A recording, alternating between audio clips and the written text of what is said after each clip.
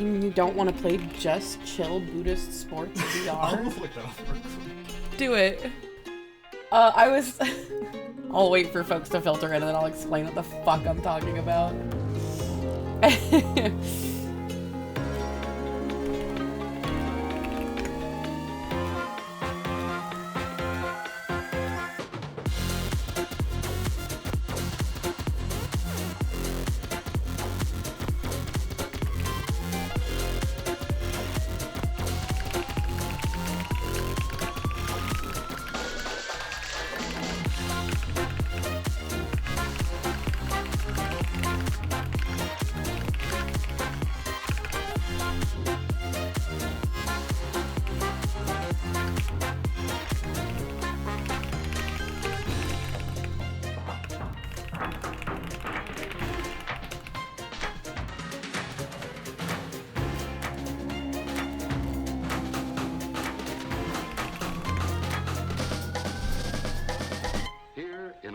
Simplified form, we have the 4 elements needed in every timepiece.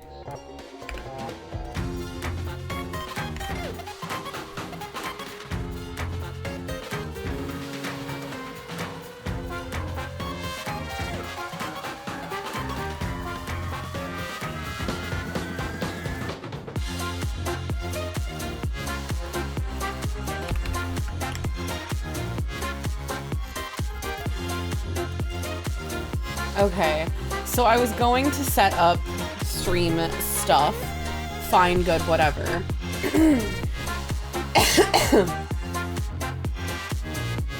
I look up this category. I type in just CH. And it brings up the game that Oni had. Oh, it's Just Chill VR? Oh, okay. Just Chill Buddhist Sports VR. Is what it was called. I don't know what this is. It looks like a blitzball field from Final Fantasy X. You guys want to hear something? That depends on what it is. Hi, Sprout. Thanks for resubbing. Okay. You have TAMs, and I'm happy to have you here. You know what I'm not happy about? My thing not reconnecting automatically. My phone. It's not being friendly. There we go. That's what it says in the description of the Steam page.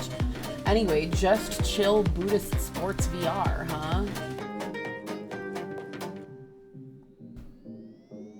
Hello, Naya. I've seen you comment on my stuff on TikTok a couple times. Welcome in.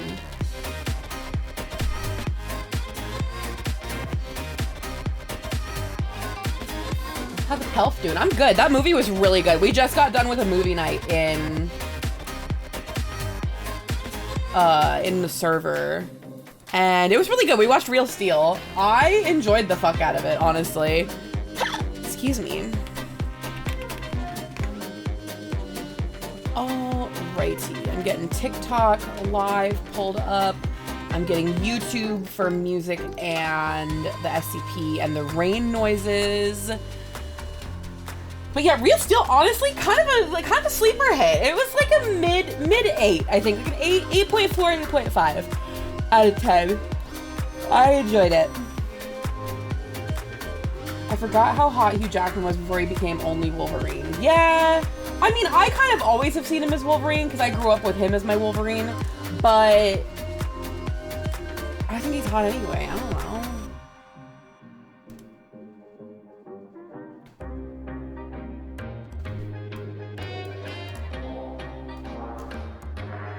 Okay. Why are you doing this?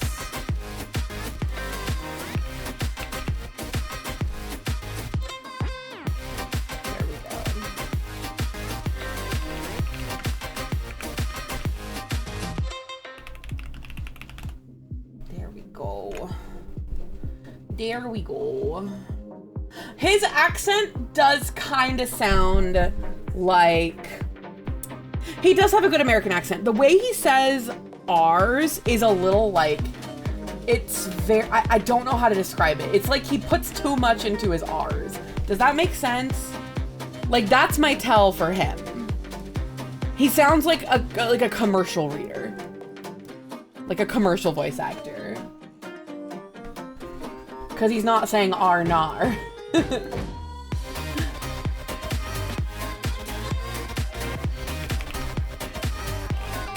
It was really off-putting when he kept using the hard R too. Whoa, whoa, whoa, whoa, just say.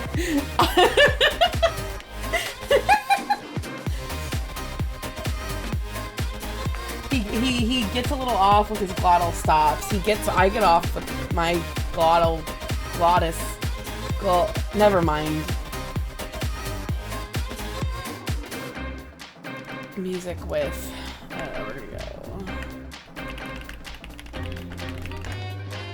No kidding. Yeah. Hey, there's the bell. Oh, I got it. Take it easy, guys. See you in practice later.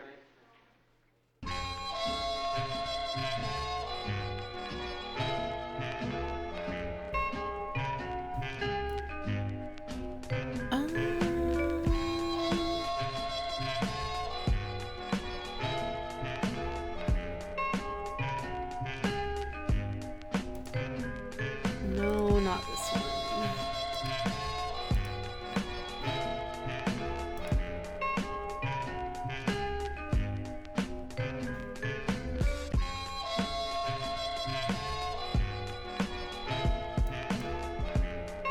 Yeah.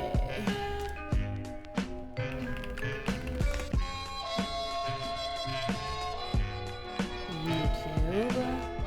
What you doing?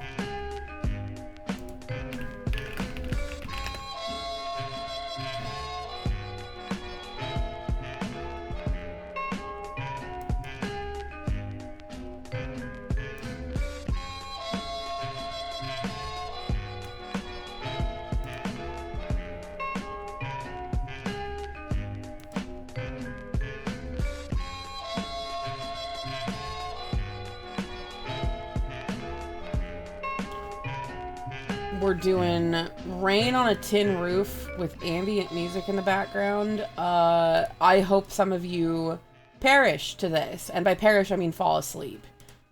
It'll be good. Yeah, this one's gonna be good. I'm gonna fucking fall asleep to this. Jesus Christ.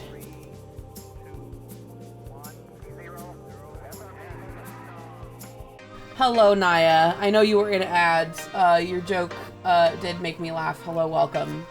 Apologies for ads. They happen to the best of us. I will certainly be doing one of those things. 3 guesses, which one? Couldn't tell you.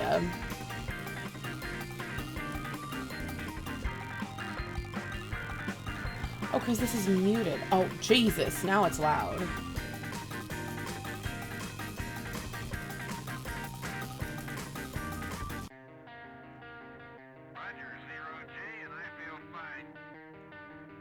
Alright. SCP Wiki, Rounderhouse's Bone Proposal. Are we ready to read some SCPs tonight, gamers? My loves. I'm excited. I've been looking forward to this all week. I do not remember the voices that I gave people. I think I am going to stop the reading during ads if I can. So if you see ads come up, do not hesitate to say ads during during that time. But we should be good on ads for a bit. Hello, my loves. Welcome. How goes it? How are we? Oops, I have my rain music up too loud because I didn't want it to start yet because I wanted to have my background music up. Oh, goodbye. Well, that's it. That's the stream. So long. So long, Gay Bowser. Sickery, thank you for the follow. Appreciate ya. My Pelvin planet needs me. It do.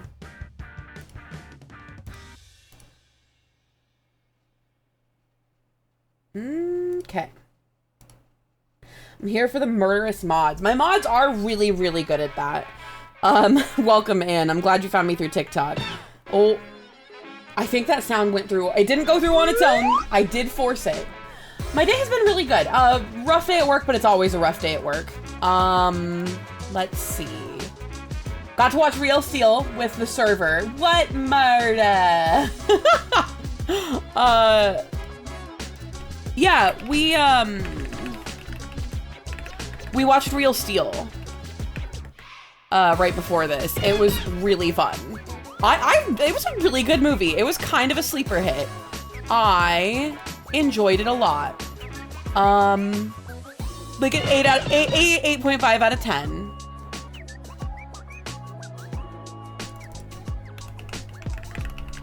TikTok added a fandom category.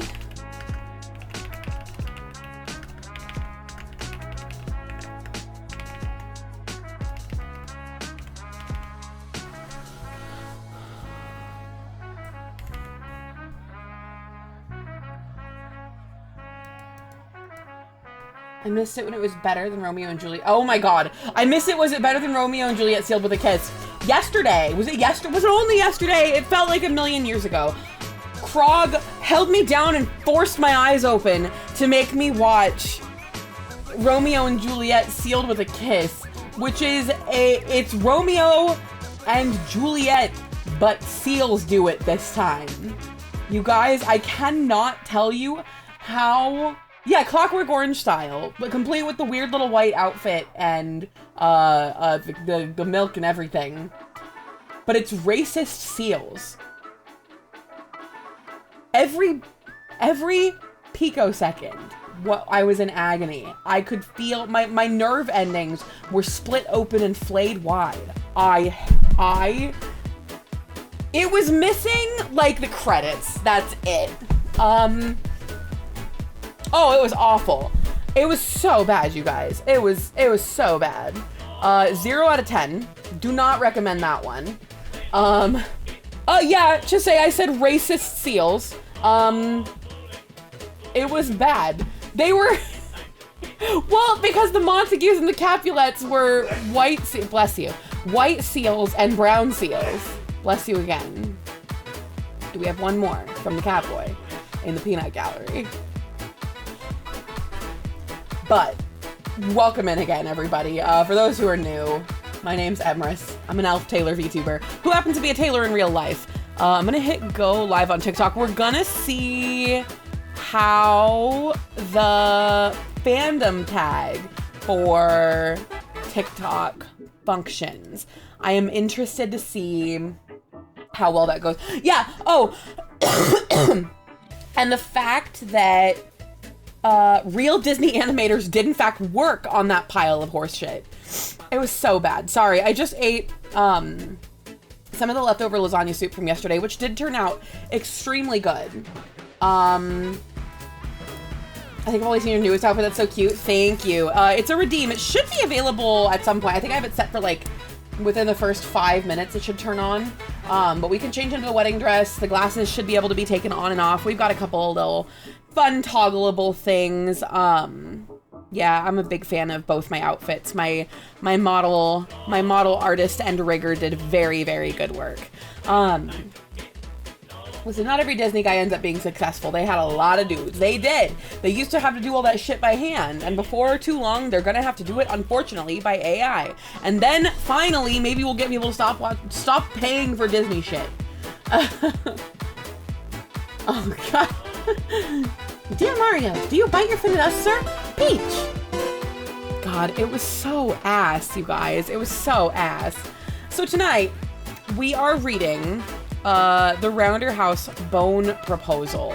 That's the author who wrote this SCP-001 proposal. Let me double check that TikTok can actually see what the fuck we're doing over here.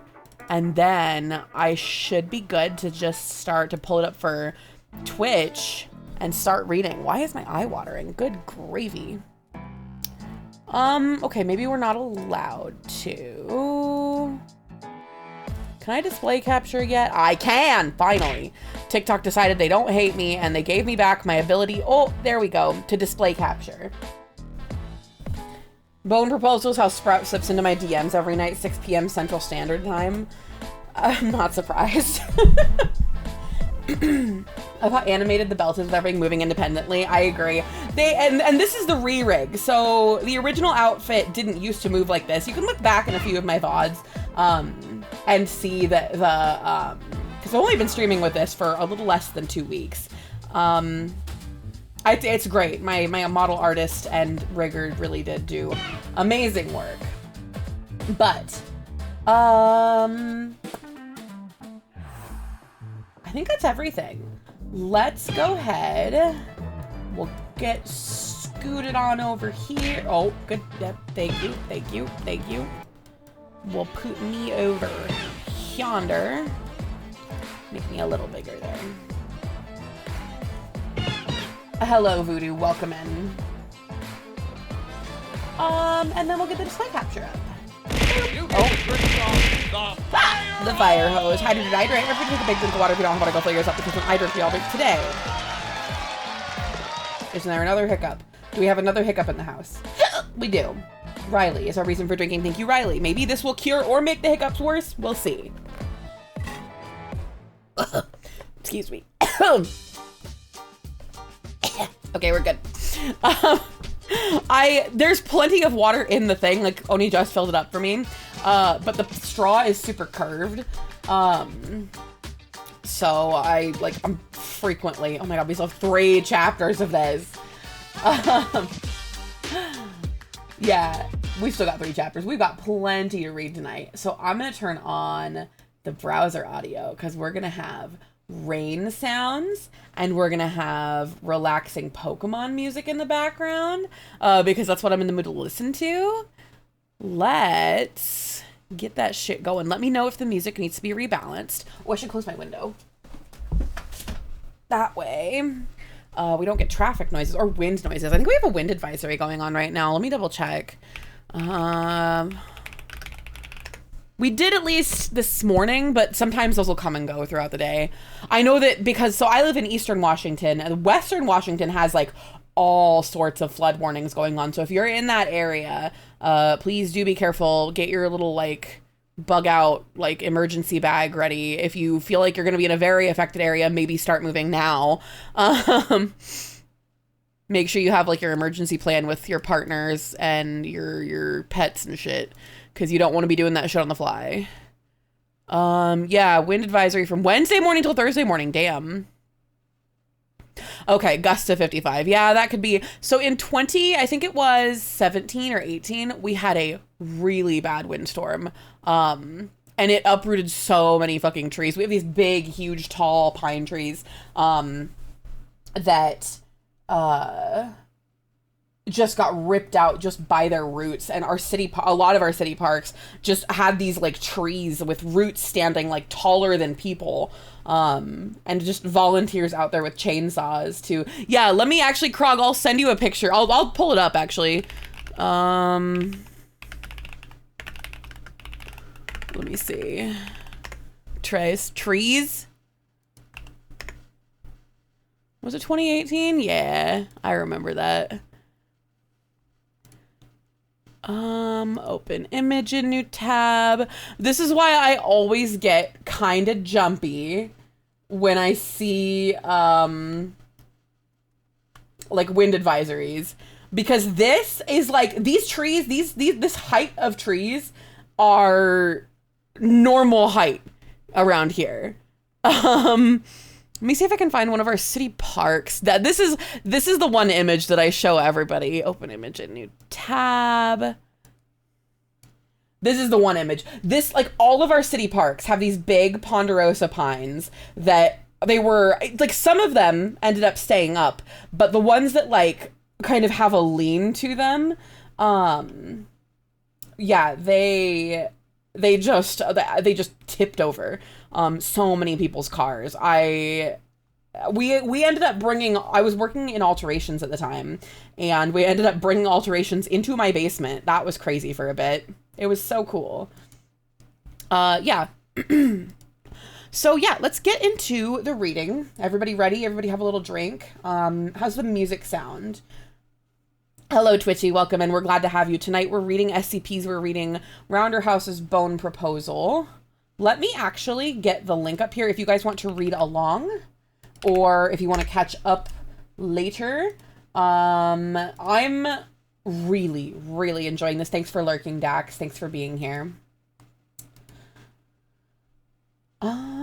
Don't those have a chance to pop right on back up? Like, if you bring up enough of the soil, probably, but they were just chainsawing them to get them out of there. Because, like, if you want to get, like, a car out of there, like, you don't want to, like, scatter glass back over everyone. It's just easier to saw it up for the firewood, usually. Thanks for getting your 5 stream streak, Voodoo. I appreciate you. All right. Pines tend to fully uproot, but trees with wider surface roots will be under tension, and when you cut the trunk, they'll stand back up very quickly and try to kill you. Ooh, love that. That sounds so safe for loggers. All right. Are we ready for Chapter 3, The Ossuary of Uruk? I think we read the first part of it, but I'm just going to reread it. It's been a couple days. We haven't read this in a couple days. Raise your blade if you are under duress and threat. Raise your blade against those who wish to hurt you. But he who raises his blade against an innocent dooms only himself. There are precious few innocents in this world. It is all of our duty to preserve them. The third truth of Yun. Section 001.5, Uruk. So the Nalka were born from the graves of the old masters, building a new city in the name of humanity. And the massed crowds hailed their new shepherd, Iyun, the first slave, the Witch King. 100 hands reached out to caress his cheek and usher him into his new home at the highest temple throne of the nameless city. And Iyun raised a marked hand with a smile and explained, "For one man to rule a people is for one man to place them in bondage to him, and we are a nation of slaves, no more."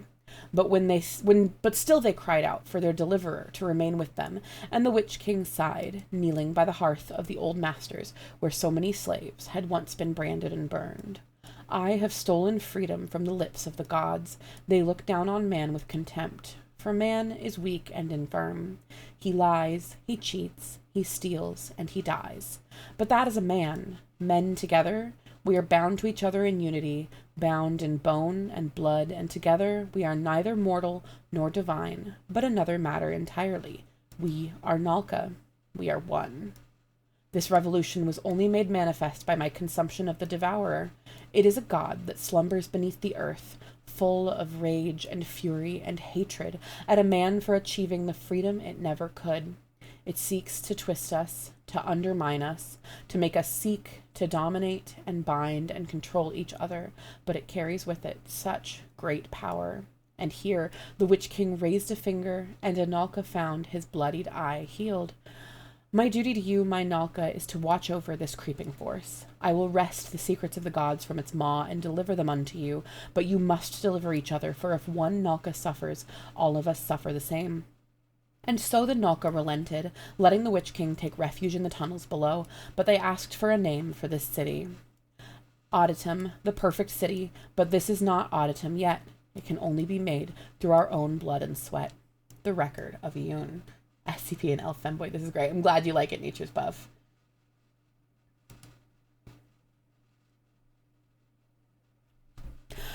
By January 10th, 2042, the Black Auditum Initiative had departed from the burial site of Sarn and were in transit to the next location, indicated by the Grand Karcist Iyun, a point in Khenti Province, Mongolia.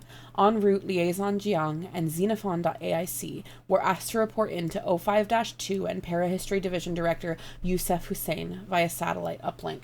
So far, how do we even summarize this? There's so much. So far, we have met this tribe of people, of cannibals that located in in Mongolia, who have been loath to interact with modern day people. They live a very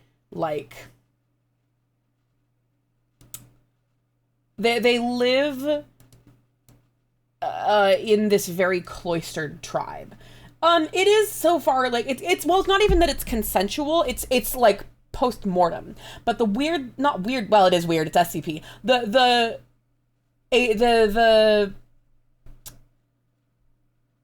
the anomalous part of their cannibalism is that we watched in the very first part of this article, we heard we heard Xenophon's account of the funeral for a member of the tribe who had passed away. They ate his flesh. They shared it. They shared different parts of his flesh, and everybody got his memories. And it was kind of it's my favorite part of this so far is that the big leader. So there's the Karcist, like the regular Karcists, and the Grand Karcist. They're kind of like big tribal leader who sort of is their religious prophet, had this tenuous grasp on the tribe's like memory. They didn't really know how old they were. They didn't really remember the reason that they worshipped the way they did. They just kind of did. Krog, this is so your style. You could save it to read later, or you could rewatch the VOD from last week, which we spent most of the time reading this one, and then just watch this for after you go to bed. It's up to you. But yeah, we only got through 2 parts of it last week. Hopefully we can get through all 3. So the SCP Foundation, who we all know and love, had sent in, they had kind of attempted to contact this tribe and weren't having a lot of luck. And one of their researchers created Xenophon, this humanoid AI. Fare thee well, Krog. Have a good evening. I have to pee. I should have peed before stream. I'll finish my summary. I'm gonna go pee. I'll put myself in DVD mode for you guys. And then we'll come back. But Xenophon managed to get through to the Grand Karcist. And they have had some very interesting conversations. And it's part of, I think it's what led to Yoon, the Grand Karcist, gaining their memory back. That's all I'm going to say for now. If you want to know the rest of this, frankly, really gripping story, you should either read the pinned link. It's kind of a long read, but it's worth it. Or listen to last week's SCP reading stream. It's very good. However, regrettably, I have to pee so bad. So we're going to, I'm going to turn off the TikTok stream, even though I've only been up for 5 minutes or 15 minutes. I'm going to put myself into BRB. I'm going to go pee as fast as I can. Ha! Have fun, don't fall in. I'll try. Be good, be normal while I'm gone. Why didn't you turn on? Come on. There we go.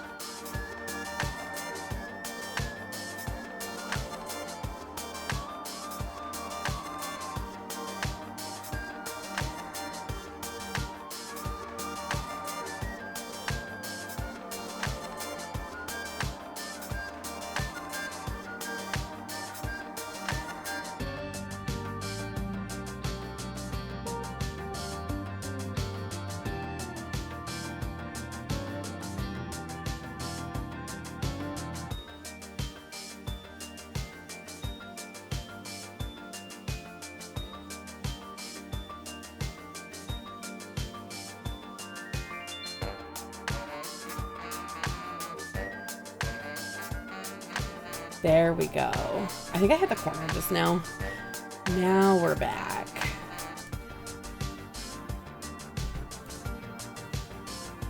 Good lord. Hydrate or dihydrate. Everybody take a big drink of water. If you don't want to go fill yours up because when I drink, we all drink today.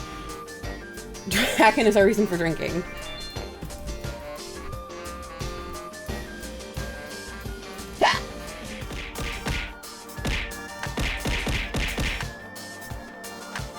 Hello, my loves. We are in fact here. How farest thou all? Hi, Ziggy, how are you? That was a hiccup right off rip. I have no excuse. We are so back. All right. I've been getting a lot more views on TikTok with the fandom tag. Who knows? Maybe I'll get more normal people. And well, got hit with some cool art inspiration just now. Oh, fuck yeah. Love with that when that art inspiration just hits you. I hope it is productive. Or at least that it's fun. All right. I have a pillow behind my back. Well, it's a balled up blanket, but it's the same thing. I'm taking a spippy because Draken told me to. I'm so ready. All right. Opening this next addendum. Attached document, January 2042. Connection established. The virtual reality environment of 052's office forms again. Today, the seas surrounding Site 7 are surprisingly still. Hussein is seated in the chair, fiddling with a pen. Well, you two have been busy. Sarn's tomb has given us a wealth of new information to work with, Overseer. I'll say, your conversations with the Grand Karcist have also been productive. Give me a rundown of the bioanalysis. As a peace gesture, the Grand Karcist submitted to a battery of minor medical examinations, along with a number of other Sarkites. It confirms what I had already begun to suspect. There is a bioanomalous basis to the Sarkic genetic memory phenomenon. All of the Sarkite's blood exhibits a mutated strain of the bacteriophage doctors Aram and Nussbaum cataloged in 1984 as SCP-610. Unlike the aggressive viral strain the Ammoni-Ram initiative discovered, this strain appears to coexist endosymbiotically with the host's red blood cells. Unsurprisingly, it exists in the highest density within the Grand Karcist and Karcist-Eva systems, having mutated further to coexist within cell types other than erythrocytes, skin, muscular tissue. Karcist-Eva agreed to be tested, with some persuasion from the Grand Karcist. Fair enough. So those are the findings. What's your analysis? I believe this is the original SCP-610 strain, and the one discovered in Ammoni-Ram was an ancient weaponization of it. As I said, they seem to exist symbiotically within the Sarkic's blood, and it is likely the source of their capacity for genetic memory. Their density and spread within the Karcist's bodies is probably the origin of their carnomantic abilities. This is pure speculation, but I imagine the hereditary passage of the virus is also the cause of the Sarkic higher-than-normal frequency of birth defects. Makes enough sense. Keep working on a biological basis. See what you can find. Even these limited medical examinations aroused deep suspicion. Further investigation will require an elevated level of trust and good faith exchange with the Sarkic. Sure. You've set out for the third location? Yes. ETA is 14 to 20 days. That's substantially slower than before. What gives?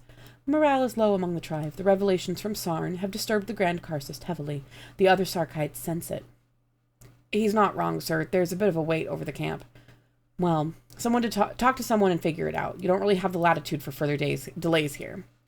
I think my rapport with Eva is more or less toast now. She's kind of hardened against us. Xenophon seems to be getting along with the Grand Karcist, though. Hi, Znifert. Talk to her, Xenophon. Understood, but I was under the impression this wasn't a high-urgency project, Overseer.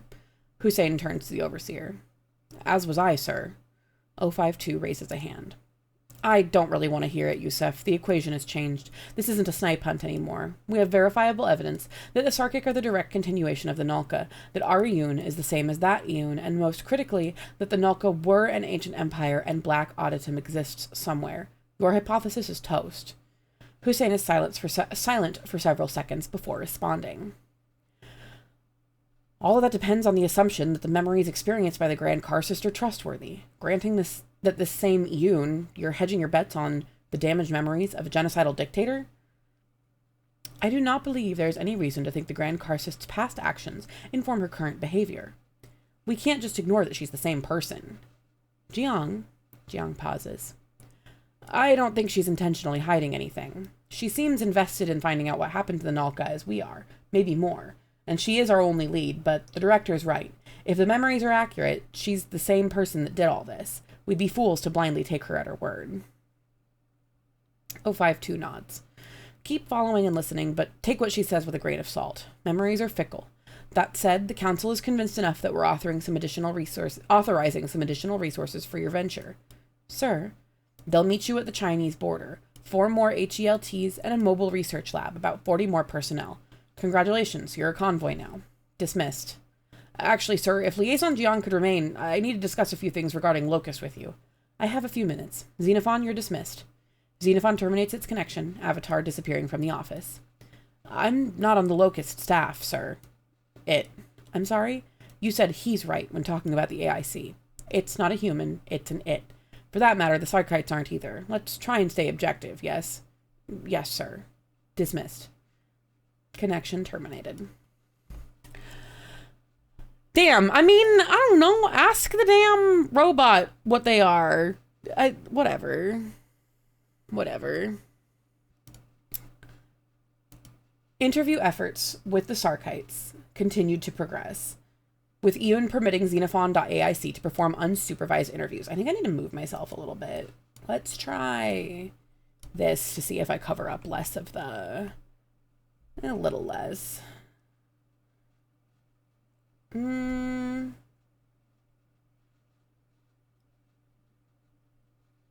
I need to be on the other side. For starters, I should put that in a window capture. Ads for me? Okay, we're stopping for ads. This is a good opportunity. Because I can change to a window capture. And... oh, that's what I did last time. I remember. How are you, Sniper? Welcome in. Cool.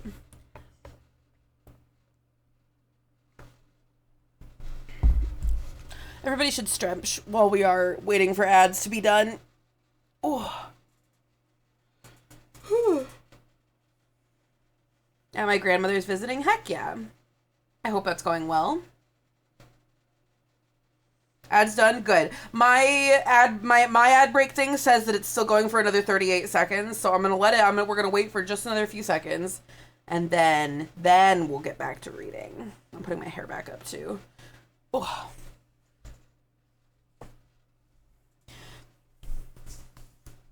Wow, that's what this article's calling malformed, huh? I picture it as something else. I do think it's interesting. They're just kind of like showing just random like pictures of like probably Mongolian people with livestock, you know? But it's just illustrative. All right. We should be back from ads. Let's continue reading. Interview efforts with the Sarkites continued to progress, with Yoon permitting Xenophon.aic to perform unsupervised interviews. What does being Sarkic mean to you? Number 30, Haju, 56, farmer. He shrugs, sprinkling bone meal on the potted sapling. The life we choose is difficult. We depend on Yeva and the Grand Karcist for healing instead of medicine. We work the fields with our hands and use our livestock instead of the machinery others use. When my children were born, I struggled with it. Every parent wants their child to have an easier life than they did. Should they have to struggle like this? I have never forced them. They grew older and they decided for themselves to stay. Being part of this is seeing my children grow and find the same things in our life important as I do. Lo, gaze upon me, you blind, you crippled, look upon my face, and know that I have spent my days in the depths of our tomb city, burning the bones of our brethren, seeing what lies in our future. It brings me no joy to return what truth I have, but it is truth. For all we know, the truth lives in the bones. We march towards a war with forces that bring with them no mercy, no honor. This is not a war for land, for then we would parley. This is not a war for honor, for we would have no hatred in our hearts for these foreign invaders. This is a war against the very notion of our existence, for while we have existed for centuries unmolested and free, expanding our borders to hold our people and our farms and our villages, in doing so, we find ourselves facing an old enemy and a new one. They hated the old masters. The hated old masters, those that clapped irons around your fathers and your fathers' fathers and their fathers too. They have found us again, and they bring with them the Eastern machines who reject the humanity we hold so dear, sawing off their flesh. They both worship their fell gods, brethren of the devourer, and they have seen how we live free, subject to neither man nor God, and they are enraged. They march on us to free the devourer and make us slaves to its hateful whims. The Nalka will not be slaves again. I ask those abled to rise in defense of not only your families, but your very existence. Uruk has graciously accepted the burden of commanding our forces, but we are at war now, my people. Sacrifices must be made. Hard decisions must be made. Auditum has not the resources to aid our infirm and defend our people at once. We are one body, and we are only as strong as our weakest organ, and we cannot fight a war if we care for the weakest among us. Oh, Jesus. The art of the flesh cannot fix all. Those of us who are suffering from constant illness, from stupor, from weakness of the mind, have been released from their misery. They have been consumed, and their memories and strength live with us as we now move unburdened by their weight. I plead with you now to know I do not make this decision lightly. I spent 3 days and 3 nights within the maw of the devourer, wrestling it for another option, but it gave none. It wants us to fail, to be freed from its city prison. We cannot allow it to win. We carry the flesh of our fallen with us forever, and now we must defend the city they loved. The Truths of Yoon, 59. Shit. Oh boy, I'm so full from sick people. Yum. Hi, Inflator, how are you? Per 052's orders, Xenophon met with the Grand Karcist when the initiative made camp that evening. Attached document, January 2042. Begin log. Xenophon steps out of the open back of the mobile research lab, a retrofitted semi-truck towing an expandable trailer. It is late in the evening. The convoy has made camp, and the Foundation vehicles are parked outside the circle formed by the Sarkic wagons. 1 or 2 researchers are inside the wide circle politely observing the Sarkites as they sit near campfires and cook their evening meal. Xenophon enters the circle. A few of the Sarkites stare at it as it passes, heading towards the central tent. The flaps are drawn. It ducks inside. The campfire in the center of the tent is alight, bones baking in the hearth, and incense sticks burning. Sweet-smelling smoke hangs in the air, and the fire's orange light shines on Iyun's back. She is near the rear of the tent, hunched over in a cot and whispering. Grand Karcist. She turns, revealing the figure laying prone on the cot, Karcist Eva. Her robes are spread across her body, serving as a makeshift blanket. Tightly wrapped bandages are visible underneath. Xenophon. Is Karcist Eva sick? Fetch me the poultice by the fire. Xenophon grasps the small bundle of herbs and leaves baking by the fire, approaching and handing it to Iyun. She reaches down and gently pries open Eva's mouth, placing the poultice inside. Eva groans but chews on the poultice. Is she conscious? Somewhere halfway in between. My blade, please. It hands her a small, sharpened bone tool resembling a scalpel. She takes it and drags the tip across her palm, opening a cut several centimeters long. She presses her palm on either of Eva's cheeks, wetting them with blood, then against her lips, letting the blood drip into her mouth while she whispers to herself. Xenophon waits quietly.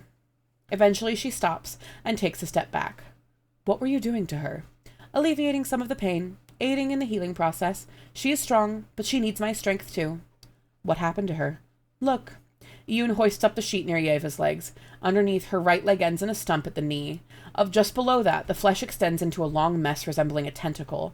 On closer inspection, it appears to be made up of tightly intertwined snakes, each of them pulsating as they breathe. Those are Sarn's snakes. You've reconstructed her limb?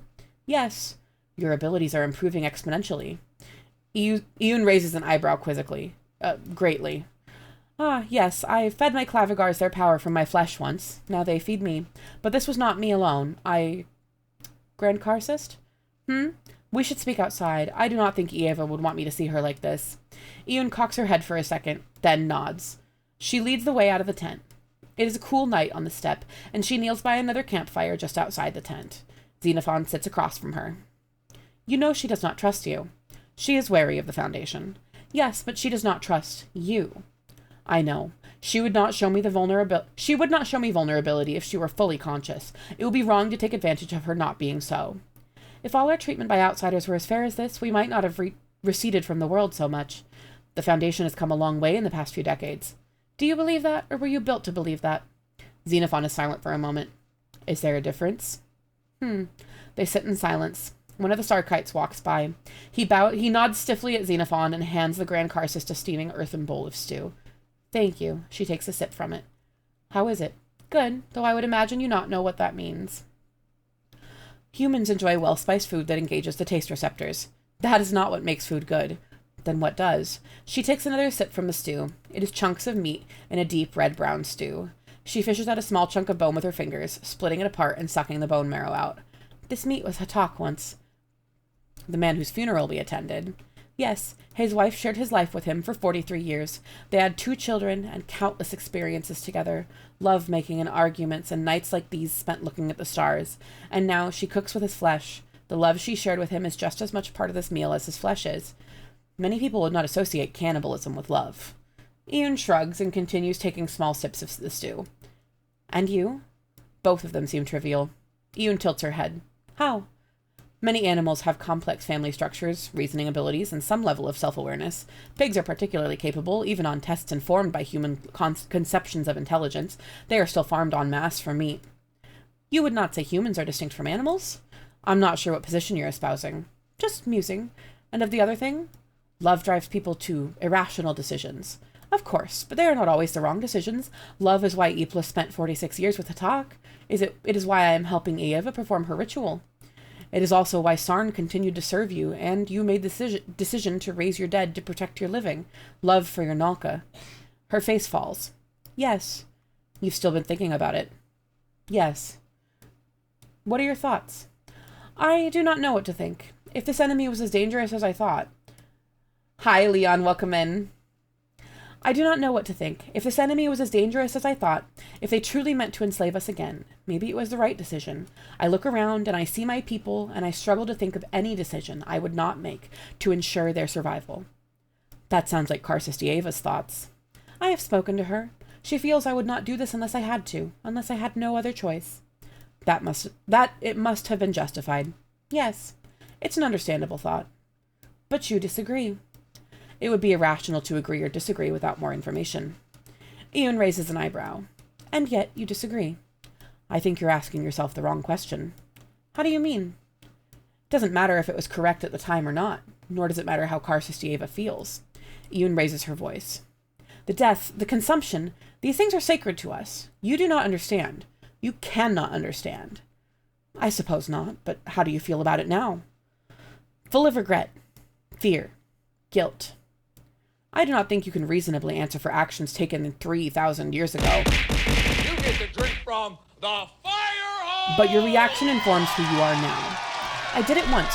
Who is to say I will not do it again? Hydrate or dihydrate. Everybody take a big drink of water. If you don't have water, go fill yours up. Because when I drink, we all drink today. Ark is our reason for drinking. Hello, Ark. I did it once. Who is to say I will not do it again? If you need to believe it was justified at the time, no one is preventing you, but I do not think you would resort to it now if it were not needed. Perhaps, but I cannot ignore my past. I would not have done this. I would not have resorted to this sin. I would not have used my people like this if it had not been needed. She pauses and turns to Xenophon. Why raise this matter now? My overseers are concerned your mood over the past week has contributed to our slower pace. She snorts. So they sent you to affirm me? No, they simply sent me to inform you that we would be speeding up. I elected to make sure you were all right. It has nothing to do with my mood. The rituals with the Eva simply exhaust the both of us, but the worst of it is past now. We can return to our earlier speed. Good. She continues taking sips from her stew. May I ask something? Of course.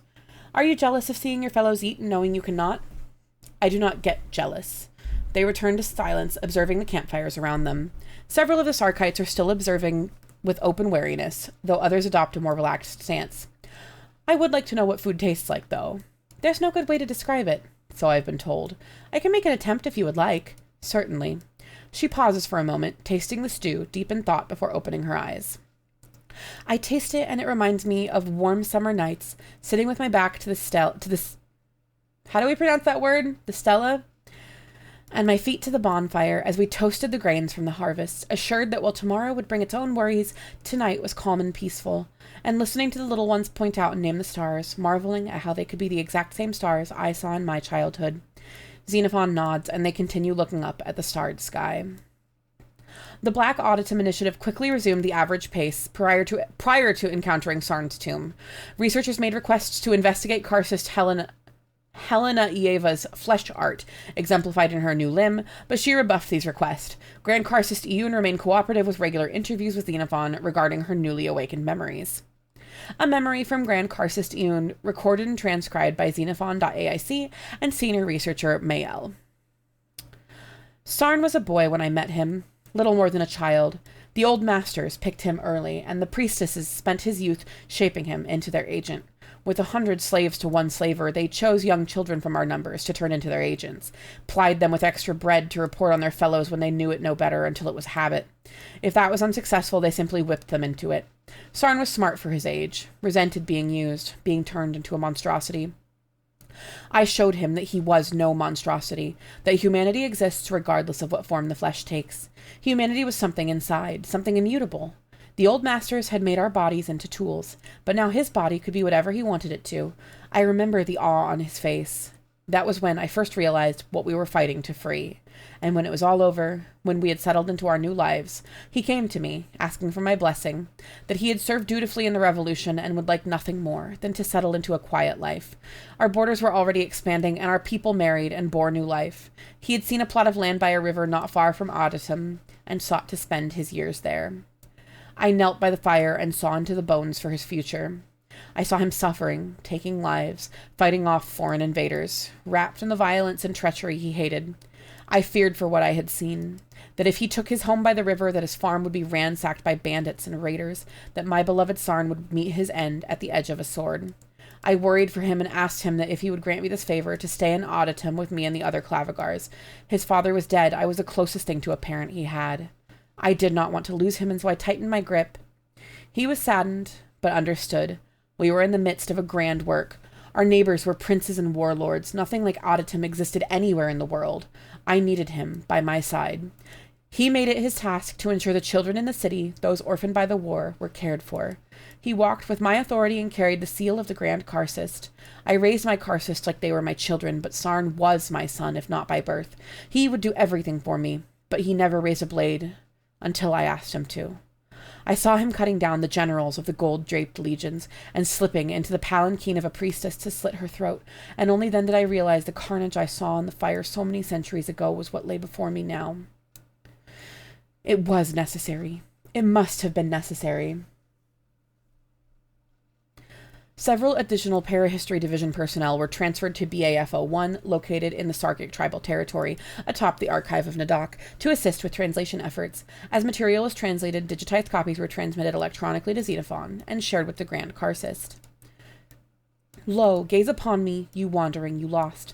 Gaze upon the same scarred visage your fathers gazed on once, those centuries past, when we were shackled and yearning for freedom. Gaze upon the same bloodied face that brought your ancestors their freedom. You are their children's children. You are what we hoped for, a generation that has never known the threat of bondage, the threat of servitude to anyone save each other. Your ancestors and I made this bond in blood, that our Auditum, the one that lived in our hearts and minds, would be made manifest on earth. We hoped you would be able to live in that city one day.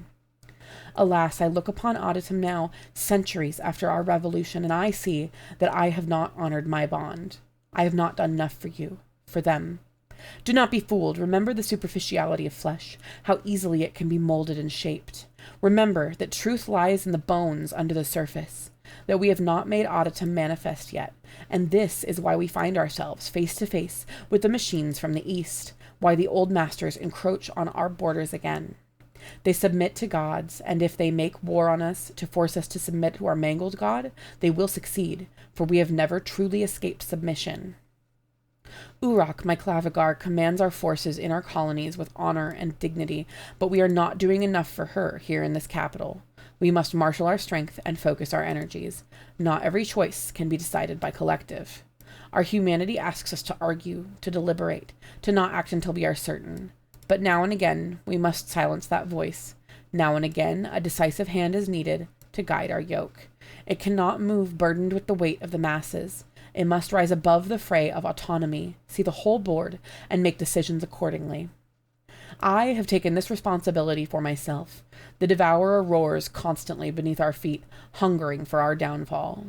But I keep its shackles taut, and so I can reach into its gullet and draw power, the power to unite Auditum and the Nalka. I know better than any the blood and sweat with which we clawed our freedom, and bile rises at the thought of placing myself as your ruler. I know better than this. I will make no decisions you would not approve of. I will take no action you would not take. But we must have someone to take control, and I submit to this task. It cannot be the whole body that holds the sword. It must be the hand. The Truce of Iyun, 50. The Black Auditum Initiative proceeded into the Mongolian interior, approaching the location marked by the Grand Karcist. Attached document, February 2042.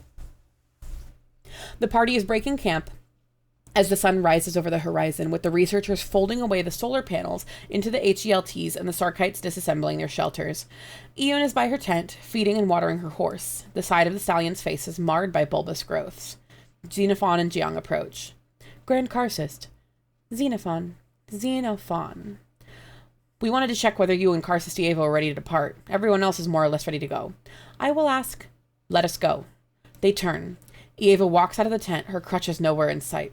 She walks with an odd, lurching gait. As the hem of her hide dress rises, glimpses of the snake-like leg, writhing and swarming, are visible underneath. Several researchers and a few of the Sarkites stare at it. Eva's lip curls. I am not an animal to be ogled, and I do not need anyone to slow down for me. Let us go. She turns and makes her way to one of the horses, awkwardly clambering onto it with unfamiliar movements. Gradually, the researchers and Sarkites return to their tasks. Iyun has a frown on her face. Grand Karcist. Yes, let us go. How far are we? At our current pace, we should arrive by nightfall tomorrow. We can explore the area for Urok's tomb the following morning when the sun is out. Good. Is your horse well? She looks at it for a few seconds blankly. What? Oh, yes, fine. He's simply... She reaches out, brushing fingertips against the horse's fur. The skin on one of the masses peels back, revealing an eyeball focused on Xenophon. Oh, what a good Photoshop.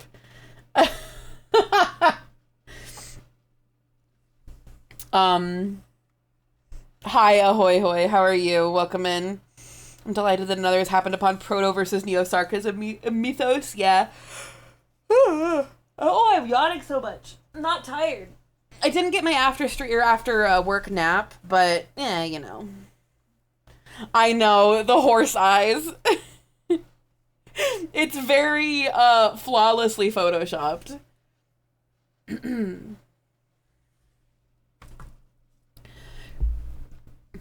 Jiang, Ish, Xenophon. Does it have a name? Iyun. Yes, Lujat. Jiang. To see far. Fitting, I guess. Iyun. I need a few moments to gather my things before we leave, if you would excuse me. Jiang. Of course. Xeno, let's... Iyun. I require Xenophon's assistance in carrying the tent. Jiang. Oh, sure. I'll see you when we set out. He turns and departs, heading towards the mobile research lab. Xenophon. Grand Karsist. Iyun. Yes. Xenophon. Your people are packing your tent away into the wagon. Iyun. Yes, I lied. Xenophon. Why? Iyun. Because your people already do not trust Helena, and I do not want whatever fleeting disagreements I have with her to poison your opinion of her. She is a good child. Xenophon. What are you referring to? Iyun sighs. Iyun. I love her like my own daughter. She disagrees with me, but I do not stop loving her. I just wish... I see she is hurt inside. I wish to help her, but I do not know how. I'm going to swap the music for something lo-fi. Ambient lo-fi. Sure.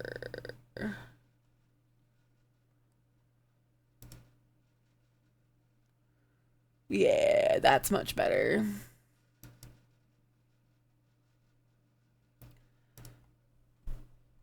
I forgot to turn the music back on. Welcome in, Druid of the Gaze. What a good username. Yeah, I forgot to turn it back on, Blue Man. We have music and rain and light sound in the background. Yeah, I forgot. That's on me. Sorgi. Thank you, Druid. I love my model. There's a few toggles on this outfit, and then there's also, oh yeah, we're 18 plus around here, Druid, so for sure. This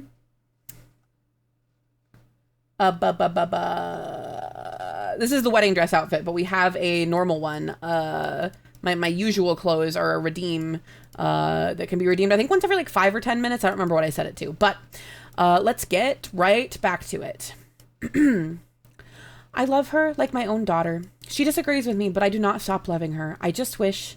I see she is hurt inside. I wish to help her, but I do not know how. Why is she upset? She does not know who she is. She does not know who we are. I groom her to guide these people, but she never will. She ages, and I stay the same. She questions my decisions, but does not listen when I explain my thoughts. She was not always like this. She was the sweetest little one. A horn sounds across the camp, signaling the wagons have been packed. The Sarkites begin to make their way to the train, which begins to move slowly across the steppe. The Foundation vehicles' electric motors hum to life and take their places in the convoy, security personnel sitting on top the HELTs. Was she born injured? Iyun pulls herself onto her horse, trailing the convoy with Xenophon walking alongside. Yes. I've observed that to be fairly common among the Sarkic. You display a much higher rate of deformities and birth defects. I've come to believe it's caused by the SCP-610 strain within your blood. She gives Xenophon an amused look. Is that what you call it? Yes. What do you call it? Our curse, our treasure. The first generation of the Nalka, those that fought with the old masters, we were injured through our bondage. Scars of whippings and canings, broken fingers and severed digits. We were made monsters, but we reclaimed our humanity. You didn't use your abilities to heal yourselves? I can heal them to what they were, but to go further is beyond healing. It is cutting, sawing, changing, Flesh art. Many did not want that. They wanted the reminder of who they had fought so hard to escape. They wanted to know they were human. We defined ourselves by our imperfections. That was the first generation. What about the ones after? They were born stunted, hunched backs and crooked jaws and malformed limbs, the seeping influence of the angry god whose blood ran through my veins. I offered healing to any who wanted it, but my gifts are drawn from cursed blood, and any healing imparts more of the curse onto my victim. I cannot make them perfect. My gifts are not infinite, more of a feeling, an artistry. I cannot stop death, just slow it. Flesh art, or fart. Correct. And the Halcoast? Just flesh, moving, no spirit inside. That was not halting death, any more than closing one's eyes is halting life. I could not keep them alive, only puppeteer their bodies, and even that is a perversion enough to make my stomach turn. If you couldn't halt death, how are you still alive? She stares down at him for several seconds. I do not know.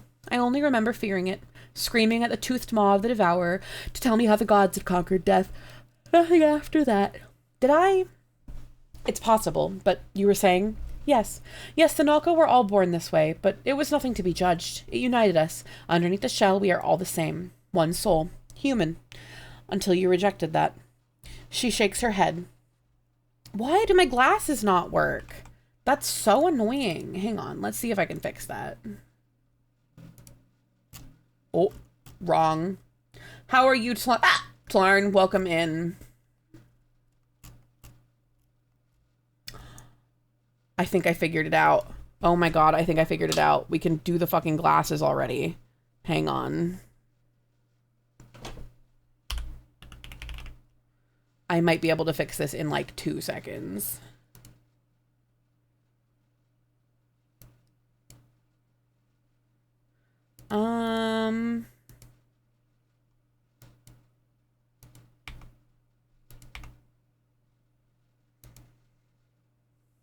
Okay. What the fuck is this button gonna be?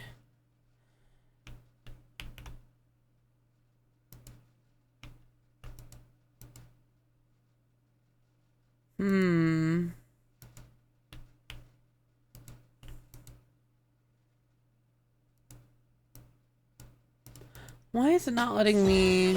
Oh.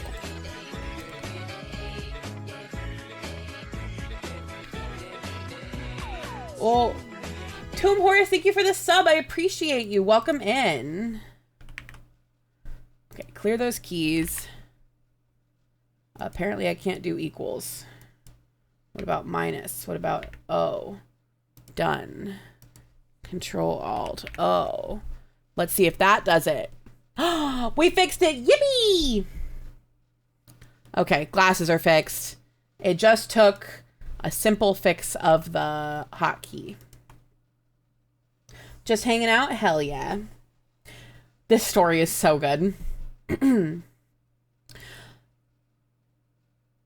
Nalka were all born this way. The Nalka were all born this way. But it was nothing to be judged. It united us. Underneath the shell, we are all the same. One soul. Human. Until you rejected that. She shakes her head. I must have had some reasoning. I must have. But it is as you said. It shapes my decisions now.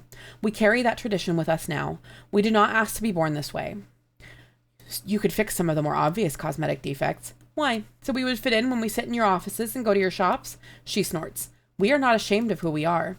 They're not my offices either, Grand Karcist. Fair. I often forget you are not human. Underneath the shell. Yes. They ride silently for some time. Still, your abilities are growing rapidly. Eva's modifications were beyond your reach not long ago. Yes, I can feel the blood of the beast stir and awaken as I discover who I am, as well as Eva's. She sighs. She desires answers that do not exist. She has lived her whole life with me, with my teachings, and now she sees sermons I have given, things I have said, that go against all I have taught her. She cites my words to me, and I do not know how to tell her that I do not believe any of it. It is a confusing time for all of you. More for her. Why? My people look to me as a distant source of wisdom, of guidance, but Helena is the one they speak to with concerns about their children, or their health, or their harvest. She is the one they have grown with, the one they know. They love me, but they trust her, and she has always trusted me in turn, until now. You should speak to Eva. Your attitude on her confuses me. How so? She bitterly dislikes outsiders. You more than most. She finds you to be an abomination. Our friendship confuses her. Friendship? She tilts her head. You do not treat me like an exotic beast to gawk at, like Jiang and your fellows do. You are interesting. I enjoy speaking to you. Is that what defines friendship? It can be. I see. Xenophon is silent for several seconds. You are also interesting, and I enjoy speaking with you. Then we are friends. She snorts. What is it? Nothing. My overseers are also concerned about our friendship. Then we find ourselves in similar straits. Yes, you should speak to Eva. She does not trust me, but she evidently cares about you as much as you care about her. She sighs. I know. I had been saying your attitude to her confuses me. I would expect you to be angry at her behavior. I do not get angry. She is doing the best she can. The guns trained on our heads disturb her, and myself too. Xenophon tilts its head. But the security personnel are here for the protection of the initiative. Are they? She nods at one of the HGLTs. As a group of Sarkites carrying equipment walk past the armored cruiser, the gun atop it slowly, almost imperceptibly, tracks their movement. I do not think your superiors consider us as much a part of this project as you do, Xenophon. Xenophon continues watching the movement of the gun, when an approaching voice calls out from behind. Grand Carsist, Xenophon. Yes. Do you mind if I borrow you for a second? Certainly. Xenophon speeds up, accompanying Jiang some distance away, keeping up with the slow but steady pace of the train. They converse in English. Yes. Oh, nothing, really. I just wanted to check in with you, make sure everything was okay. All systems are optimal. Is there a reason they would be otherwise? Nah, I just know the Sarkites can be kind of odd. I suppose some might find them disturbing, yes. Some of the researchers are a little surprised with how well you're getting on with the Grand Carsist. The other Sarkites haven't been nearly as receptive to our efforts. Plus, the researchers are more than a little, disturbed, I guess. I mean, I'm glad we brought our own rations, you know? One of their kids offered us a bowl of stew a few nights ago, and we're all under instructions not to eat anything they offer, which turns out to be the right decision, because it ends up being of that guy they sacrificed. They did not sacrifice him. He was already dead. Fair. Cannibalized, then. Many human cultures practice endo-cannibalism as a funerary practice. I mean, you've read the same translated records I have. These guys aren't humans. They're pretty deliberately not human, going by the Grand Carsist's words.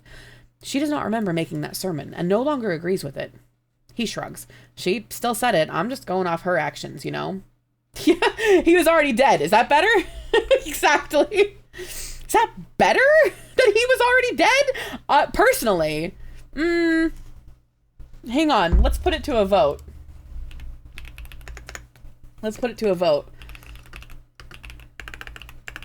Which is worse? Alive cannibalism, eating someone who's alive. Oops. Here we go. Eating someone dead. We'll put that up for 10 minutes. I'm genuinely curious. Go vote in that poll. I want to see what you guys think. This is a very unhinged... Is alive cannibalism worse or dead? Which is worse?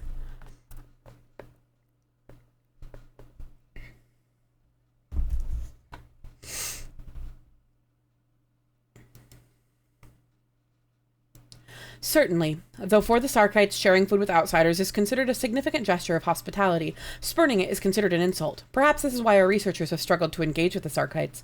Jiang blinks. I've been studying them for years. Never got that impression. Where'd you pick that up?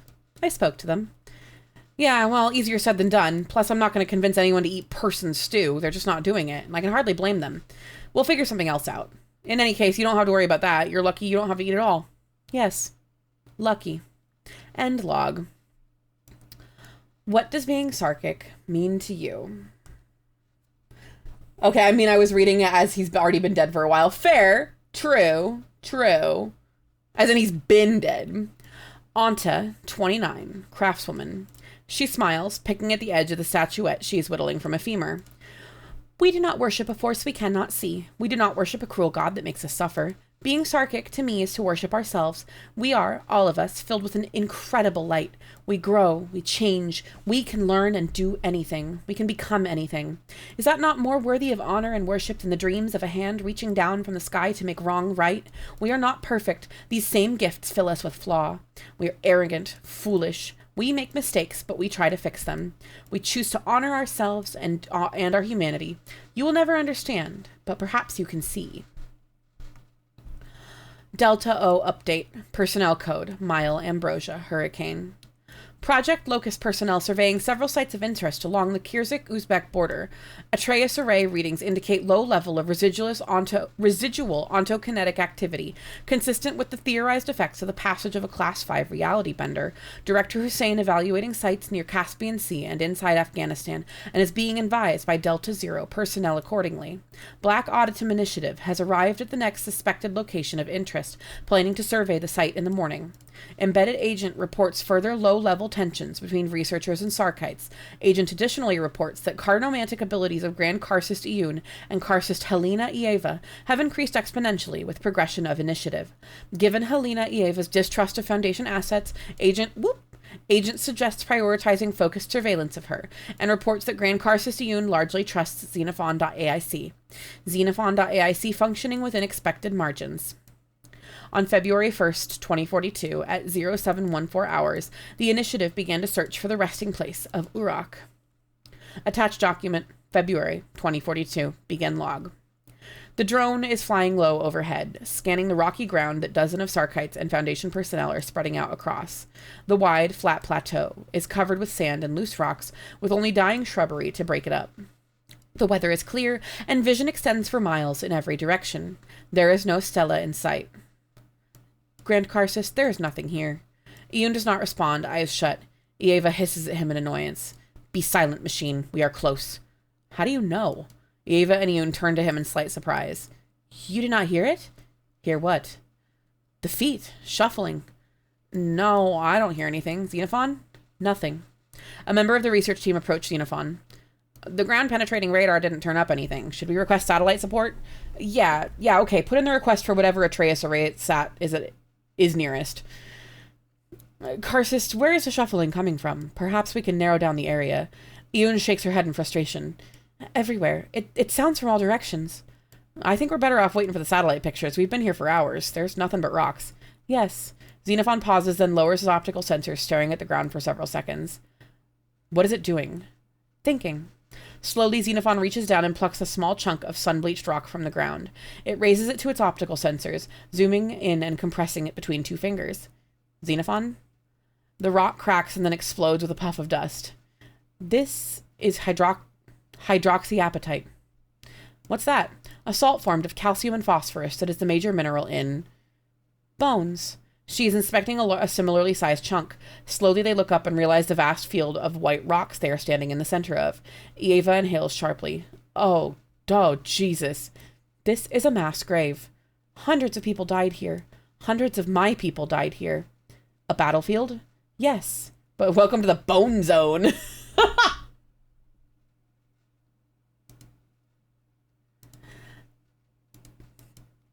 Yes, but where?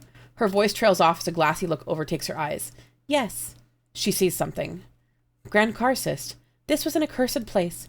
2 battles were fought here. 2. She turns on her heel, stepping through the field of shattered bones and walking away. The group follows. 2. 1 to attack, 1 to defend. A rousing victory, a crushing loss. Against who? The old masters, and then the traitors. She stumbles slightly over the shards of bone. Xenophon moves to support her, but she straightens herself before abruptly stopping. She fell in battle in the name of Nanalka. In my name. Here.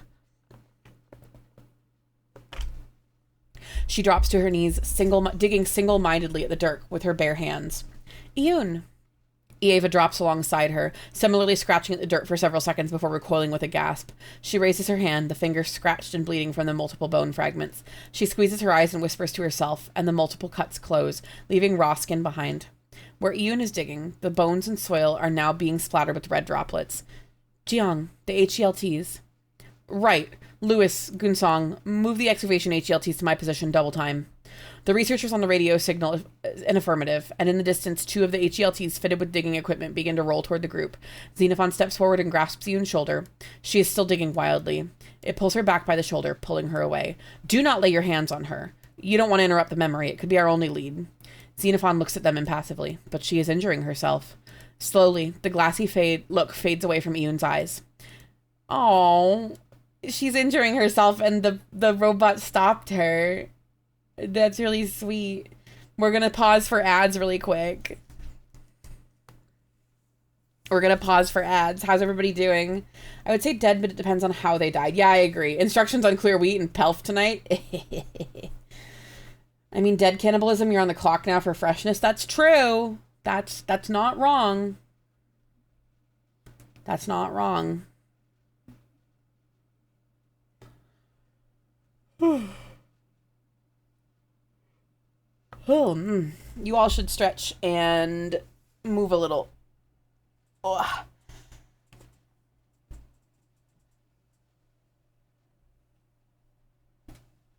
There we go.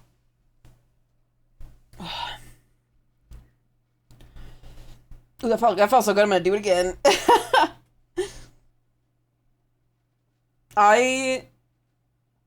Xenophon likes her. I mean, I know they're not capable of feeling love, but what if they kinda are?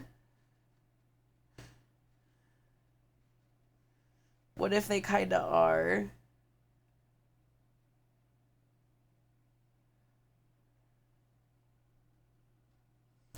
I don't think Xenophon at the start of the story, if Yoon was hurting herself, would have stopped her.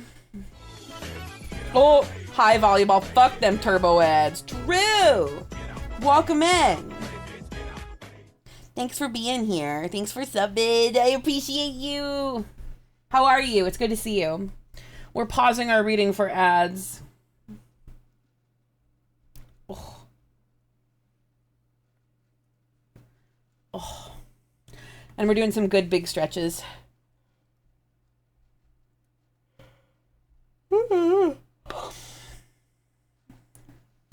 Next time we have an ad, we're going to do some hand stretches, I think. I think that'd be nice. You should all do them with me when the ads go away. Or when the ads, I guess, come back. When the unsub people go away. All right.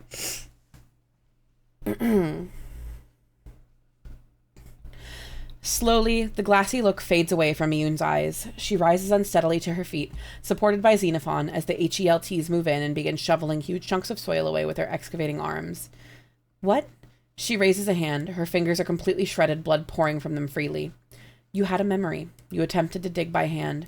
Without her even praying, the skin on Yoon's hands began to knit itself back together, much faster than Eva's did. Within seconds, her hand is intact again. She rubs it. Thank you. Do you remember what you saw? A battle. Urok blotting out the sun, holding the line.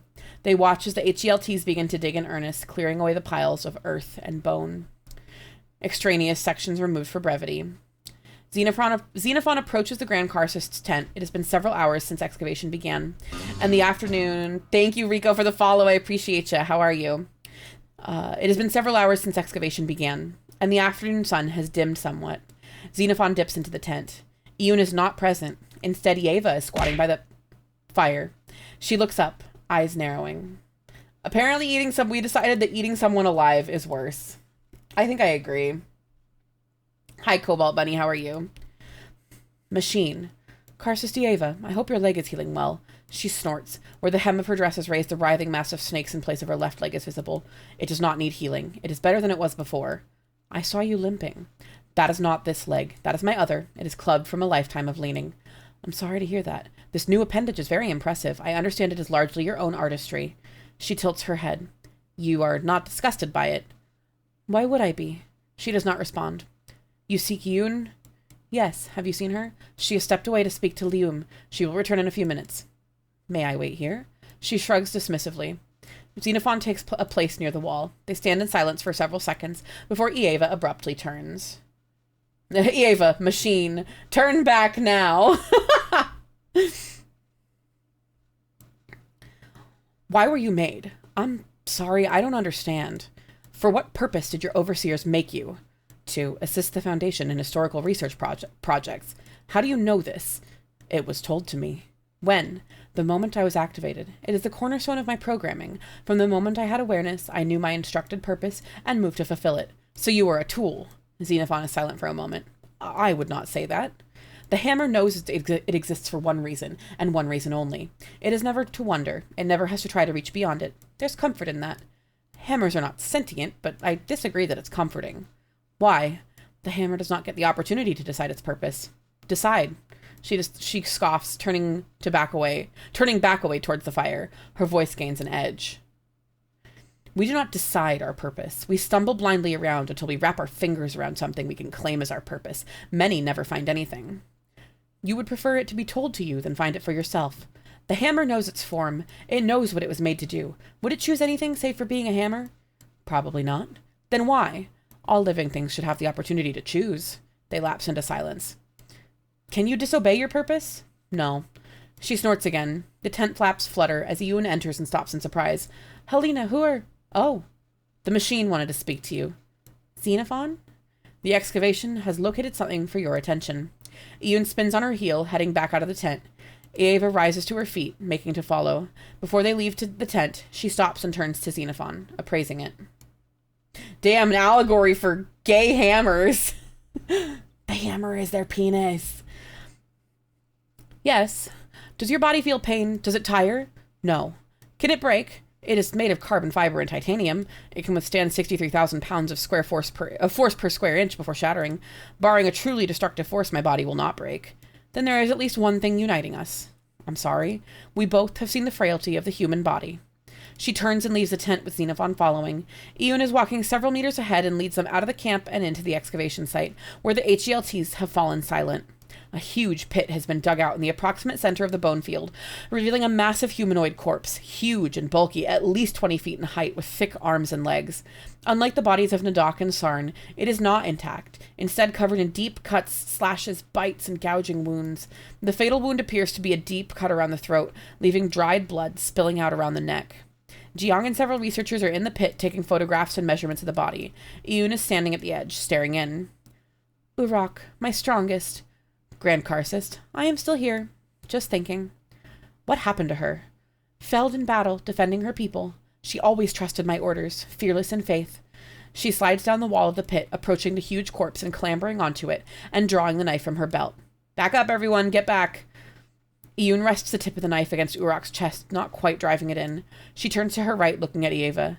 She does not return the look. Ewan's face falls. She places her hands on the knife, driving it in, and spends several minutes sawing through the sternum and splitting the chest open, staining her arms and robes bright red with blood. Ewan spreads the ribs apart before reaching in with both hands and drawing out a huge heart nearly the size of her head. The researchers and Sarkites gathered around the edge of the pit murmur. Jesus. A courageous heart, the heart of a warrior. She draws the knife through the heart, splitting it in half, and raising one of the huge chunks of muscle to her lips. She spends the next few minutes hungrily devouring pieces of cardiac muscle until there is nothing left. She kneels on the chest for a moment, panting, before she moves, letting herself fall into the gaping hole in Urok's chest. After she disappears, Eva hastily clambers onto the corpse, disappearing in after her. The researchers stare.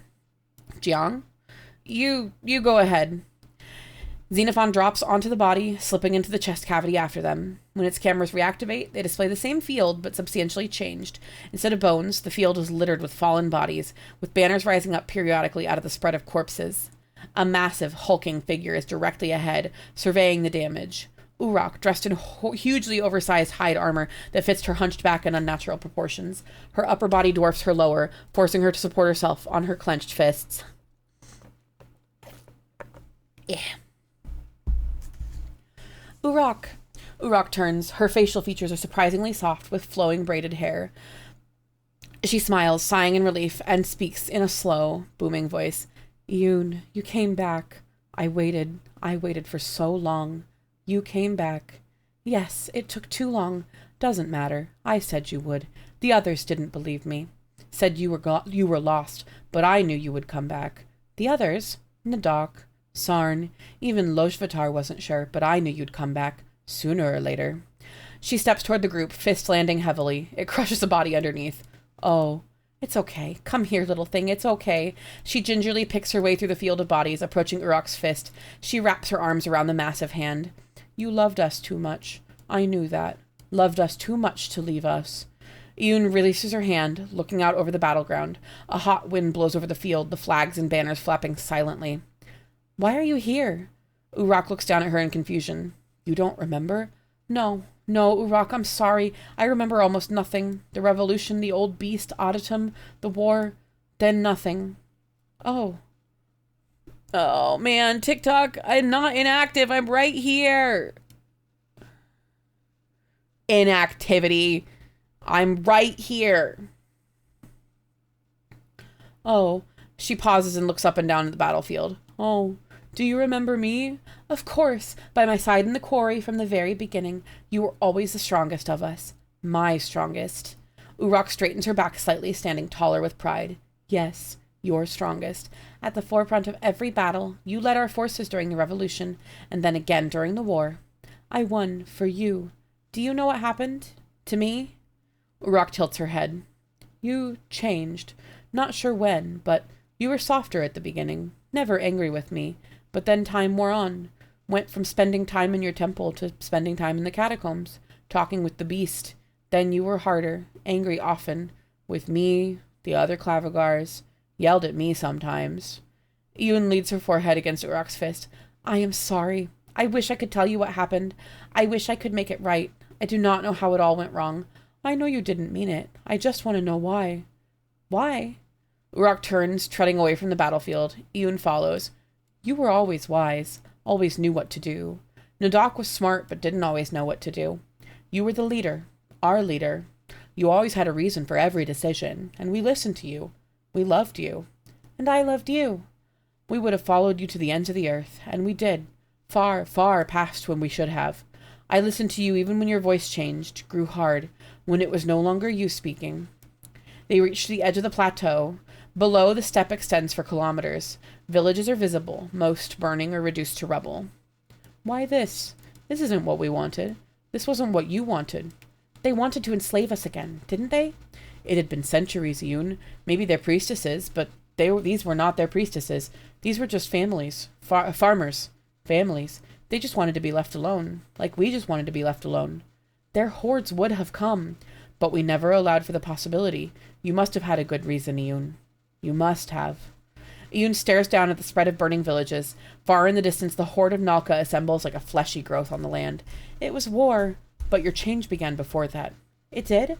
Yes, you began taking change, overruling the Nalka's decisions, granting your Karsists broad authority, little things. Maybe the people did not notice, but we noticed. Luvjatar noticed. Luvjatar. Maybe we four were not enough? What? You went into the earth. You communed with the fell god. We were not enough for you, so you sought out greater powers. Of course you were enough. You were my Clavigars, my family. Then why? You always led us with a reason, Yoon. You must have had a reason to send our armies here, to do this, to throw away everything we built. I do not know. Uruk turns to her. What did you see in the fire, Yoon? When you weren't in the catacombs, you were always staring into the fire, into the future, terrified. Yoon stares down into the burning villages, fire dancing in her eyes. Momentarily, the sky dims. Something coming. Something grand and dark and vast and unstoppable. A black moon hanging low in the sky over Amani Ram, over Mamjul, and then over Adatum. The machines could not stop it. The Deva could not stop it. The Nalka could not stop it. Humanity could not stop it. I had to stop it. It had to be me. Oh. They stand in silence on the cliff edge. Then was I enough, even though I didn't win for you? You did win. The first time. The scene suddenly shifts. The same location, but now it is the dead of night. Below them over the cliff edge, the light of the Sarkites can be seen. A train of wagons and people thousands strong. The Sarkic. Yes, running from the destruction of Black Auditum. Nadok and Sarn. And you, slipped from the catacombs by Lovdachar, cradled in Nadok's arms, but they were behind us, and a choice had to be made. She turns. Behind her, farther down the plateau, a loose collection of 100 soldiers are massed, dressed in Nalka hides and furs. In the distance, a cloud of dust rises on the horizons. You stayed behind. Gave us time to escape. The dream we had in that quarry went with you. Auditum went with you. I would do it again, happily, but I failed you. You were never going to win, Uruk. You did not fail me. I failed you. All of you. The dull, loud thundering on the horizon gets louder. The cloud of dust in the distance grows. Then I was enough? Uruk lowers her head. Yoon holds her jaws and kisses either cheek, leaving a bloody print behind. You were enough, Uruk. You're more than I've ever deserved. Uruk says nothing, but smiles as her skin and muscles begin to decompose, the memory decomposing along with it and rotting into nothing. When Xenophon's cameras reactivate, itself and Eva are standing on the edge of the pit. Grand Karcist. Inside. Within the grave, Uruk's corpse has withered to just a massive skeleton. Iun is kneeling by the skull, pressing her forehead to the cranium wordlessly, tears streaming down her cheeks. End log. Lateral humerus, scapula, and ulna of an adult human male. I saw less and less of him as the war dragged on. I understood he had his duties just the same as the rest of us, and I was never jealous for his time. The days he spent in the catacombs turned to weeks, turned to months before he would emerge, haggard and emaciated, blood dripping from his lips where he had supped on divine flesh to learn its secrets, carrying them back to us, insisting that he needed to go back down to keep the beast chained. Even his most loyal Karcists feared to tread down there, in the most knotted labyrinth of mausoleums and tunnelways, knowing that a mistaken turn could lead to a slow, painful death, starving while wandering in circles. The other Clavigars were disturbed by the whispering voices inescapable in the catacombs of Auditum, whispering godly secrets and unholy arts. And so it fell to me to descend into the earth to fetch my love when the Clavigars needed him. I carried the oldest maps drawn in his hand, and walked through bone-lined ossuaries and through passageways tight enough to crush my chest. I followed the faint sound of his voice coming to me from deep beneath the earth, the weak whimpering, the ecstatic moaning, the purring, the screaming, the demanding, the threatening, the crying, the pleading. When I reached the bottom, the cornerstone all Auditum was built on, I found myself facing a set of massive doors as tall as 10 men. They were sealed shut, and through them, I could feel a great and dark power and pain. Oh my god. A great and dark power and pain. Something older than life and the moon and the stars. Great and grand enough to consume me alive. And then the door opened, and his sunken eyes and gaunt cheeks were facing me, and I saw the terror he had done so well to hide.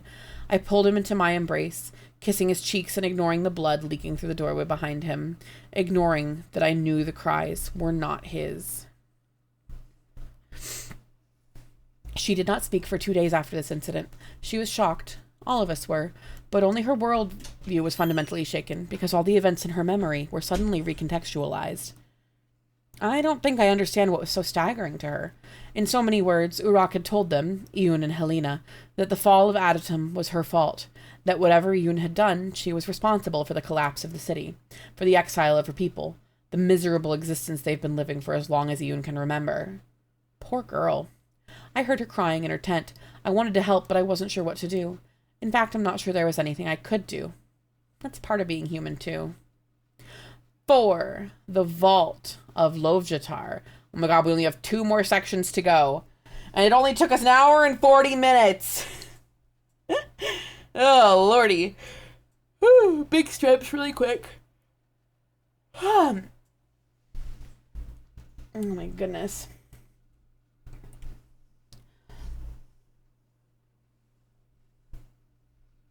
Hi, Pizza. Welcome in. Welcome back. Cute and a nerd a little bit, yeah.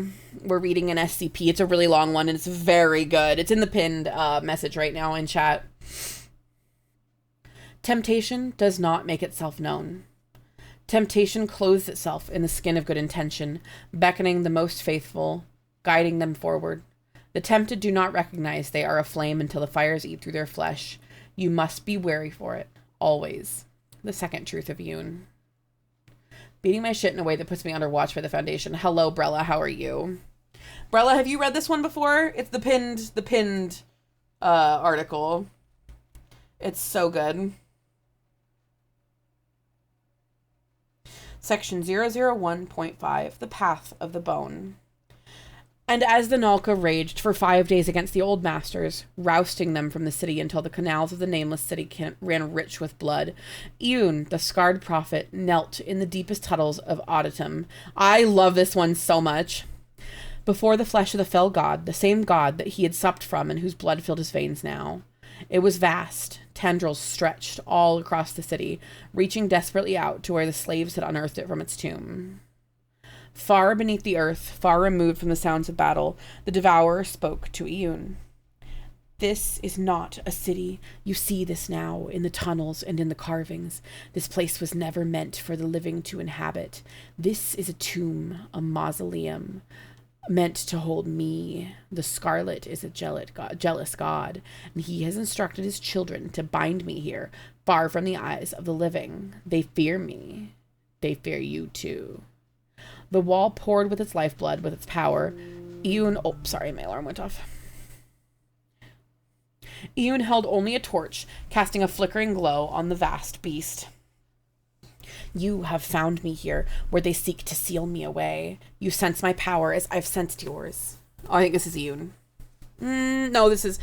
You sense my power as I sensed yours. Feed me as I have fed you. Become as one. Your masters will bow to you. All will bow. Your people will become unstoppable, with you at their head, their shepherd, their lord. The beast reached out to the slave, offering him a tendril. I see the fear inside you, terror of death, of what will happen to your fledgling nation on your death. I bring immortality as my prophet. Ian saw the strength of the flesh. He looked into the fires of the torch and saw the future. Him at the end of a vast holocaust, undying, his clavigars at his side, obedient to the wishes of his master. Oh. He rose, grasping the tendril. He felt the blood slipping between his fingers. I have been enslaved once. I will not become one again. He raised his knife. Oh my God. He raised his knife and cut through the tendril, leaving it wriggling. The devourer screeched. I will bind you here, hold you as the masters held you. You will not make us your slaves. And Iyun cast the torch into the flesh, retreating to gather his strength. But even as he stepped back, the first seeds of doubt had taken root. The record of Iyun. The rain sound's getting me too. I thought I was free for the night, but nay. I know, they're getting me. They're getting me, and I'm the one reading. I'm not using Google anymore because when I saw you, I knew the search was over. Ooh, that's a good one. I'm hanging on to that one. By February 7th, the Black Auditum misspelling initiative had departed from the burial site of Sarn and were moving towards the next location identified by the Grand Karsis Diyun from her memories, identified as being within Hulunbuir Prefecture in China. During the journey, the Grand Karsis submitted to regular interviews conducted by Foundation personnel regarding her memories. Maybe I shouldn't. I still have some gamers up. I'm not going to buy any more, but I need like a little, like, I need a boost. I'll take a break in 15 minutes, and if I'm still feeling eepy, I'll go make some. By February 7th, I said this part, the Black Auditum Initiative had departed from the burial site of Sarn and were moving towards the next location indicated by the Grand Karsis Diyun from her memories, identified as being within the Hulunbuir Prefecture in China. During the journey, the Grand Karsis submitted to regular interviews conducted by Foundation personnel regarding her memories. A memory from Grand Karsis Diyun, recorded and transcribed by Xenophon.aic and researcher Mayel. The Deva had used their magic on Uruk, making her into one of the massive earth-moving slaves. They took her as a youth, subjecting her to their alchemies and spells, bracing her body with cuttings from their great tree beasts. She grew to a huge size, even among her fellows, and soon they put her to work. In our cohort, she grabbed rocks and tossed them away, excavating more land to build upon. But she was in pain constantly from the cuttings inside her, growing and malforming her. I could not take her back to what she was, not without killing her. Hey, Catboy, can I ask a favor? Are you up right now? No, you're not. Wait, would you fill this with water and grab me a straw? Thank you. It might need to be rinsed out. I think it just had water in it before. Thank you. We're making a little pick-me-up. I could not take her back to what she was, not without killing her, but I could remove the pain. I let her lift me to her lips, sawing off a weight of my flesh and letting her dine on it. Can you imagine constant agony for as long as you can remember, accompanying every motion and movement, and then one day, it is simply gone. God, I wish that were me. She looked at me like I was a god. She trusted me totally after that, put her life in my hands. She stares into space. And I took advantage of her. I remember it now. Auditum, thank you, was only so big. Our numbers began to swell, and we needed space. Land for our people to till, for our beasts to graze, to grow our families. The villages simply had the misfortune to be near us. It began with the outlying farming villages of the old masters. They still hated us. There's no... Where is the... Oh, it's all the way in here. I gotta get fucking gamer subs on my fingers. Ugh. Probably just a single scoop in a tiny cup. I mean, it's not tiny cup. It's like a normal 8-ounce cup. And it's also 9 p.m. and I have work tomorrow, so, you know. Reading is very relaxing, Brella. You're so right.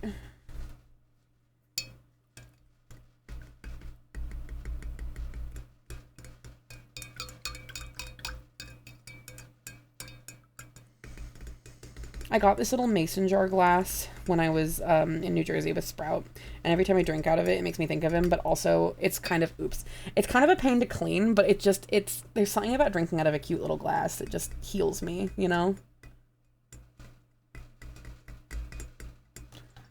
I'm mixing this up really well. There we go. Little spippy, you all should take a little spippy too. Yeah. The villages simply had the misfortune to be near us. It began with the outlying farming villages of the old masters. They still hated us. I told Uruk that we needed to be sure that we would not be enslaved again, to take their lands for our own, expel them. It was just cause. But the need did not go away. It simply expanded. Even as the villages stopped being those of the old masters, even as they were simply people, trying to live, like us. I told her to take them, and she believed me. I believed myself. We grew fat on the blood she spilled in our name, in my name. I let myself be corrupted. That was the betrayal I see now. My clavigars, my Nalka. They entrusted me to seal away the old beast, and instead I let it pervert me, fill my heart with lust for power, to steal my mind from me and lose my people. When you sup on the flesh of a god, your hunger is never sated. It just grows and grows. God, this one is so good! There's a handful of minor, like, issues, just, like, misspellings and, like, pronoun things, but you can also see that as, like, a trans allegory, so I'm all for that. But, oh my god, this might be my favorite, like, this is absolutely my favorite 001 proposal, for sure. This is my canon 001 proposal, and you know what? Much like your favorite Pokemon is, the best Pokemon is your favorite Pokemon, the canon 001 proposal is your favorite one. I love this. This is so good. What the fuck is that random tag? Which one? I have a few of them. I have a couple of them.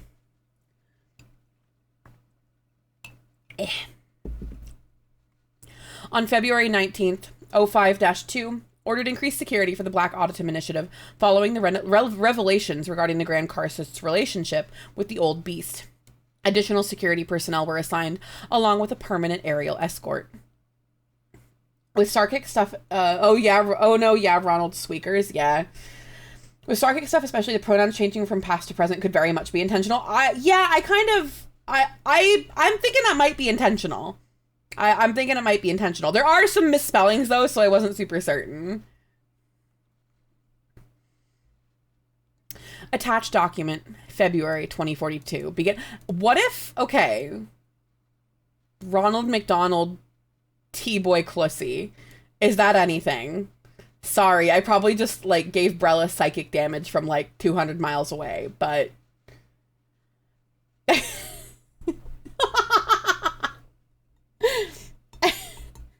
Is that anything?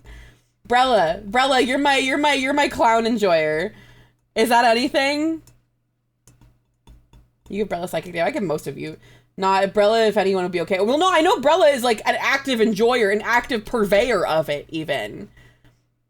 But I'm saying Ronald McDonald, T-Boy Clussy. Is that anything? Brella, your ass better not have fallen asleep. Whatever relaxation I gave you, assholes. Hello, Emmer. Brella the Cluss Fiend.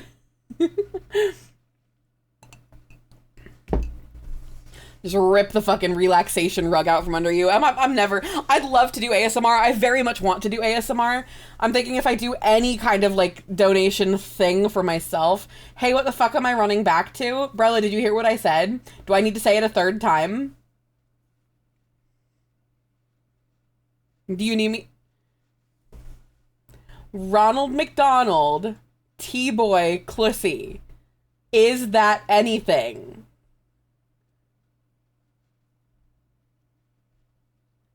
I'm cooking? I got approval from the Clissy Enjoyer? I'm cooking? Okay, I'm cooking. Honestly, though, okay, picture it. You know how, like...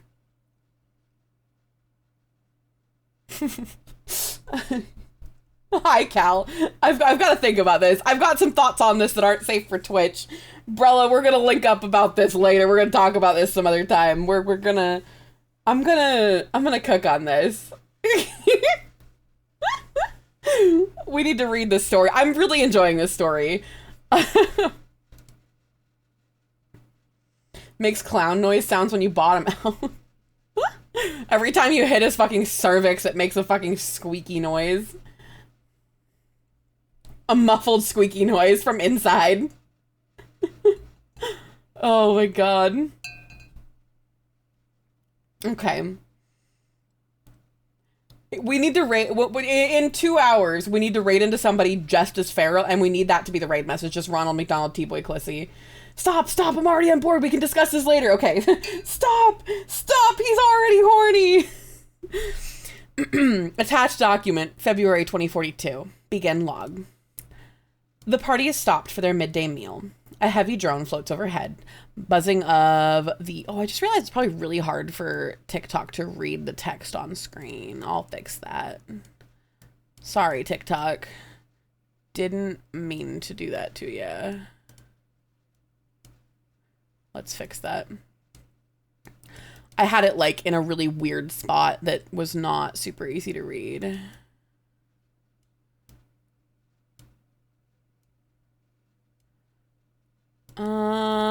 There we go.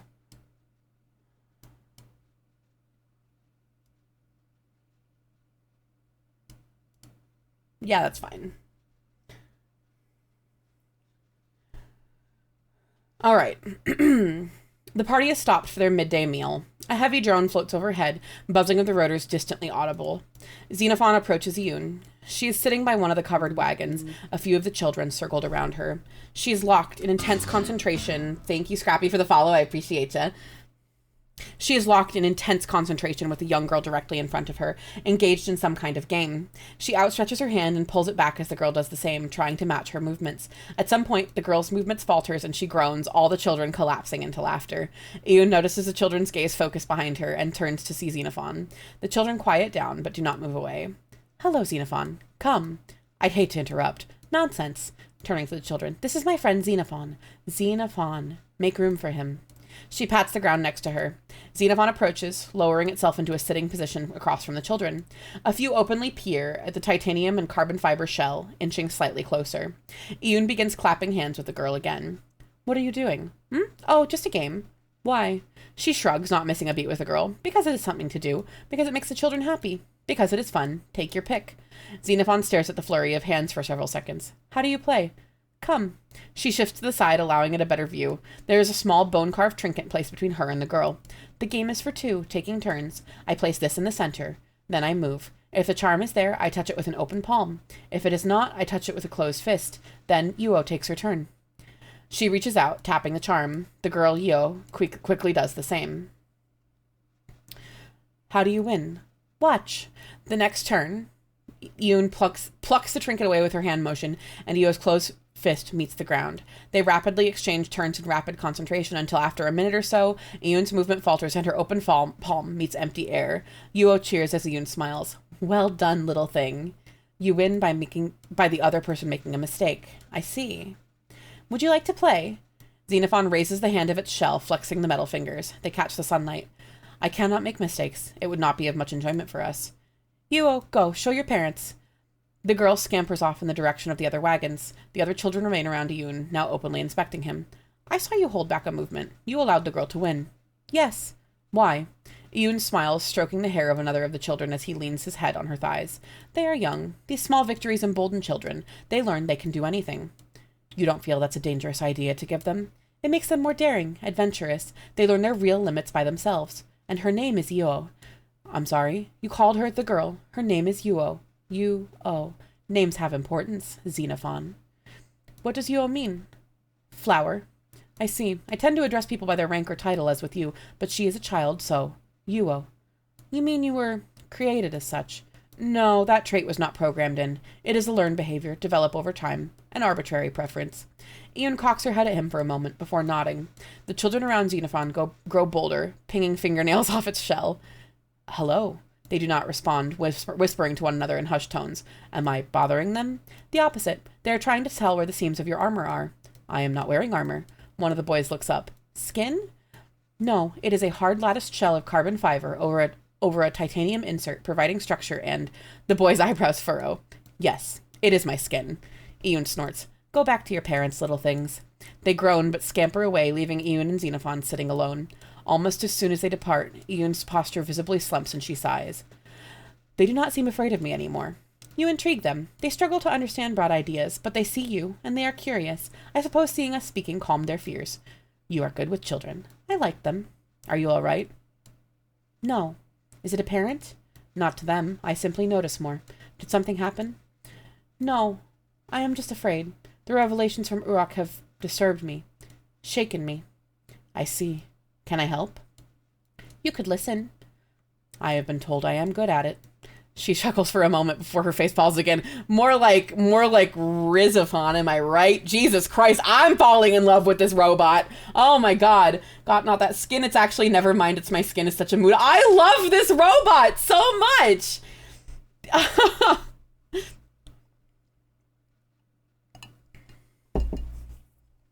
I see the children, and all I can think about are the children from Auditum. I failed them.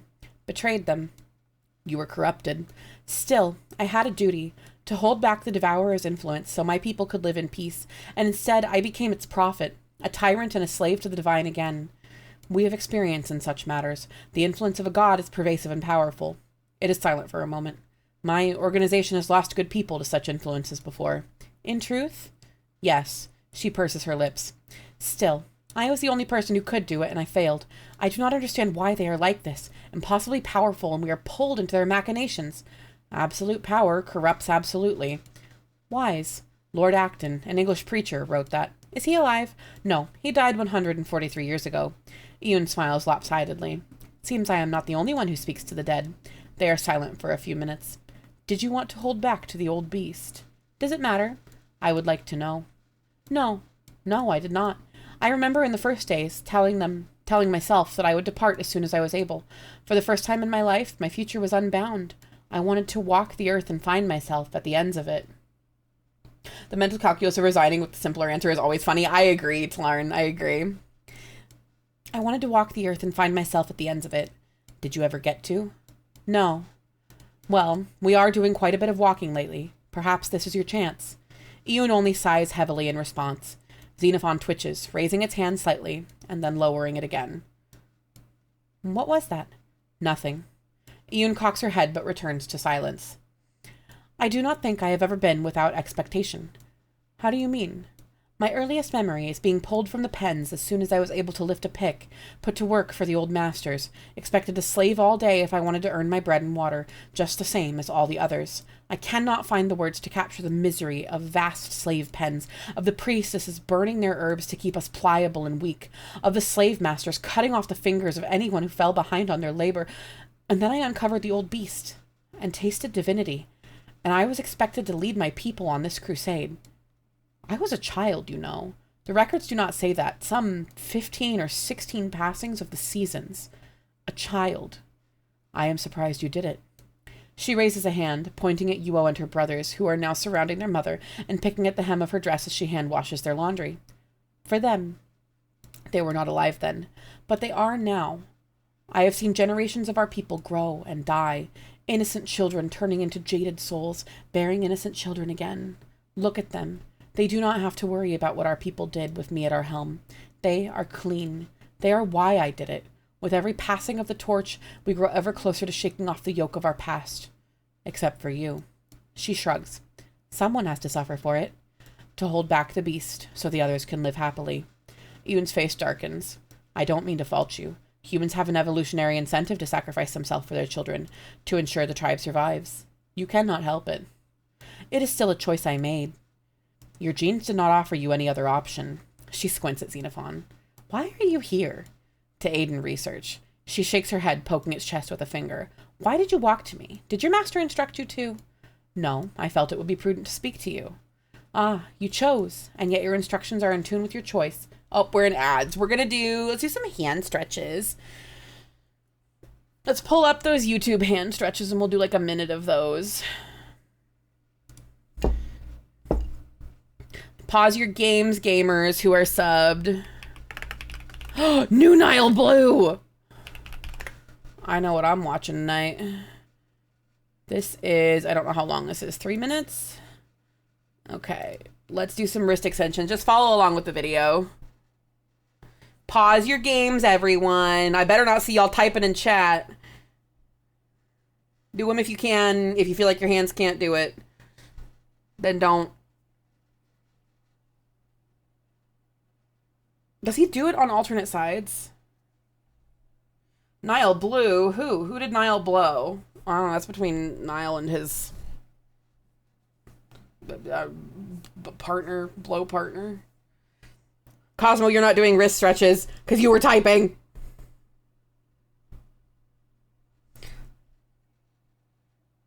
Every time he like lifts his hand away, I'm doing alternating. That's what I'm doing. Oh, I don't know how far I can go on this. I do not have very good... Ooh. I can't go very far with that one.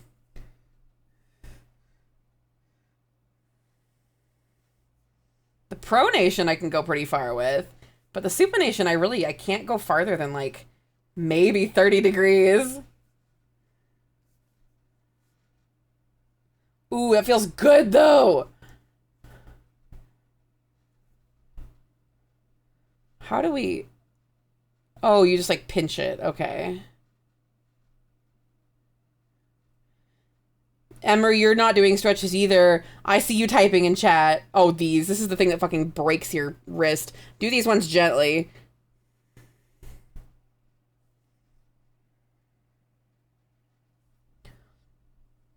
Oh, that one feels good.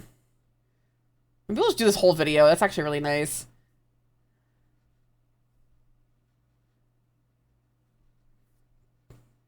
Ow, that one kind of hurts. I think if I have any hypermobility, it's right here. It's in like in my hands anyway, or any like, I don't know, arthritic tendencies. It's probably here in my thumbs. Because I had to pinch doing alterations. I had to pinch stuff so hard. Apple Tree Pear, thanks for the follow. I appreciate ya. We're reading SCPs, but we're doing a quick finger stretch break. You're all doing it, right? Don't answer that, because if you're doing it, you shouldn't be typing. Okay, so both my partners can crack their knuckles by doing like the side-to-side thing. I cannot crack my knuckles that way. I have to like press them into my, like toward my palms. The finger webbing, I can't do this one too hard because my skin, mostly between my finger webbing, but also just kind of on my hands, if I stretch it too far, without fail it tears. Have you ever like caught your pinky toe on something and torn the webbing there? It used to do that when I was a kid, but now my fingers do that too, and I don't know why. It started doing that like in my mid-20s, I noticed it. Whew. That one felt good. Those felt good. We're gonna do those the next break too. I like that one. The finger webbing, like the webbing between your fingers, if I stretch my hand too far, it's part of the reason I had to stop playing piano, was because my finger webbing, it feels like it tears.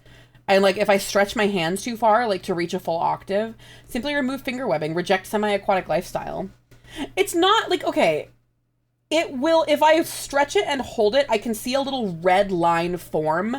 So it's more like it's like stretching too far, the way that skin does. Like it would, if I don't know, I imagine it would probably leave like a stretch mark or something there. But it's not even like there's a lot of webbing there. Like I have like a very average amount of webbing between my fingers. Maybe I don't know. I only really have, I keep my hands pretty well moisturized. My like autism bad feely thing is dry skin. I do want a piano again. I've thought about doing that on streams one day when I have a little more space. I think I'd like to. So, you know, subscribe to the Pelf, tell people about it so that I can become rich and afford a house and then have piano streams. Hi, Bananachi, cute username. Welcome in. Thanks for being here. We have Apple Tree Pear who just followed and Bananachi. We have apples and bananas. Soaking your hands in water before bed. I usually keep, like, I wash my hands frequently.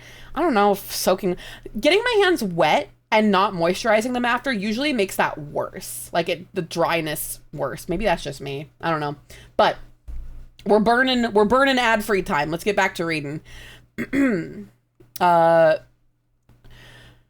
She shakes her head, poking its chest with a finger. Why did you walk to me? Did your master instruct you to? No, I felt it would be prudent to speak to you. Ah, you chose, and yet your instructions are in tune with your choice. Either we both are masters of our fate, or neither of us are. Xenophon is silent. We need to begin moving again soon. I did not mean to upset you. Xenophon rises to its feet. It reaches a hand out to Iyun to help her up. You could not upset me if you tried, Grand Karcist. Oh my god, Rizzophon returns. Jeez, I am falling in love with this robot. As the interviews progressed, substantially more Sarkites began to volunteer to speak to Xenophon.aic on their relationship with the tribe. What does being Sarkic mean to you? That's love, Snyfert. Oh my god. Loik, 7, child. He beams up at Xenophon and Iyun. Father is dead. He died before my first hunt. Mother told me I will not see him anymore, but Hyla told me that since all of us ate his meat, he is still with us. When my hunt comes, he will join me. I was happy when she told me that. I liked it. It made me not feel so alone. Delta Zero update. Personnel code Mile Ambrosia Hurricane. Director Hussein has been successfully redirected from Caspian Sea Site Delta Zero personnel. Director Hussein has been successfully redirected from Caspian Sea Site. Delta Zero personnel have supported his decision to focus on Kabul as the primary research subject of Project Locus, and project resources are en route now. Project personnel have been securing archaeological evidence related to Black Star or Black Moon entities en route. Items of interest are being surveilled by Delta Zero personnel for reacquisition if necessary. Black Auditum Initiative is also en route to our next location of interest, ETA 8 to 12 days. Embedded Agent reports falling out between Grand Karcist Iyun and Karcist Helena Ieva. Nature and extent of schism unclear, but individual Sarkites are beginning to register it. Agent also reports general decline in Grand Karcist Iyun's mental state as a result of recent revelations. Increased surveillance ordered, and plans Sheer Glacier pre-cleared in event of catastrophic project failure. Xenophon.aic functioning within expected margins. Lo, gaze upon me, you noble, you blood-stained, you who have fought and spit blood on the stones of this nameless city. Ooh, little spippy. I see you from this pulpit, vast and assembled. I see what you have lost in snatching your freedom from the hated foe. The canals still flow with the blood of our victory, but it has come at a cost. Those of you that are wounded, stricken, my Karcist will attend to you, make you whole once more, greater than you were before. Your sacrifices have not been in vain. I see the great and honored dead stacked high in pyres outside the gates of the city, bodies to be burned as their old masters burned their dead. No, we will not let those who gave their last measure of devotion become smoke in the sky. There is no great tree for them to return to. There is no God to bow at the feet of and be rewarded by. There is only us. We will consume their flesh, as I consumed the old beasts, as my clavigars consumed mine, becoming one whole. We will carry them with us always, their memories in our hearts, as their spirits return in our children. I see the great world weariness in your eyes. I wish only that I could reach out and allay it. We have done the unthinkable, freed ourselves from the bondage our mothers and fathers died under, and yet we stand on the cusp of something even greater and more momentous. We spurn the blind faith of the old masters and Eastern machines. We live for ourselves, our future unbound. For the first time on this world, a people are truly free, not just from the bondage of men, but from the machinations of gods. I see the future in the fires below. I see a strong and proud people, children living blessedly ignorant to the unthinkable suffering of their parents. The past offers us nothing but pain. We are not ruled by our past. We are not defined by our past. We leave it behind and march boldly into tomorrow. I see the spreading tendrils of the devourer far below. Many of you have come to me, asking if it too is not bound by the old masters, as we were bound. If it does not share in our suffering, I come to you, having seen it and spoken to it face to face. It is not human. It hungers not for freedom, but for control. To free it is to doom ourselves. It must be held, and I must be the one to do it. I look down and I see my vestments. I did not choose this life for myself. I was born on this path. To be birthed a slave, to stumble across a fell god, to lead you. My say in it is as pointless as commanding the sun not to rise, but it is the duty you have entrusted me with, and it is the duty I will fulfill, as faithful to you as you are to me. I see a great city before me, nameless and clean of sin. I do not know what the old masters named it, if indeed they gave it a name at all. But names have power.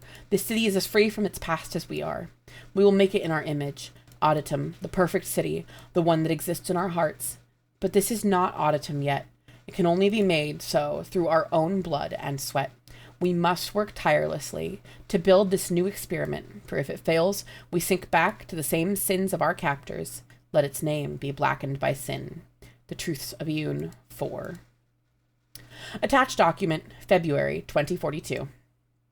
The party has made camp for the night. The Sarkic wagons are circled, and the Foundation's HELTs loom around the outside, gunners present in their turrets, keeping watch. Xenophon.aic makes its way through the camp, weaving around small campfires. The Sarkites are eating, speaking, and a few are listening to music played on hand-strung sitars and drums. They nod respectfully at Xenophon as it passes. Several shift aside to make room around their fires. Xenophon raises a hand in appreciation, but continues onward.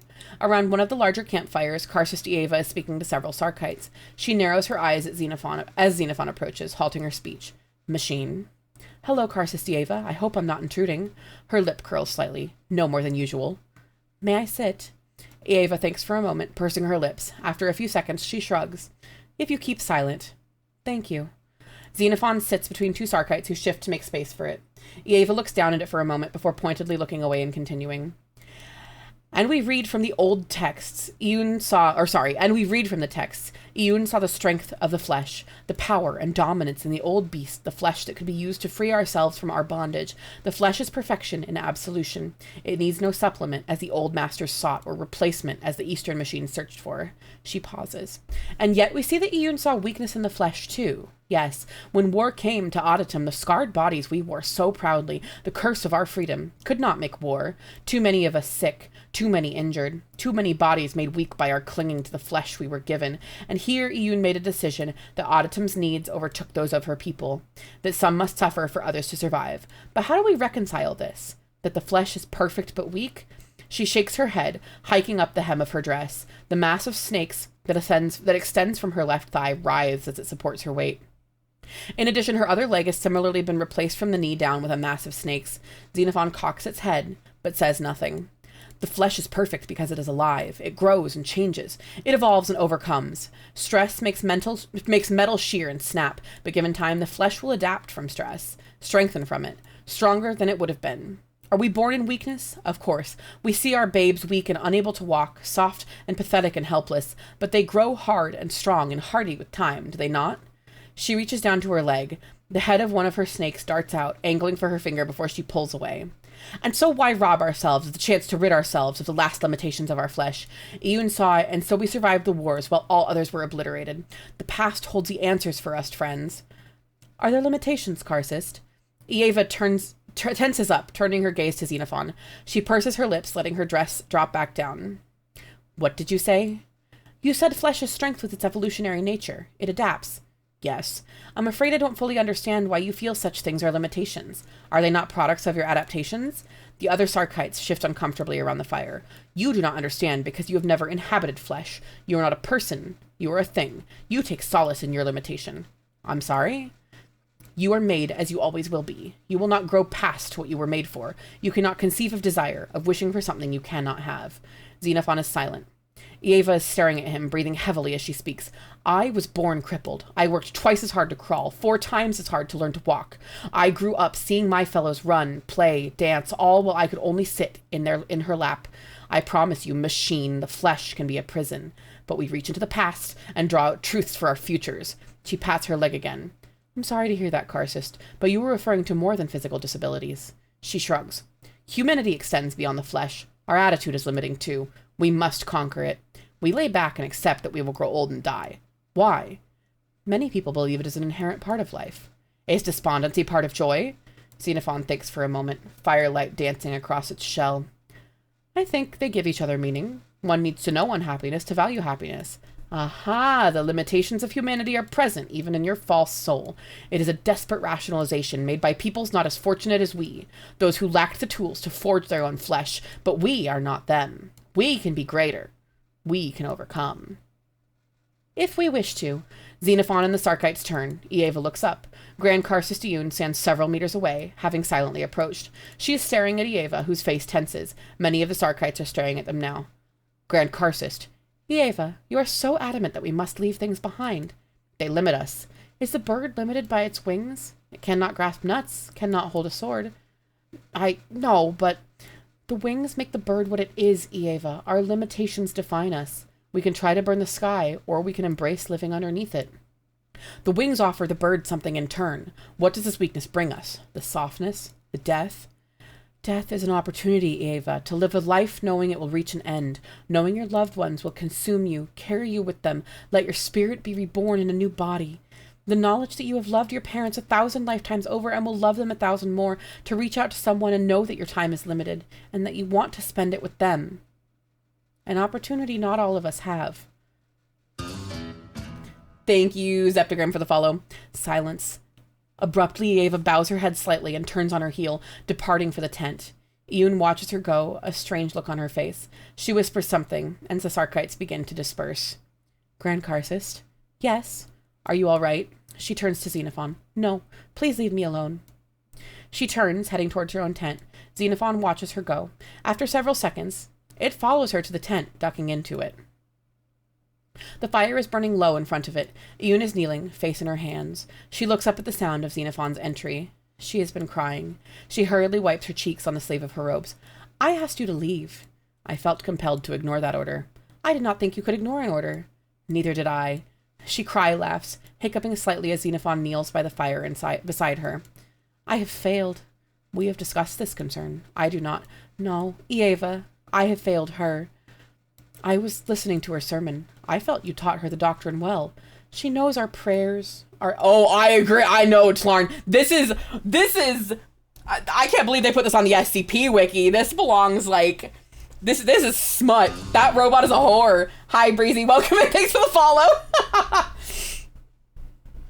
Ignoring, like, protocol, defying your programming, your severely advanced programming for someone. May this love, I'd say may this love find me. It already has, if either of my partners were a robot. But holy moly. God, Jesus Christ. Oh, man.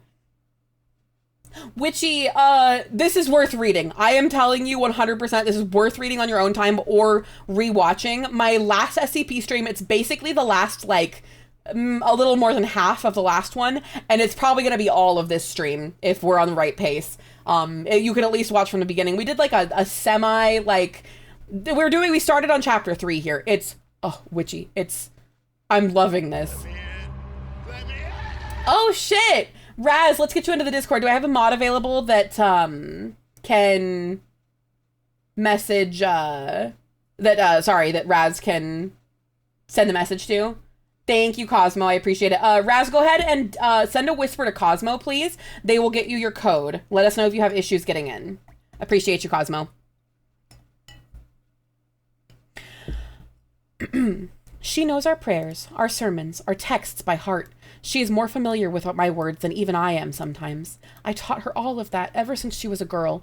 She could not play with the other children, so I sat her on my lap under the shade of the trees and taught her everything I knew. The flesh, holy death, why we consume so we can be reborn. She would curl up into my lap, play with the ends of my hair while I read from memory to her. She sounds like she was a sweet child.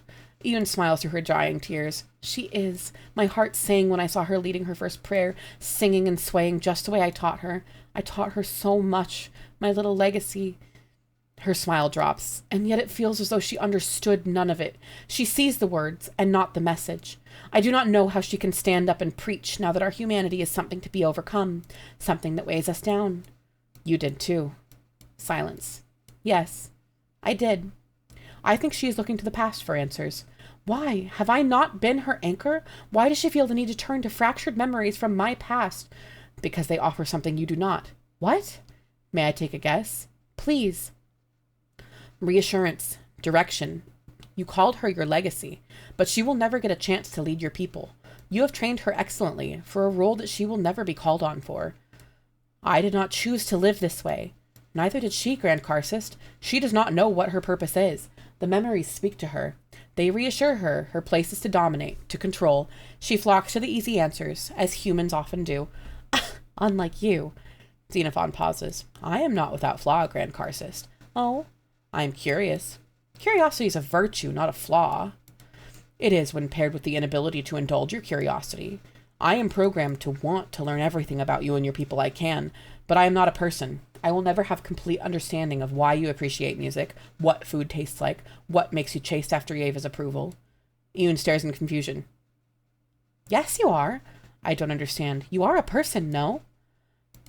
No, I am an artificial intelligence construct, digital thoughts racing across a silicon mind the size of your fingernail. You are not human. She pats the chassis of Xenophon's shell, made of metal rather than flesh, but you think the same as me. You feel the same as me. No, I do not. Then why follow me into my tent after I order you not to? I do not know. This is not Chat GPT propaganda. This is robot fucker propaganda. I do get that in the light of the recent nonsense, especially with, the person who killed themselves because ChatGPT told them to, or people who are actually falling in love with ChatGPT, and the concerning number of people who cannot make decisions without ChatGPT. I get it. I think Xenophon is what AI could have been in 10, 15 years if it hadn't been available to the public, And honestly, I probably still would have felt the same way about it.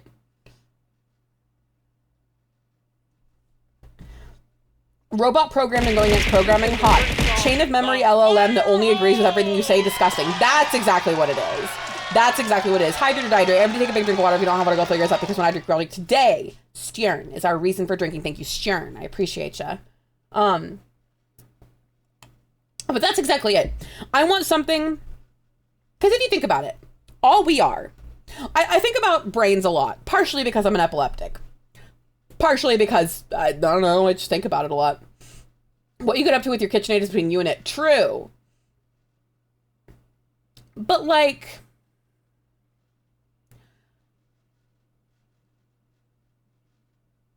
it's complicated.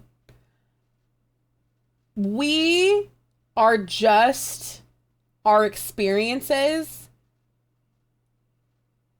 held together by little clusters of, not really cables, but neurons and dendrites flashing little electrical signals. We are a series of chemical reactions.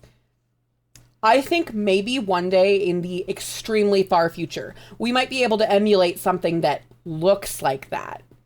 But at its core, who knows if it's going to be human? It certainly isn't now because we know how it works, And I think fundamentally, I don't know.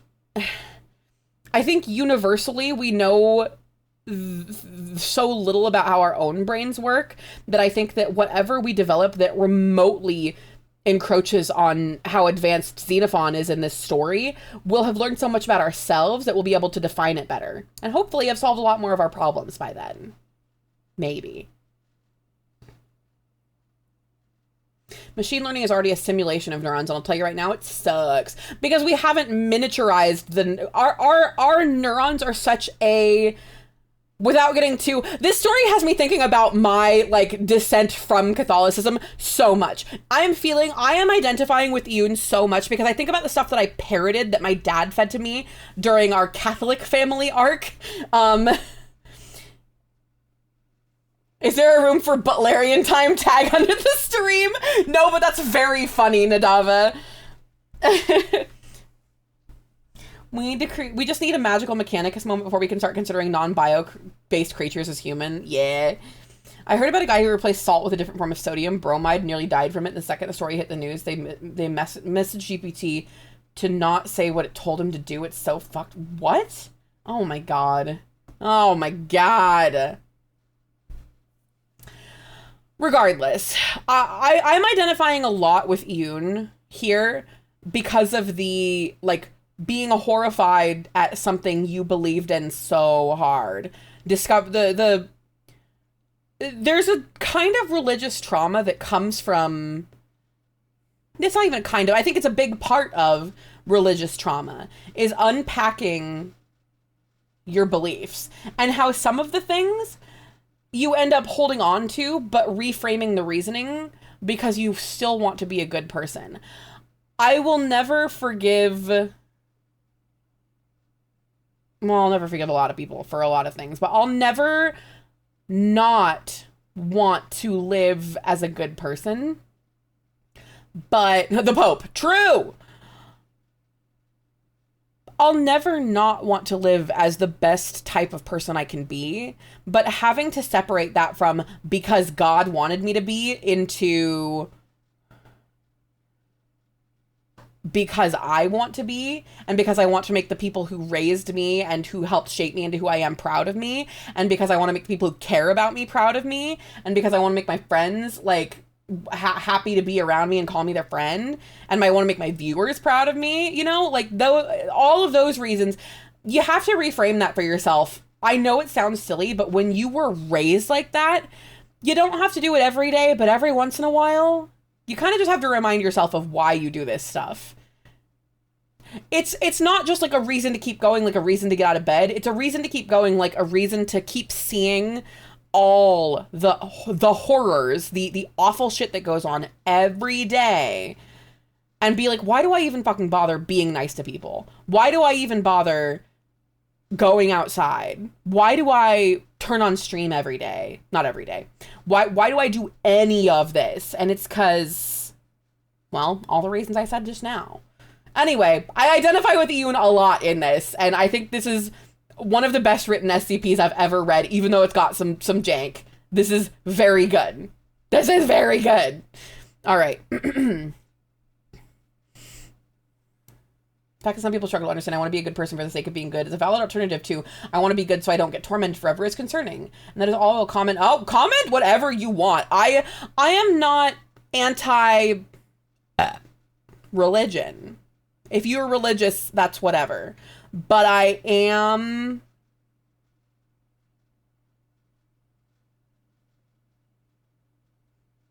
skeptical of it. I like hearing when people do religion when people observe religion and have their customs and all that stuff because it brings them comfort. But we should do this shit because we want to be better as people, for people who are here now and not in an afterlife that's promised to you by people. You know? You said Catholic family arc. Does that mean your dad converted? So from my grandmother, she's been dead for a few years now, but my grandmother on my dad's side was Catholic. So for the first, like 11-ish, 12 maybe years of my life, we were pretty Catholic.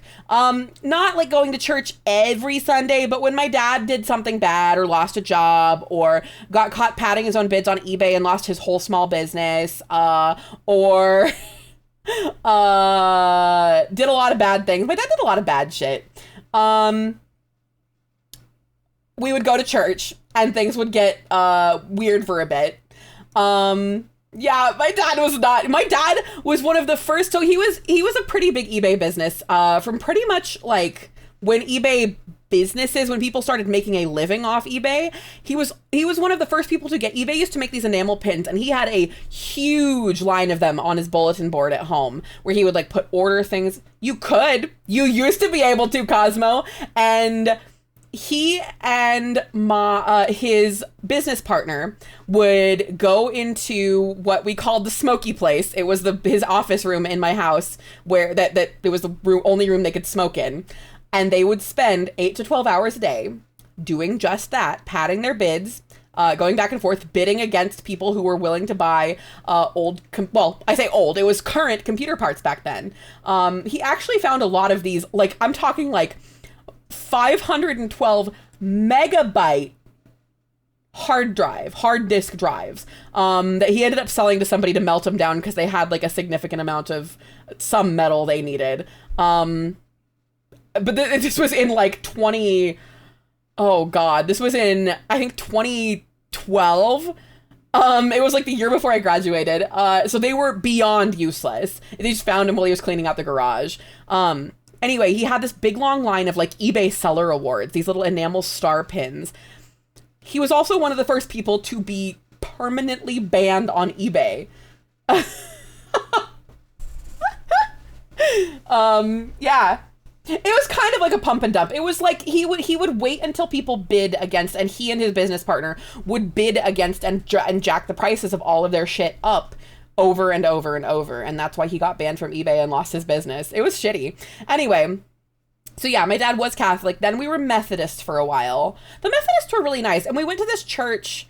It was it had a really large Japanese like speaking population, a lot of like Asian American attendees of this church. And that kind of fueled because they had a really big manga library. And that was my first exposure. I don't think I would have gotten into manga as much if it wasn't for during Sunday school, we could go and read Christian manga from Japan, and the other kids in Sunday school would like read it aloud to us.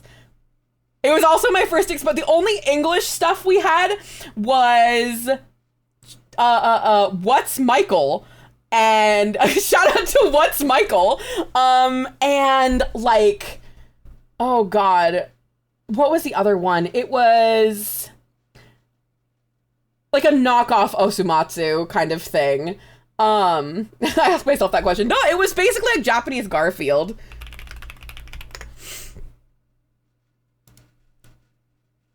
This is What's Michael.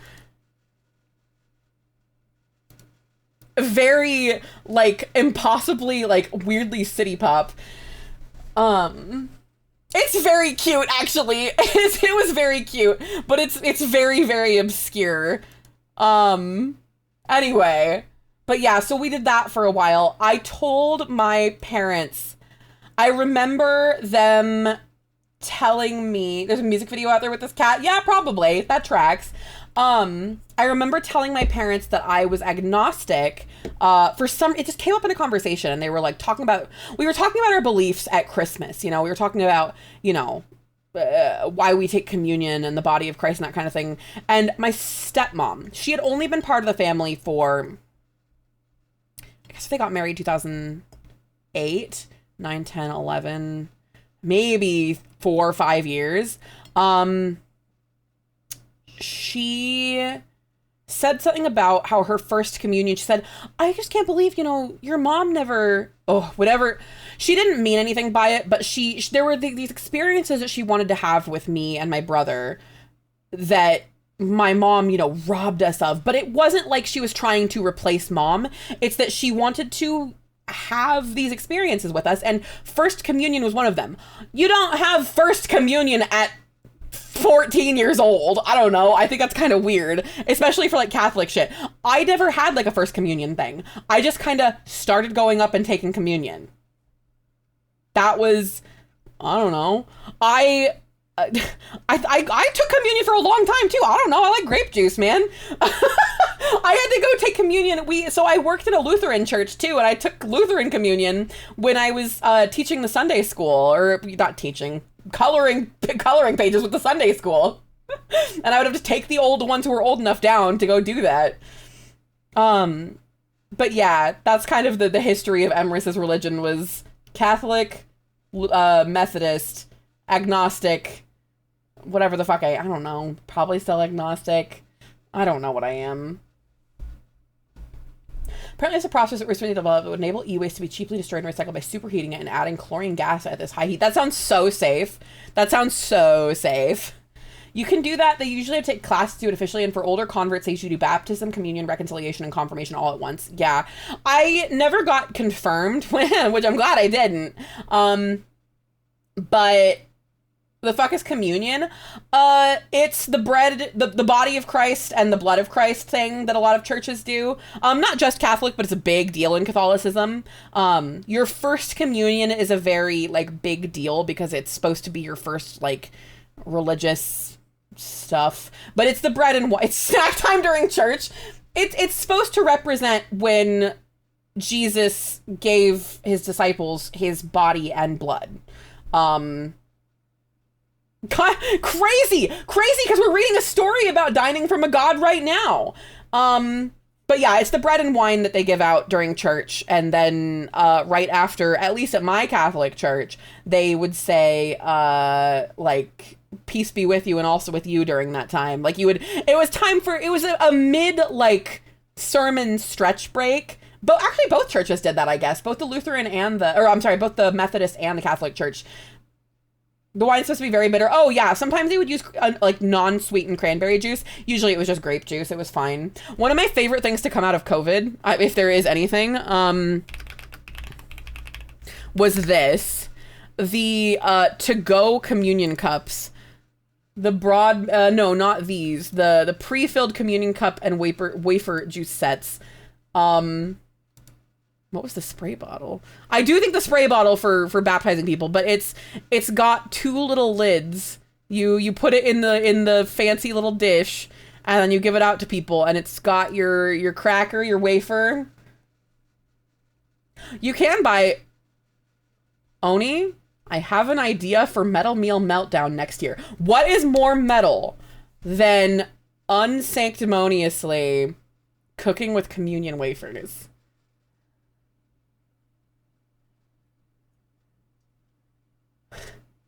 Do you think Goobs would approve of that, or would he disapprove? Every time I think of, like, a cooking thing, I'm like, Oni, I have an idea for Metal Meal Meltdown next year. Communion wafer Rice Krispie treat is still on the table. I think that would actually be kind of okay. They're just like rice crackers.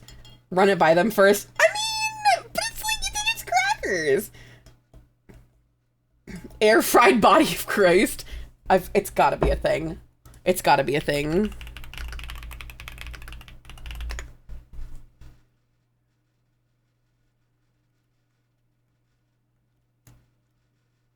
Air fryer flatbread, unleavened bread for communion.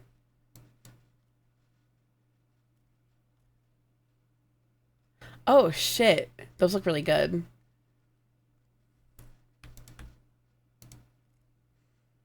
Damn, that looks bad.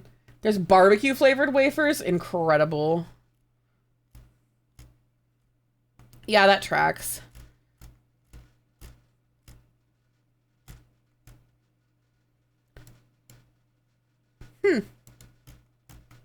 Wait, do you put salt in it? Why put salt in it? It's not supposed to be good. It's not supposed to be good. Anyway, we're getting off topic here. But I just... Packet Hub Travel Pack. The Miracle Meal. Pre-filled traditional communion cups. The Miracle Meal. Good lord. One body pre-filled communion cups. Oh my god. Barbecue, salt, and vinegar, and hot as hell flavors. That's breathtaking. That's breathtaking. Okay. Let's do some more stretches. Let's see what else this guy has for stretches. Videos. Jesus. We'll do these ones during ads. As long as it's not too long. Yeah, it's 3 minutes long. It'll be perfect. All right, do these stretches with me. Okay. Ranch communion wafer. You just have to, like, do it. Like, you just have to do it. Oh my god. You guys are doing this with me, right? You're not just making me look stupid. Oh, I just knocked my headphones off my desk. My work headphones. Oh. My rotator cuffs are not as flexible as they once were. Probably because I don't do shit like this, honestly. What if we just did stretches during ad breaks? Oh, That feels so good. Oh my god. Ooh, you guys gotta try this one. Oh, like the weight of my arms, I can feel it on like the top of my shoulders. I don't know how to describe that, like on my shoulder blades. I don't have one of those. We're not gonna do the strengthening ones. I don't know, just fucking roll your shit. Oh, I don't know if I can do that. Can I do that? Oh shit, that feels amazing. I can't reach my other arm though, my boobs are too big. We have to make the pelf look stupid? I mean, you don't have to. Oh. It almost feels like my arm kind of like gets out of socket a little bit though. Like if I do it too fast and don't control it, it feels like it sort of like pops forward too far. Does that make sense?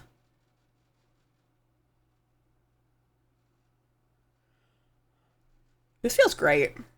Doing a little shrug at the end of it feels nice too, just to like lift it out a little bit. What does that do? Resistance stretch? I can't fucking do that! I haven't been able to do that since high school. Fuck you, buddy. Mind sharing this video? Absolutely. Become a frog. Oh my god, already my shoulders feel amazing though. I don't have one of these. We're not doing anything that requires any kind of band. Nah, fuck you, buddy.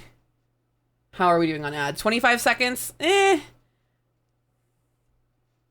Let's do this one. Ooh, neck stretches?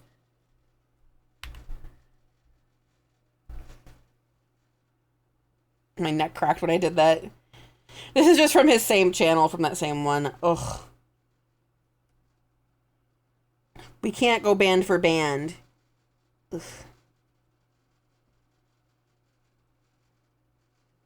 My double chin kind of gets in the way.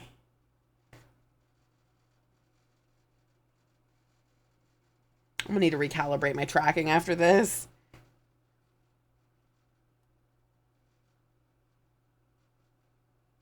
Ugh. Okay. Oblique flexion. Why do I have to put my arm like that? I know why I have to put my arm like that. Oh my god. Ugh.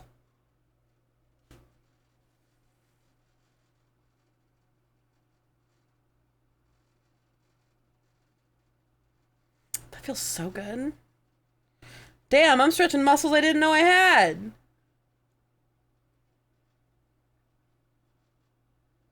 Good gravy. Okay.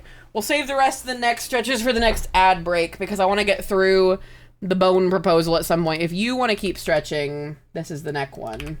That feels so good. Oh my god, I already feel good. Whew. Okay. Po Lizards, thank you for the follow. I know, that feels so good. I think that I stretch pretty okay in the morning. Usually I'll like kind of stretch as I go through my morning motions, but I think honestly, maybe I just need to do like radio Taiso in the morning. My mom does, and man, that lady, she can fucking... back when Joann's was open, she could clear a Joann's in 30 seconds flat. You are not human. She pats the chassis of Xenophon's shell. Made of metal rather than flesh, but you think the same as me. You feel the same as me. No, I do not. Then why do you follow me into my tent after I order you not to? I do not know. The horse I ride is a person to me. The cows we milk and the falcons we keep are people to me. I know their oddities and enjoyments and dislikes. They are no more human than you, but they are my people. My Nalka. You are too. Xenophon does not speak. Still, I will never understand why you do some things. Such as? What drives you to eat your people, for one? I love them. All cultures experience love. Few engage in cannibalism. They do not experience this love. It is the way we are. When I love, it is all-consuming. I want them to feel me, to taste me, and in turn, I hunger for them. This is getting horny as hell. To understand them wholly, to become one with them, to feel their flesh as they feel mine. What greater show of love? than to desire every piece of their essence. Oh my god. Oh my god. Can I read this on Twitch? Holy moly, I'm getting fucking hot under the collar. To feel their flesh as they feel mine. What greater show of love than to desire every piece of their essence? Besides butt stuff, I don't know. To understand them wholly, yes. It is a rich experience. Here, she presses the hands against Xenophon's shell over the chest. Here grows warm, heavy, hungry, like it could burst from your chest at any moment, run free from the weight of your body. It flows up through your head, into your eyes. She rests 2 fingers on Xenophon's ocular receptor. Everything fades, and you can only see them. They become, momentarily, the whole of your world. You exist only in relation to them. They bring you closer to the divine. She brings her hand down again to Xenophon's stomach. You know in the deepest part of you that if you were freed from your flesh, your souls would intertwine, but bound as you are, all you can do is hunger to have them, totally, in every way, to give yourself up for them even as they do the same for you. She falls silent, pulling her hand away. Xenophon is quiet for several seconds. It sounds unstoppable. Yes. Have you experienced it? Yes, with Lovjatar, the last of my Clavigars, the closest of them. We march toward his grave now. I see. Iyun stares into the fire again, orange dancing in her dark eyes. I am afraid, Xenophon. Of what? Of what he will say. His love has been replaced by disgust, just as the others. Disgust at me for failing. Disgust at how I have changed. That I will find myself standing alone before the horrible truth. Ieva has always been with me, but now... I do not know Lovjatar, so I cannot speak to that. Xenophon raises his hand and places it gently on Iyun's shoulder. She turns in surprise. But you will not be alone. She cocks her head for a second before smiling slightly. Thank you. End log. Oh my god! Oh my god! Oh my god! We're still only in the 4th part. We still have a whole nother section of this, you guys. Oh my god.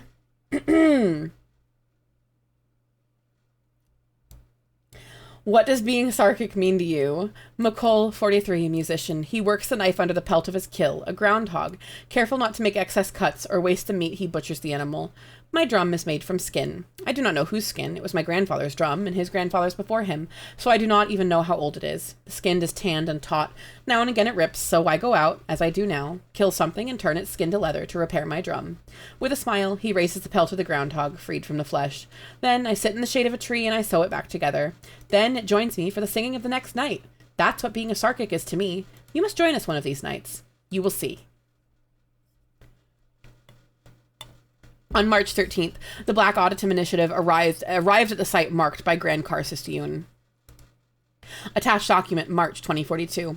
The party is stopped on a wide grassy plain. A calm, glassy blue lake sits to the north. There's a building sitting near the shoreside overlooking the waters. It is stark white with large blue pillars supporting an overhead dome. The only sound is that of the waves lightly lapping at the shore. Ah. At least this time there's no question of where it is. This building does not exist on any maps or satellite imagery of this location. It will not. How do you know?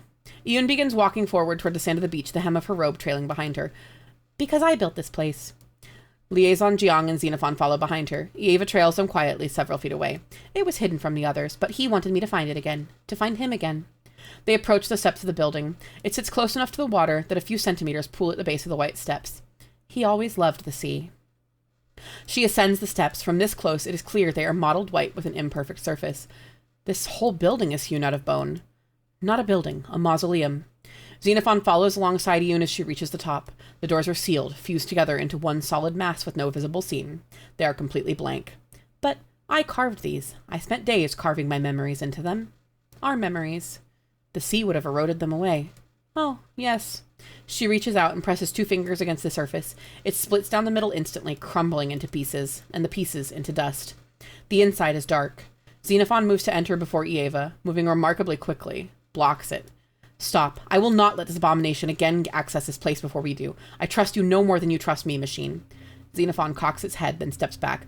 I do trust you, Karsus Ieva. Ieva blinks. What? You are talented, intelligent, and have proven yourself a capable shepherd of your people. I trust you. Please, go ahead. Eva blinks a few more times, then hurriedly turns and enters the interior of the mausoleum alongside Iun, Xenophon, and Jang entering after. There's a slight splash. I just stepped in water. Is this place flooded? Xenophon activates its lamps, bathing the interior in light. The interior of the vault, the interior of the vault, a space a few meters across, is sunken a few centimeters. And I trust you, Karsus, Xenophon. I don't think he's a Karsus. I think that he's something more to Iun. They're standing in a shallow pool of blood. The hem of Iun and Eva's robes float atop it. They do not react. Ah, Jesus.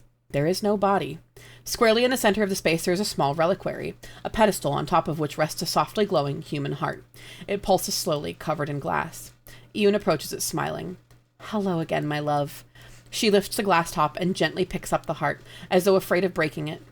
She lifts it to her lips, then hesitates. She casts a look over to Eva, who is watching coolly. Eva. Here. Iun reaches out, offering her the first bite. Eva's eyes widen, and she gingerly takes it, staring at her hands. But, do it. Eva hesitates, then nods. Hearing these stories makes me want to continue writing some of the SCP articles I'm working on, try and get them. You should! You should, Horace. It's this kind of shit. I eat the shit up. Have you seen me and chat's reactions to this one? If you write something half as good as this, it will be enjoyed by many. Eva hesitates, then nods. She lifts it to her lips and bites into it, tearing off a chunk of muscle and swallowing it, a small gasp escaping her lips. She looks back up to Iun, who nods. Greedily, she tears into it, devouring piece after piece until there's only one small chunk left. She offers it to Iun, who drops it down her throat. Wait, if there isn't a body, then... Suddenly, the entire group drops into the pool of blood, as if the floor abruptly disappeared. Xenophon's cameras are disabled. When they reactivate, the four of them are standing on the beach, now bereft of any mausoleum. It is twilight, the sun dropping below the horizon of the water and turning the sky orange. There is a young man, sitting cross-legged on the beach, watching the water. Iun approaches him. My love. He rises from where he's sitting, turning to face Iun. He is a handsome youth, sharp features and olive skin matched with dark eyes. Rich, complex tattoos creep out from underneath the collar and sleeves of his robe. Before he can speak, Iun interrupts him. Please, before you speak, before you release your anger, before you tell me what I deserve to be told, I understand my mistakes. I've seen what I became. I could live 10 lives and not atone. Please, I'm sorry. Silence for a moment. Then, Luvjatar steps forward and embraces Iun, tightly wrapping his arms around her. You could not anger me if you tried, little thing. He releases her, smiling and kissing her forehead. There are no words for how much I have missed you. What? He squints, brushing her hair back and smiling. You look different now, brighter, but still the one I love. You're not angry? No, you made a mistake. We all do. I was angry. We all were, but I knew that wasn't you. I knew you would come back eventually. I have waited for a long time. My anger faded. He grasps her hand, intertwining it with his. He presses it against his cheek, feeling her skin. My love did not. I knew you would return. I knew you would. Why do I remember this place? Because you have been here before in another life. We were escaping Auditum's destruction, bathed in soot, charred and blackened by flames, but the traitor was pursuing us, dogged armies chasing us across the plateau. The Black Star. They would chase us, kill us, end the dream we conceived together, slaughter the children we raised together. Unless someone stayed behind to pull our pursuers away, Nadak was necessary. Iraq was necessary. Sarn was necessary. But you were not, he smiles sadly. And so I sit here and wait to be killed. At that moment, a steady rumbling begins to fill the air, growing louder and closer, increasing to a deafening volume. The ground shakes with thousands of footfalls as monstrous entities rush the beach. They superficially resemble humans, but misshapen, distended, and with yellowing skin and milky white eyes sloughing off their bodies. They rapidly encircle the group. Luvjatar slowly rises to his feet, brushing the sand off his robes. And now, my time approaches. Xenophon and Jiang stare intently at the enemies circling them. I've seen these things before. One of the locust dig sites, maybe? Grand Karsus, you are leaving? I bound myself here, trapped in this memory, knowing what my fate would be. I lingered well beyond my time because I wanted to lay eyes on you one last time, to know that you were not the same as I left you. But you know how this ended. No, I do not. My memory, it was gone, Luvjatar. I spoke to the others, tracked down their resting places, spoke to them to recover my mind, assured them I would bury them in Auditum. I spoke to Iraq, realized what I'd done. She reaches out and grips his shoulders with white knuckles and wide eyes. Her lip trembles. I succumbed to the Devourer's temptations, whispered promises of power, became its champion, let the traitor with his black moon burn Auditum to the ground while we fled. Luv-Jatar freezes, then slowly turns back to Iyun. He has a strange, confused look on his face. No, little thing. What? That is not what happened. What? Luv-Jatar is silent. Iyun steps forward, caressing his cheek. Show me, my love. You remember now. Seeing it again will only hurt you more. She takes a shaky, rattling breath. I need to see. I need to know. Luv-Jatar is silent for a moment before stepping forward, pressing his forehead to Iyun's and holding it there for a moment. The scene shifts. Now they are in a long, dark, underground corridor. The walls look hand-hewn from dark stone, and in thousands of little alcoves, skulls and bones are neatly stacked.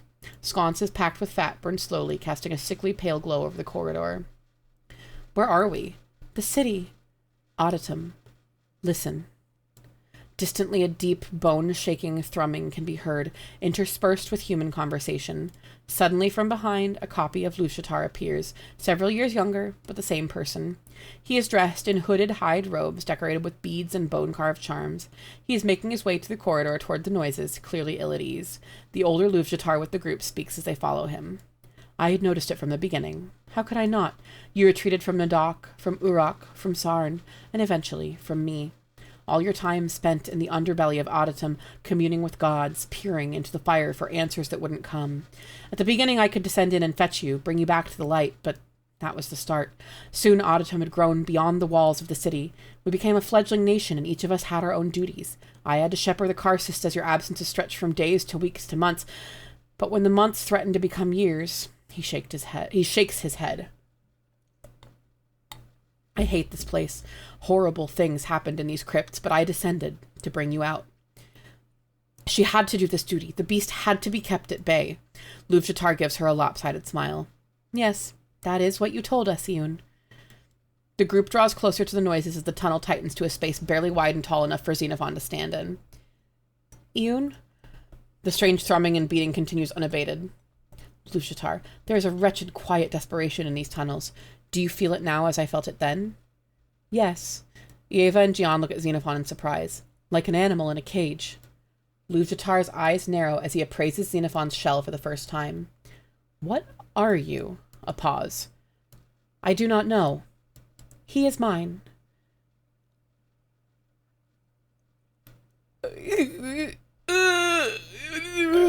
Luv-Jatar nods and turns back to the scene. The memory has moved forward to Luv-Jatar standing before a great set of stone doors. They are infinitely detailed, inscribed with all sorts of calligraphy and complex scenes etched into the dark stone.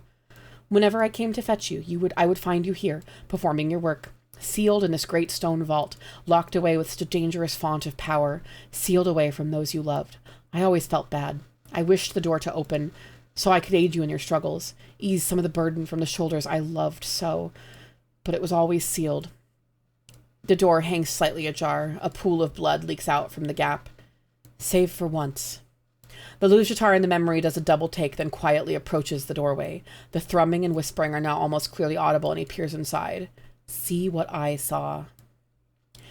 Inside is a high chamber, almost entirely dark save for a single well-maintained fire in the center of the floor. The cracked and carbonized remains of bone litter the base of the fire, and the sweet-smelling smoke hangs in the air. The walls of the chamber are flesh-like tendrils wrapping over and over onto themselves until they form a solid, pink, pulsating mass. All across the walls, knives are stabbed into the flesh, blood pouring, flowing freely from the wounds and collecting in channels cut into the floor, flowing down to the fire. Somewhere a great occluded heart beats, and a fresh blood pours from 100 wounds. The thrumming repeats, and it is now clearly a howl of pain from something far older than the city it is buried underneath. The old beast, Yaldabaoth, the mangled god, speaks in gasps and whispers. Please, please, please. Quiet, beast. A figure strides into view, exiting the shadows of the corners. He is dressed in the same etched and decorated hide robes as Luv-Jatar, albeit even more grand and ornate. Even without the distinctive ritual tattoos peeking out from his collar and sleeves and the faded scar across his face, his sharp features and gray eyes immediately betray his identity. Is that me? Before? She steps forward in a haze, reaching out for, but not quite touching, her own face. Jiang shakes his head. Then what? Please, Liberator, free it. The memory of Yoon snarls. I said silence. You, Liberator, freer of the Builder's slaves, free it. The memory of Yoon stalks over to a mostly free section of wall, drawing a knife. Leave, it leaves, go home, see its brothers, see its sisters, please let it leave. Oh. No, not while you are needed. Why? It hurts. You hurt it like the Builders hurt it. Please. The memory of Yoon pauses for a second and presses the knife into the flesh, cutting into it. The room howls in pain again, shaking the bones of all those assembled. The hour approaches. Your flesh is needed, now more than ever. You took so much. He shakes his head. Sweat drips from his brow. Not enough. It gives. It free it, and it gives flesh, as much as you need. You would kill me where I stand if I freed you now. It is all you know. He lets go of the knife, stepping back to shout at the beast as a whole. It is your nature. You are a god. Power is your birthright. You never had to claw it from a dying grip. You dominate and you destroy. The room trembles in protest. No, it was enslaved just as you were. It can feel you. We have both known bondage under the whip of the Builders. It want all you do. Freedom. Yoon pauses his work with the knife for a moment.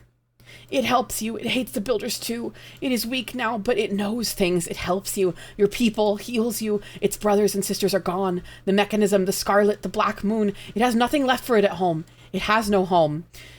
Yoon does not speak. The beast eagerly pushes forward, walls pulsating. It could aid you. It feels you build something grand above it, something new. It tires of the struggles of the divine. It could be a part of your new path, part of your Nalka. Yoon snarls and drives the knife deep into the flesh, eliciting another howl. You are nothing like us. You have no soul. You are a fell god, trapped here only by the grace of fate. You are no more worthy to join this project than you are to... He takes a shaking breath, calming himself. When he speaks again, it is calm, controlled, and hard-edged. The parable of the scorpion and the frog. Both creatures sit at the bank of a flooding river, sure to drown. The scorpion asks the frog to carry him across. The frog hesitates, but this new friend explains. If he was to sting the frog while they crossed together, they both would surely die. The frog agrees to this and allows the scorpion to clamber onto his back. When they are halfway across the river, the scorpion reaches out and stings the frog. Soon they are both drowning, dying. The frog asks the scorpion why the scorpion chose to doom them both. He has no answer. It is my nature. The old beast's voice trembles in pain. Nature is not set. Nature grows and changes with the flesh. For people, not for things like you. You are created with intention, with purpose. You cannot grow beyond it any more than the scorpion can choose not to sting. It has never hurt you. You are a threat by your very design. Then kill it, free it from this tomb city, let its soul cross into whatever lies beyond. Yoon reaches forward, prying loose the head-sized chunk of flesh he has cut away. It is pink, raw, dripping with blood, and loose arteries and veins hang freely from it. The gaping wound in the wall pours with blood and fluid. Not while I still need you. Your power. Yoon raises the meat to his lips, biting into it with sharpened teeth. The blood gushes over his lips and spills down his chin, staining his robes. He chews, leaning his head back and letting out a soft moan. I see tomorrow. This is not how it showed you. The flesh is not for taking, it is for giving. I stand on the cusp of greatness, of immortality, leading my people as a prophet for all time, making sure I will always be there to guide them. What are you willing to take to see this dream made manifest? Everything. The beast is silent for some time. When it speaks again, its voice is faint, weak. You changed. When you uncovered it, you were clear-eyed and true, a liberator, a believer. I was weak, and then I ruled by the weakness of my humanity, and soon I will excise it. I can see it in my future. With every bite of your flesh, I can feel my power grow. Already, I can raise holocausts from the dead. I will conquer holy death. He leans his head back and steps back, panting, blood dripping from his mouth and staining his hands. I will become eternal. A small, soft thump as the memory of Lujatar drops the torch they were holding while peering through the door. Iyun spins around, only to finding only the empty doorway. Luvjatar is quickly dodged to the side, nestling into an alcove filled with bones, wide-eyed as Iyun approaches. He peers around, finding no one. Eventually, he retreats back into the chamber, sealing the huge stone doors shut again. After a few minutes... Oh, TikTok, not now.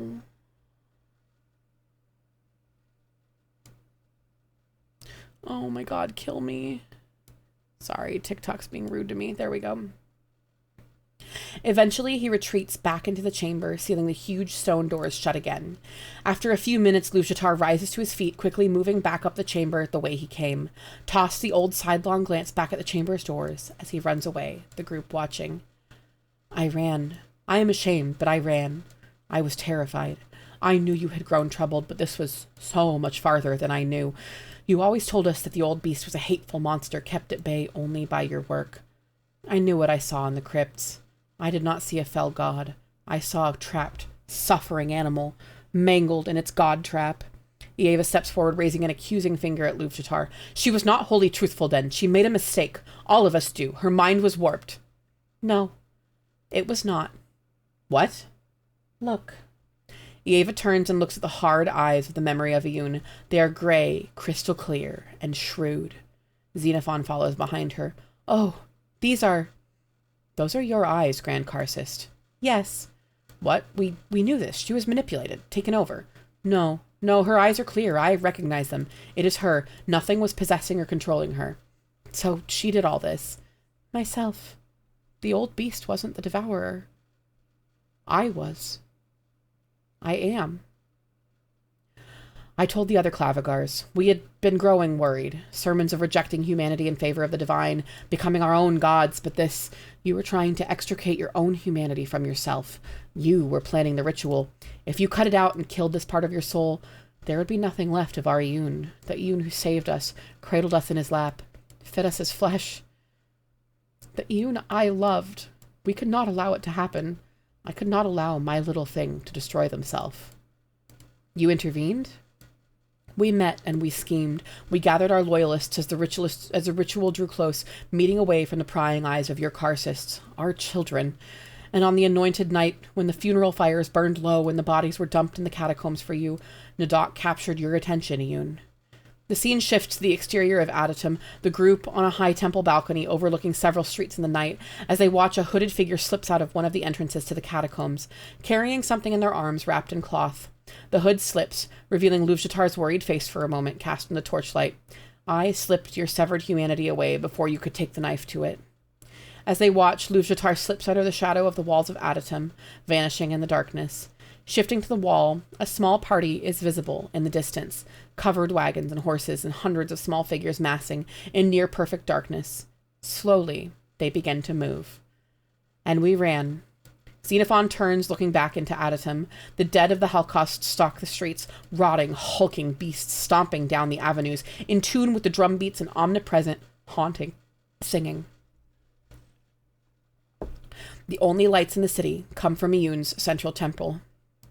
You were not running from the Black Star's destruction of Adatum. No. The scene shifts again back to the clearing by the beach. The Halkosts surround the group, grunting and screeching mindlessly. Suddenly there's a commotion at the far end of the gap, and the crowd parts.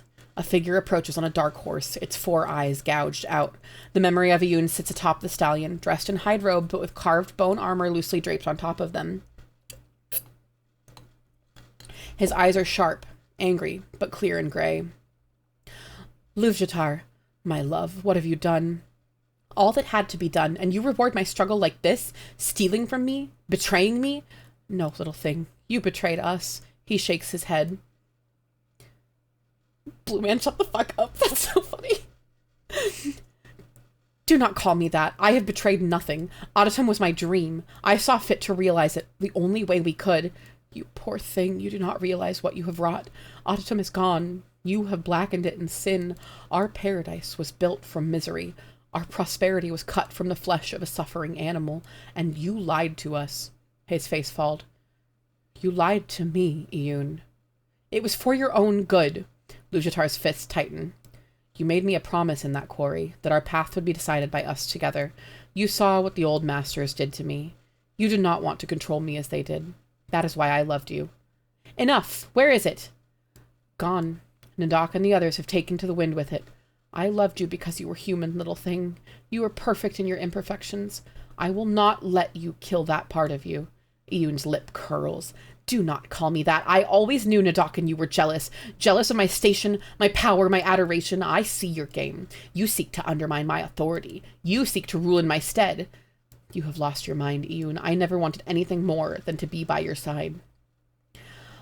I will find them, Luvjatar. I will bring you all back to Auditum. This project is too great to be felled by weak-willed deserters. The ritual must be completed. Your only hope now is to tell me where they have gone, to spare yourself and them undue suffering. How can you justify this? You made so many promises to us, to all the Nalka, a new way of life, not built off domination and slavery, and then you grow our empire, grow your own power from a suffering animal. It is a god, Luvjatar. It is not human. And so, it thinks, it speaks, it feels. It wants its freedom, just as we wanted ours, locked in chains and huddling under Uruk for warmth when the cold rains began. You have become what we all reviled, what you fought against. Devourer. Yaldabaoth. I am nothing like the old masters. I built Auditum into something great. Auditum is more than a city. It is an idea. You told us that. Perfection. Equity. All men brothers. Auditum will not happen when you carve flesh from an unwilling cow to support your own power. Nadak, Sarn, they will make their Auditum somewhere else. Somewhere new. You will return to Black Auditum, surrounded by a reminder of your failure. I tire of this. Tell me where they are. He unhooks his bone-carved dagger from his belt as he dismounts. I knew you better than anyone. I knew just how terrified of failure you were, of the Nalka failing once you died. What drove you here? I do not fault you. I wish you had let me help you, that you would let me in. This is your last chance, Luvjatar, but despite it all, I still love you. Humanity cannot be excised so simply. Sooner or later, the parts of you I loved will return, and you will realize what you have done, and you will cross the earth to make amends. I look forward to that. Take him. Two beasts of the Holocaust move forward, grasping either of Luvjatar's arms. I will be waiting for you, little thing. I told you not to call me that. In a rage, Iyun lunges forward, driving the bone knife directly into Luvjatar's stomach. He doubles over, gagging and coughing up blood. The memory of Iyun pants heavily for a few seconds before his features soften. Oh no. Luvjatar! Iyun presses both hands to Luvjatar's waist. Nothing happens. He continues hacking up blood as he collapses to the ground. Iyun's eyes widen in panic as he kneels, cradling Luvjatar's head. The real Iyun rushes from the other side, cradling the other side of his head. What is this, Luvjatar? I'm sorry. I provoked you. It isn't your fault, little thing. Iyun continues pressing both hands to Luvjatar's chest, gritting his teeth. Why can I not heal you? Blood leaks from Luvjatar's mouth as his eyelids flutter. You cut that part out of you. That power is with the seed now. No, there must be... No, please. Don't leave me, Luvjatar. I cannot be alone. You will never be alone. I will always be with you, little thing. Perhaps in a different shape, perhaps in a different form, but I love you too much to ever leave you. The real memory of Iyun stares down at Luvjatar's dying face with wide, dead eyes. The real Iyun's eyes start to well with tears as racking sobs overtake her. I'm sorry. I did not mean for this to happen. I was scared. Scared of what? That I would fail, that you would not love me if I decided I wanted something besides the purpose allotted to me. A leader, a prophet. So I decided to fulfill it as best I could, no matter the cost. I did not want to disappoint you. I know. I have known you as a slave, a prophet, a king, a monster. I have never stopped loving you. I cannot stop loving you any more than I can stop breathing air. He coughs again, spraying blood across both Iyun's faces. The gray eyes. Oh my god, this is making me cry. Oh my god. He coughs again, spraying blood across both Iyun's faces. The gray eyes of the memory are welling with tears. God, what have I done? You made a mistake. But we all make mistakes. He sucks in a wheezing breath. Do you remember what we planned for when we left Auditum behind? Yes. Oh my god, both of them say it. We never did get to. No. Listen to me, little thing. Leave my body here. By the sea, leave it and go. If you love me, return to Auditum. Let Nadak and the others go, and when your mind returns to you, I know you will come back. Then you can eat my flesh and we can be together again. Yes. Yes, of course. And he reaches up, grasping the back of real Iyun's hair and pulling their heads close together. He whispers something in her ear too quietly to make out. Iyun lowers her head and kisses Luvjatar's cheek. Are you scared? No, but you must not fear death. Why? Because you must die if you wish to be reborn, little thing. He smiles for the final time. His eyelids flutter shut and his muscles go limp as the last breath exits his body. The howling, animalistic scream of pain both the Iyuns release simultaneously carries on, washing over the group until the vision falls apart.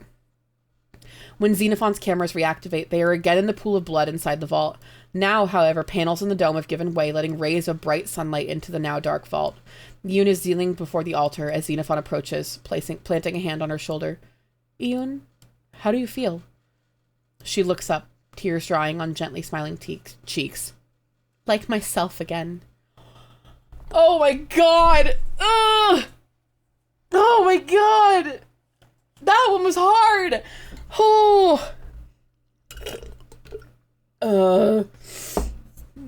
And in the last days of the Nalka, the streets of Black Auditum were gripped with a great and terrible fear.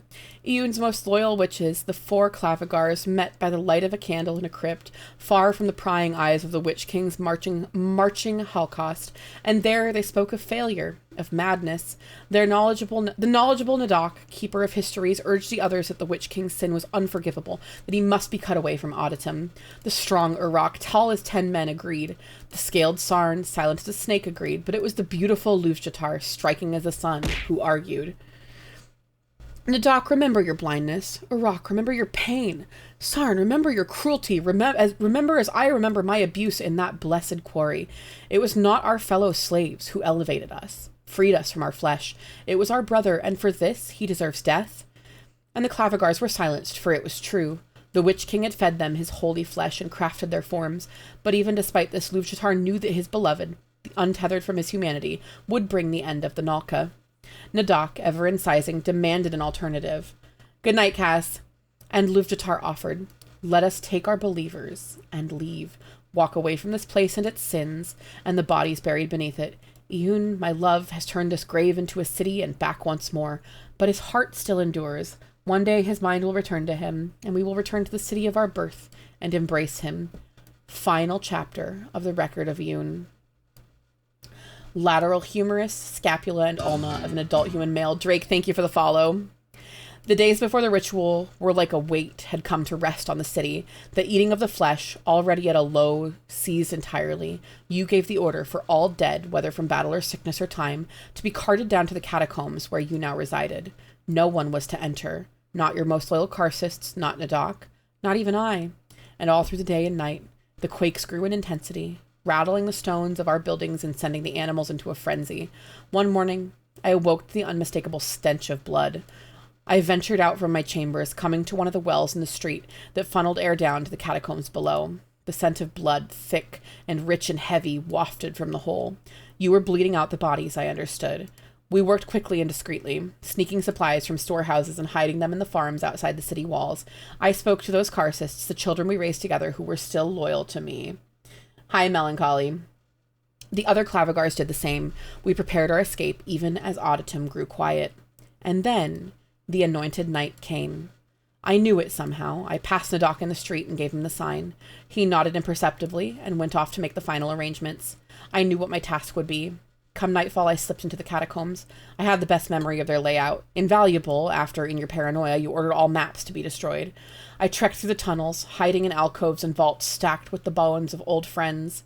The floor was pooled with an inch of blood, and I tread quietly until I arrived at that vault. The door was sealed, and I heard you inside, exchanging sharp words, orders, meek, desperate pleas from the old beast. Screaming, howling, praying from you to something I could not grasp, gasping and then crying, the crying of a baby. Ads start soon, so we're going to take a quick break and finish our next stretches, and we're going to talk about this story. I got crying when I was hearing about how much Luvjatar loved Iyun. I'm going to fucking shit my pants. We're almost done with this, so we're going to power through no matter how late it gets at this point.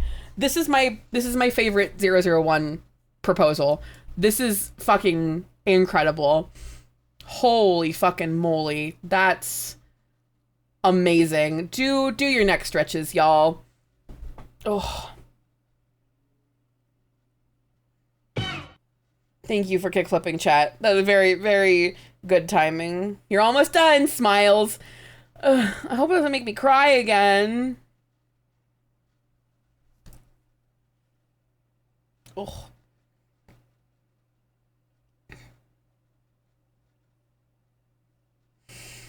Oh. Tears shed. Truly.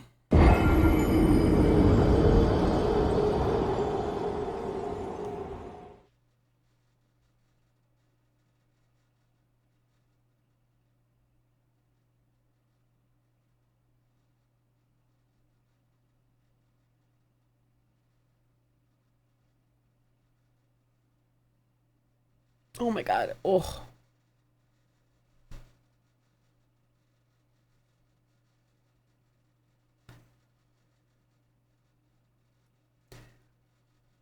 The dick sucking practice stretch. Oh my god. It feels like everything we did at during the first stretch of this was like undone.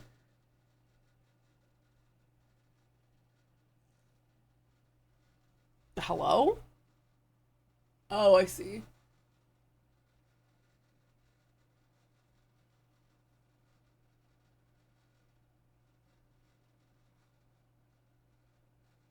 Oh. Oh. Jesus. If I ever get with someone and they start doing neck stretches before giving me head, I know I'm gonna disappoint.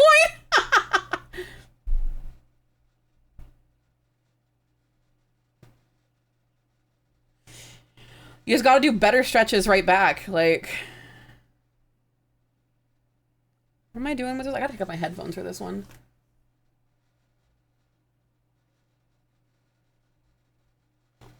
God. Wait, how am I doing this?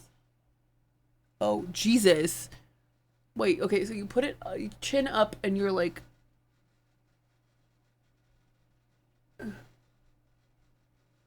Oh my god. Whew. Alright, we're back from ads. What, try to stretch my dick out? No, I mean stretch your neck before you give them head.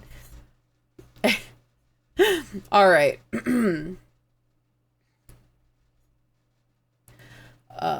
The floor was pooled with an inch of blood, and I tread quietly until I arrived at that vault.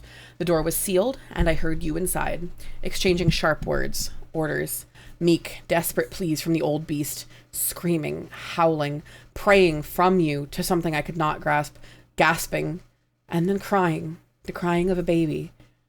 And then enraged shouting as you were called away by one of my carcists, telling you Nadok required your presence urgently. I waited for your footsteps to fade, and then I slipped through those stone doors. If the beast noticed me, it said nothing. The blood was thick here, pooling into the channels of the floor, flowing down to an altar. An altar that held a child, a baby, swaddled in clothes. A girl, to my surprise. You. You opened your eyes, and I saw the crisp gray I had come to love, and then to fear. The same scar across your face, and a bone-hilt knife resting on the altar next to you. You gripped my finger and burbled with laughter at my face. I could not remember the last time I had heard you laugh. I gathered you in my arms and ran, shushing you every time you cried as we slipped out of the catacombs, out of auditum.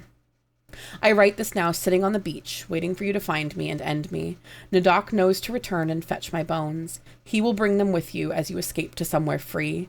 This is a record of our history together. Once, many years ago, in a quarry, you gave me the greatest gift you could muster, freedom from my past. Stealing you away, I give you the same gift now. Your future is porcelain bones, clean, unwritten. She didn't deserve this. Thoughts of deserving now? She was forced into impossible circumstances and led her people the best she could. She grew to fit her container. Humans are good at that. One would think you would deserve some solace after all that. We don't get what we deserve. We get what we get. That hardly seems fair. Yeah, it isn't. Who are you? Why are you so interested in this file? I wish I could tell you. We just have to finish up here and then I promise I'll explain everything. I'm just gonna have to ask you to trust me for a little bit longer. Irrational trust in absence of assurance. Yeah. Okay. I trust you. You're starting to remember now, right? Yes, the memories are returning. There are so many of them. Trying to erase the past rarely works. 5. The Tomb of the Witch King. All things are meant to be shared on this earth, not only food and shelter. A joy for one is a joy for all, and for one to suffer is for all to suffer. Our adytum cannot be realized until we strive to end all suffering before us. The First Truth of Yoon. Section 001.6. Approach to Black Adytum. And after supping from the old beast, the scarred slave rose to his feet, his fellows staring at him. He told them of a new future, one in which the whips of the masters would fall silent forever, and their chains would shatter. He preached this to them, taking them one by one in his arms, and feeding them the bleeding flesh of the old beast. And they arose changed, not as slaves, not as followers, but as friends. And there they asked the lay preacher for names, as slaves were given no names by their masters. He touched the blinded slave, Nadok, for the knowledge you stole. He touched the crippled slave, Urok, for your strength and suffering. He touched the branded slave, Sarn, for your loss of innocence. And he touched his lover, Luvjatar, for your beauty. And the named Clavigars rose and asked him what his name would be. Iyun. And they were confused, for Iyun was the title of the lowest slaves, the grave diggers and body breakers who would be slaves until they died. And Iyun smiled. I am not free until all my brethren are free. The Record of Iyun. A memory from Grand Karcist Iyun, recorded and transcribed by Xenophon.aic and senior researcher Mayel. Luvjatar, my little thing, my sweet pup. He was a pleasure slave for the old masters, talented in such arts and beautiful even as a whelp. The captains of their armies, the Nuabs and their priestesses, would grasp his arm and haul him off. To court Adeva was a years-long affair, culminating in a powerful spiritual bond, but for all their crowing about the superiority of the immortal spirit, they were as subject to the desires of their flesh as anyone else. Slaves are not people. You use them, and then you throw them away. I knew Luvjatar when we were both young. I remember when our work would be interrupted by some powerful resident of the half-city, coming to unlock his chains, only his chains, and take him. His eyes wide, looking back at me, though we both knew I was just as powerless. He was my counsel when the war began. He did not know war, and he did not know government, but he knew people. He kept me human. He anchored me. He let me rant and rave about the troubles of our tender city, of the struggles of our border, of my desire to leave, to drop it all, and to run away. We made our plans. A little cottage by the seaside. He would catch fish, and I would make our dinner from them. No war, only each other. He feared intimacy. The years of violation from the old masters made him resent it. No one was to even touch him, or he would grow upset, and they would taste my rage. But with me, it was different. I was special for him, and he special for me. We tasted each other one starry night outside the walls of Adytum. He undid his robe and bared himself for me. We understood each other. Even then, we could not bear children. I was saddened, but I did not blame anyone. We sought out the talented babes, those whose curse manifested with power rather than pain. We took them with their parents' blessing, raised them as our own, our little Karcists. All the others treated me like a king, a god, bowing for me, begging for my favor. For Luvjatar, I was simply me, and that was enough. This came to irk me, that the most important thing in my life would not treat me with due respect. How foolish I was, a boiling cauldron of rage, a pillar of salt and fire, lashing out at the one closest to me. But he forgave me. I went so far and did so much wrong, and he still loved me. She smiles at Xenophon's camera. He is with me still. I am taking him home.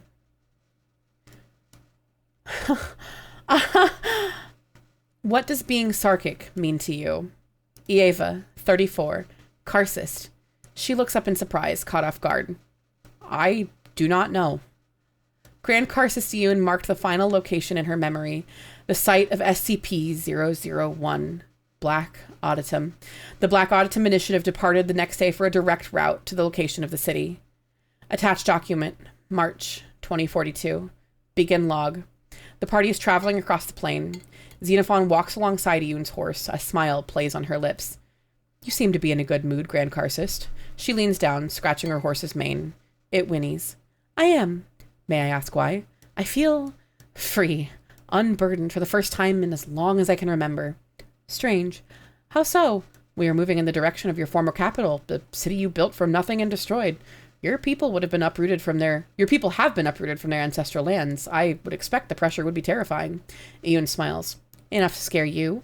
I do not get scared. She laughed. Of course you do not, but no, I'm nervous. I'm restless to lay eyes upon the city of my birth and my undeath. Worried I will recognize it. Worried I will not. But not scared. No, not like you.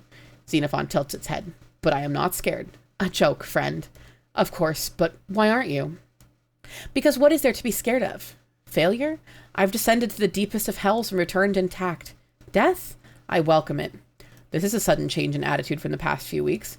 Changes has happened. I saw Luvjatar again. Surely there must have been more. She looks down at him strangely. Why? You have suffered a massive realignment in your worldview. One person does not cause that. No, stop talking and kiss before it's too late. I know, Tlarn. You have suffered a massive realignment in your worldview. One person does not cause that. They do if they are important enough to you. And Luvjatar was that important to you. He was my world, and I was his.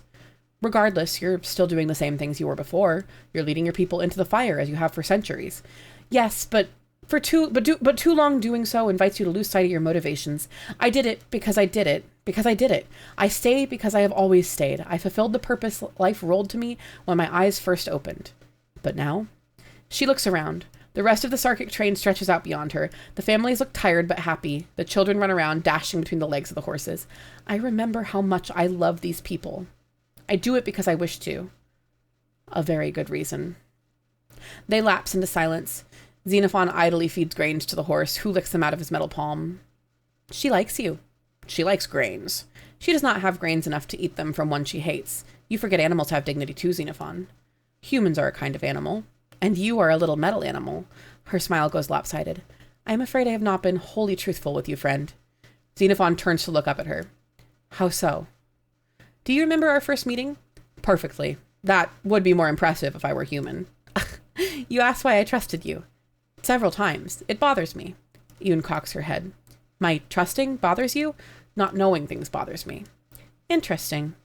That I don't know things? That you can be bothered at all. She smiles down at it. I will exploit it, I'm sure. I would prefer you than someone else, but you were saying? She looks up at the horizon. I said I did not know why. I lied. Why then? Because I saw a mirror in you. That is understandable. My shell is quite reflective when polished. Yoon squints down at Xenomorph in bemusement. A joke. Oh, that was Xenophon's voice. A joke. She shakes her head, smiling. I mean that I saw a kindred spirit. You were fascinating. A machine. Inhuman, but still a person. Still capable of thought. But you are none of those. She shrugs. I feel it sometimes. I do not age like them. I do not die like them. I experience time in centuries. I have led my people, but I have never truly felt it like one of them. That is why I leave the daily prayers to Eva. They need someone they can relate to, feel as one of them. That is not me. That has never been me. I'm sure they disagree. For once, I am concerned with what I feel than what they do. I understand why Eva is upset. She's lived her whole life at my side, and now in a few short months she feels she's been replaced by you. It is not her fault, but you understand the nature of my existence now, because you share this suffering. Xenophon nods slowly. I suppose there are parallels. Neither of us quite belong. Neither of us quite belong. You belong with your organization perfectly fine. Not particularly. I am the only one of my kind in the Foundation. They are different. They have struggles and irrationalities. They do things I do not understand. They do things I cannot understand. The gap exists and cannot be bridged. It frustrates me at times. Xenophon pets the horse's mane. It whinnies. It feels as though you are trapped on the other side of the glass looking in. Yes. A familiar feeling. We are also both locked into shape. Ian furrows her brow. What do you mean? These choices, my researchers, your people, they have agency, freedom of choice. They make what they want out of their lives, but we were assigned purpose at creation. You were meant to be a leader of your people. I am meant to do this. We cannot help it. Ian raises a hand. The fingers dance, melting into liquid flesh and exposing clean white carpals and metacarpals before reforming. I thought this of myself, and then someone I cared about very deeply showed me it was only true if I allowed it to be true, that our past does not make our future. Luvjatar. She does not respond for several seconds. If I am capable of this, you certainly are. You forget there are differences between us too, Grand Karcist. I wish you would not call me that. It is your title. Friends do not call each other by their titles. Names have power, Xenophon. Xenophon. What does it mean? I told you, a Greek historian. No, that is simply a namesake. What does it mean to you? Me? Myself? Yes. And so I call you Xenophon. You see? Call me by my name as I call you by yours. Xenophon pauses for a second. As you say, Iun. Iun. Iun. What does it mean? Slave. The lowest of the low slaves. The butchers and the body breakers and the launderers. Those whose hands grew to be permanently red from the blood they handled all day and night. She raises her arms, pulling the draping sleeves of her shawl down and exposing her bare arms for the first times. The tattoos across her body continue wrapping up her forearms and spreading across her fingers. Her hands are a pale red in contrast to the red of her skin. Is that Luvjatar's blood? So I never forget where I came from, nor the consequences of my mistakes. What did he say to you just before he passed? She lowers her eyes. It was private. Of course. Apologies. Xenophon steps back slightly from the horse before Iun's hand catches its shell. She smiles. There's nothing to apologize for. What were you going to say? I meant to say before that there are some differences between us. Just because certain things are possible for you does not mean they are possible for me. Such as? I will never sleep. I will never taste. These are just physical things, sensations. I will describe them to you. I mean real things. Growth, change. These are matters of the soul. I have lived for 4,000 years. If I can change, anyone can. Silence for several seconds. Xenophon? Xenophon is staring up at her. Do I have a soul? Silence. Iun purses her lips thoughtfully before reaching out and tapping one finger against the metal of Xenophon's head. Yes, in the only way that matters. Suddenly, one of the children dashes up to the horse. Iun smiles at him. Hello, what do you have? In his gnarled hand, he holds up a small leather ball. Iun leans down to grasp it, but he pulls it away, offering it up to Xenophon. She raises an eyebrow. I believe he wishes you to throw it. Me? The child nods. Xenophon grasps the ball gingerly between two metal fingers, testing its weight. Then, winding it back, launches it far into the distance. The child yelps, running in the direction it sails. On the back of the horse, Iun is shaking in a fit of giggles.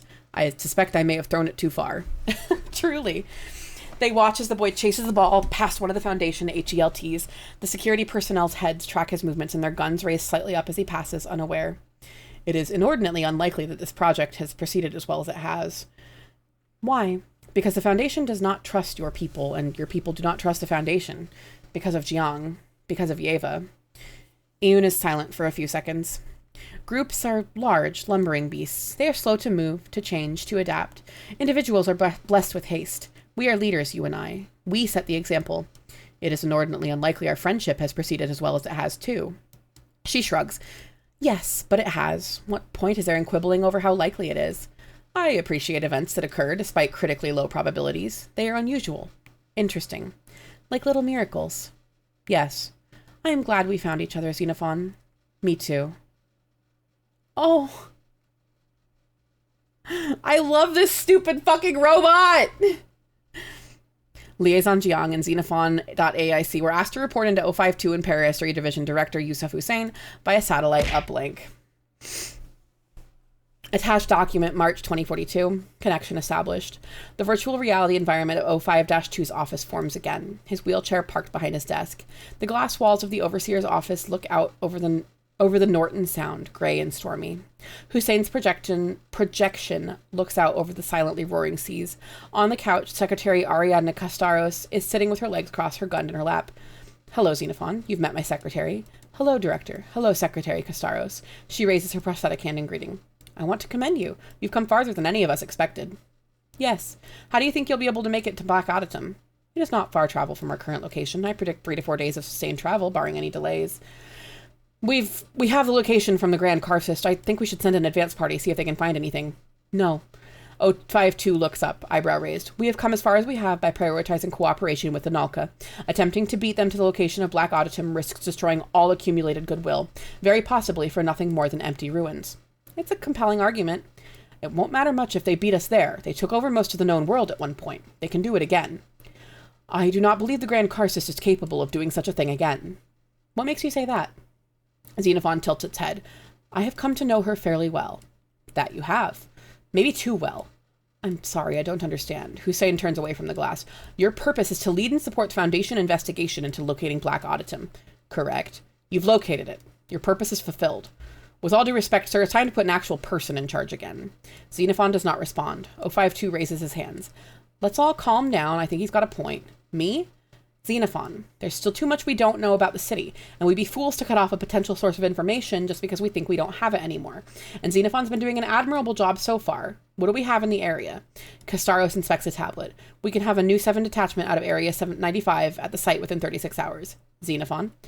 I recommend against it, Director. Arriving to the visual of their most sacred religious site being excavated by armed men would have undesirable consequences. Then we'll hold off until you get there. Ari, get keyhole photos from whatever satellite passes over it next. Ground-penetrating radar, ideally. Aye. I recall the other Karsus was presenting him issues, Eva. She has her disagreements, but I do not believe she will be an issue.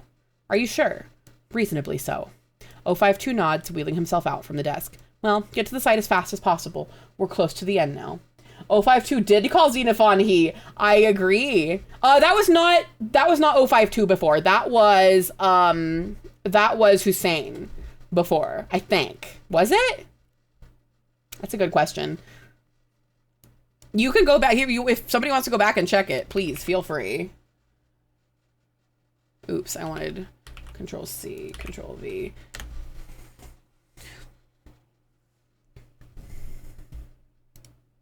Xenophon tilts its head. What happens after that? What do you mean?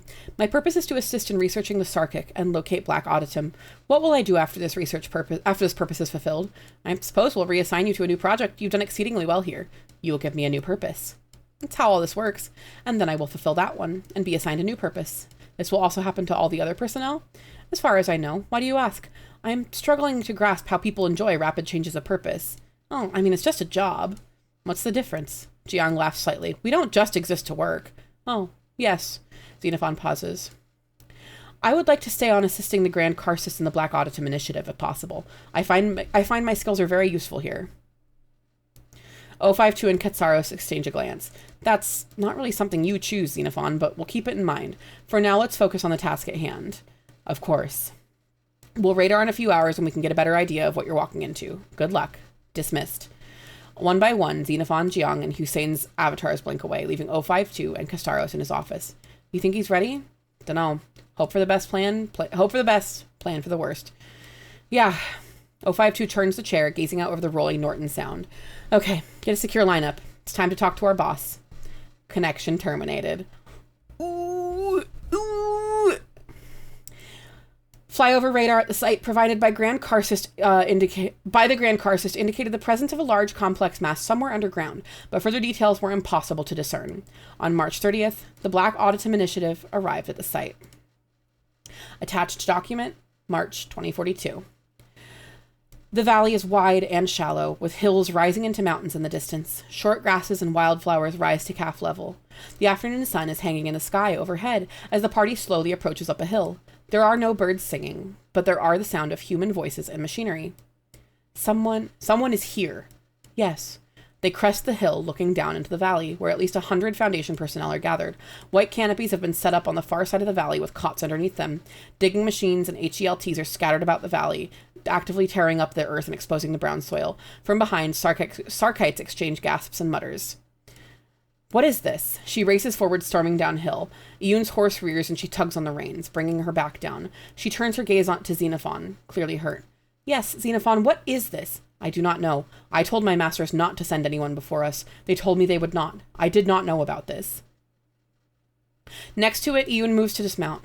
Xenophon raises a hand to help her off. She ignores it, sliding down the horse's flank and hopping to the ground. She begins moving after Eva, who has already begun shouting at some personnel. The rest of the group follow. What right do you have to be here? I don't... Eva, please. Close your lips before I tear them out.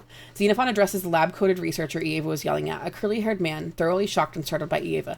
Facial match. Dr. Lachlan Brady, Parahus Division. Please direct me to the project lead on site. Yes, of course. Dr. Hussein is there. Across the valley, Dr. Yusuf Hussein is stalking towards the group. Behind him, Secretary Ari Castaros follows, rifle slung across her chest. Ah, you've arrived. Dr. Hussein, I was informed you were in Afghanistan. This is the archaeological find of a lifetime. I'm not going to miss it because of your poor decision-making. 052 informed us that there will be no advance party. What is this? 052 isn't the final authority. What do you mean? Someone called a council vote on the matter. Council voted 8-4 to send an advance party. I knew this would happen. Sorry, Xenophon. Boss sent me to keep an eye on. I see. Did the council strip me of my authority as project lead? No. Then now that we have arrived, the site is under initiative jurisdiction. Please halt all excavation immediately. Do you really want that? We've already started. The damage is done. All you're going to do now is delay our progress and extend our risk factor. People are starting to notice that we have 150 people camped out in rural China. Xenophon is silent. This is an inappropriate bypassing of the chain of command. The decision was made, and all relevant individuals were informed. I was not informed, but he was. Hussein nods behind Xenophon. It turns.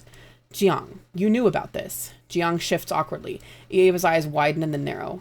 We decided that divulging it early could cause problems. You slippery, traitorous. Thankfully, now we are all in the clear. It is still my decision. Stopping now would be shooting yourself in the foot. Your orders are to dig the place up, not to do it nicely. Xenophon is silent. Iyun is beside him. She whispers under her breath. You know this is not right. I know you are more than this. Xenophon is silent before looking up and nodding. Please halt all excavation efforts and vacate the site. You may set up living quarters for the personnel on the adjacent hills. I'll be talking to the council about this. Feel free to do so. I will accompany you. Hussein turns on his heel and departs, shouting orders at a few personnel. I deeply apologize for this. This was inevitable. It was inevitable from the moment we invited this thing to our home. I tried to tell you, Grand Karsus, but you would not listen. Iyun is silent, just looking at Xenophon impassively. I was lied to, Iyun. You swear you did not know? I swear, I would not let this happen. She does not respond. After a few seconds, she speaks. Move. Pardon me? Step aside, now. Xenophon shifts to the side, allowing Iyun past. She treads to the center of the valley. The soil is thick and moist. She kneels, pressing her hands into the dirt and closing her eyes. They watch as Iyun whispers something under her breath in the distance. Softly, almost imperceptibly, the ground begins to shift. Then faster and more significantly, rumbling the earth. What the fuck? Everybody, back. Back now. Dozens of research personnel scramble backward to the far edge of the valley, abandoned. Hi, Siri, welcome in. We'll pause here and let the raiders filter in. Hello, welcome. It's good to have you. Hi. Oh my gosh, Fair in VR, Grimlock, Braggy, thank you both for the follow. Open Void, Kaisar, thank you for the follows. You were also just chatting. What are you up to? Iyun did, oh my god, the ground was just vibrating and the floor was falling out from beneath us, and Iyun summoned a raid. Welcome in. We are reading a fucking generational SCP entry. It's so good. Kaisar, Maxter, thank you both for the follows. How are you? Welcome in. Maestro Rage, thank you for the follow. This is like required SCP reading. If you are interested in robot falls in love with a flesh priest, this is great. This is great. Oh my god, the way that this writer is writing love between two people and has written love between two people and like, oh my god, Jesus Christ. I cried earlier, like probably about this. Oh yeah, this has been a 6-hour read so far. Oh my god, Siri, thank you for gifting 5 subs. You got Towel, you got Saucer, you got Potent, Surf Wizard, and Yosem. I appreciate it so much. Thank you. For those who came in, what was your favorite part of Siri's stream? We are Rig siblings, Siri and I. Which is really cool. KH does incredible work. If you need to eat, sleep, do whatever, Siri, you or your raiders, please go rest. For those who are new here, hi, I'm Emrys. I'm an elf Taylor VTuber who happens to be in Taylor in real life. This isn't my usual outfit. Usually I look like this, but I've got my fancy clothes on. Yeah, shared bones. It's kind of the theme of this story too, of this SCP is shared bones. Her Majesty Kethel, thank you for the follow as well. I appreciate you. Go rest because we are ride or die till the article's done. Correct. We are going to be reading till this article's done. We are getting there. Slowly but surely. Thanks for activating a hype train, you guys. Thanks Monkey Man for also showing off the real assets around here. But thank you again, Siri. It's very good to see you. I hope you are well. I hope your Just Chatting stream went really good. For those who came in with Siri who are sticking around, what was your favorite part of the stream? Tell me all about it. We're happy to have you. Please rest though. Self-care comes first. Do what you gotta. Yeah, this story is breathtaking and I think we're gonna get back to it. It's so freaking, it's so good. Thank you guys for being here again. I appreciate it. Yeah, oh, the thighs got so much more powerful too. Like you can see it in the the difference. I really want to get my old outfit remodeled to match what I think of as my canon thighs, these ones. But yeah, we are barreling toward the end of the story. So if spoilers ruin a thing for you, I would not be... Oh God, are we doing the thighs now? We're in the middle of reading. All right, let me do this. Who's got the prayer? Oh, we already got the prayer. All right, are we ready for this? On this day, the 10th of December, the year of our Lord 2025, we are blessed by the visage of our Lord Zonthai in all their glory. Praise be to them that they may jiggle forevermore. Now's the time to throw shit at me. Them. Now's the time to throw stuff if you got it. Throw them if you got them. Yep, that's the way. Oh, well, maybe not that one. Bye. Thanks for the first time chat, Fry King. Welcome in.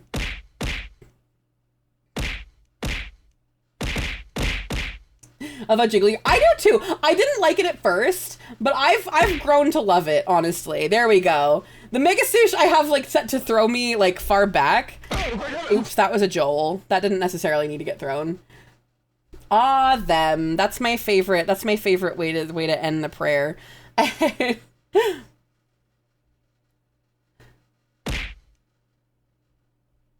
I do kind of miss the quarters redeem to make it hail. It's around. I just deactivated it because it's kind of loud. But yeah, I'm so happy with how the new rig looks. But yeah, we've done our thighs. We've done our nightly prayer. Oh God. Okay, we can do fish mode with the thighs. You're so right, Cosmo. Get it in there. You have a 10-point fish redeem at your disposal. I don't know why it's not targeting my midsection, though. It should be. Maybe it only targets my head. Maybe I'm just being silly. Nope. There we go. It's just RNG being very silly. Very good. There's 3 minutes of this, by the way. So you have 3 minutes to do this.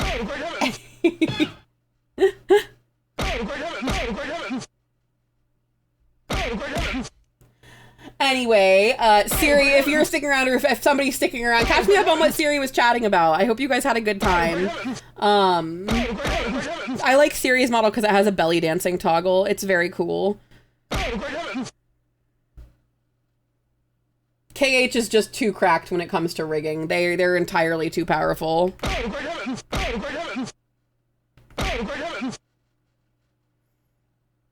And they're very patient. I had a lot of, not like, I don't think I was like unreasonable, but I just had a lot of requests when it came to my rigging.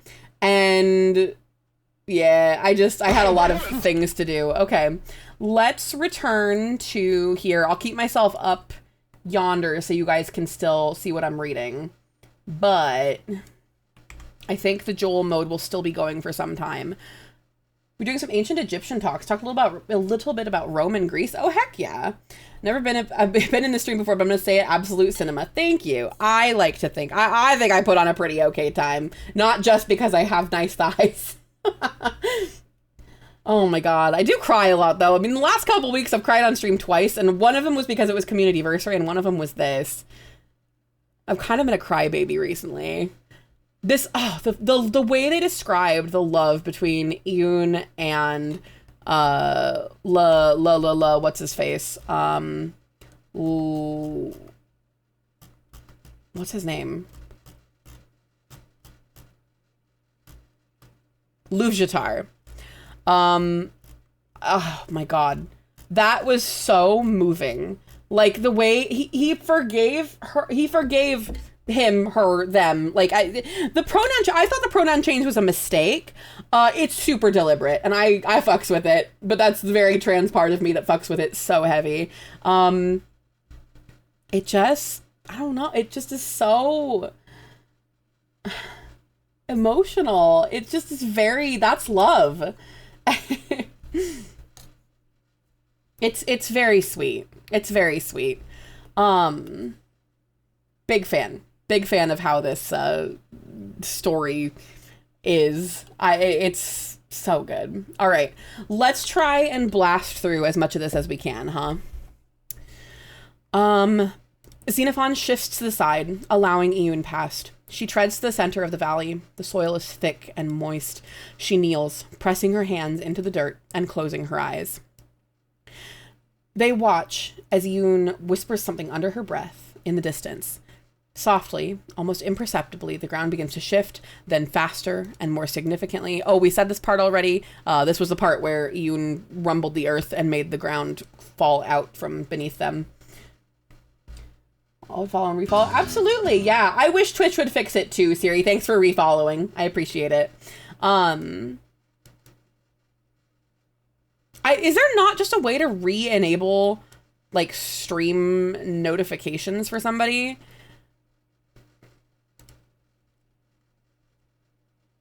I wonder. That's so silly. There's really not. I mean, granted, this is my stream, but that's so silly. YouTube has a button, the little ringy-ding button. Give us the ringy-ding button. But I'm happy to have you here, Siri. Thank you. Yeah, infinite thighs. The thighs that go on forever. Dozens of research personnel scramble backward to the far edges of the valley. Abandoned machinery and digging equipment sink a few inches into the vibrating ground as it breaks up from one solid mass into hundreds, then thousands of little chunks. Xenophon does not move. You literally have to do everything fresh. That's so annoying. This is peat, decayed organic matter. She's shifting it herself. The researchers shout and scramble further backwards onto the base of the hills, made of more stable soil and rock. Iyun reaches into her robes, drawing her knife and quickly slashing at her palm, letting the blood drip into the peat. The blood turns rapidly to red, spreading outward, glassy and transparent like thinned blood. It spreads out and down, rendering it possible to see directly through the ground. Shapes begin to form, rendered in lifeless red. A vast temple complex, tunnels connecting the vaults, and endlessly spreading labyrinths, sitting hundreds of meters below ground. One passage rises higher than the rest, terminating in a crushed stump still at least dozens of meters below Xenophon's feet. The nameless city lies below them, shining through red glass. For a moment, no one speaks. Black Auditum, the first city.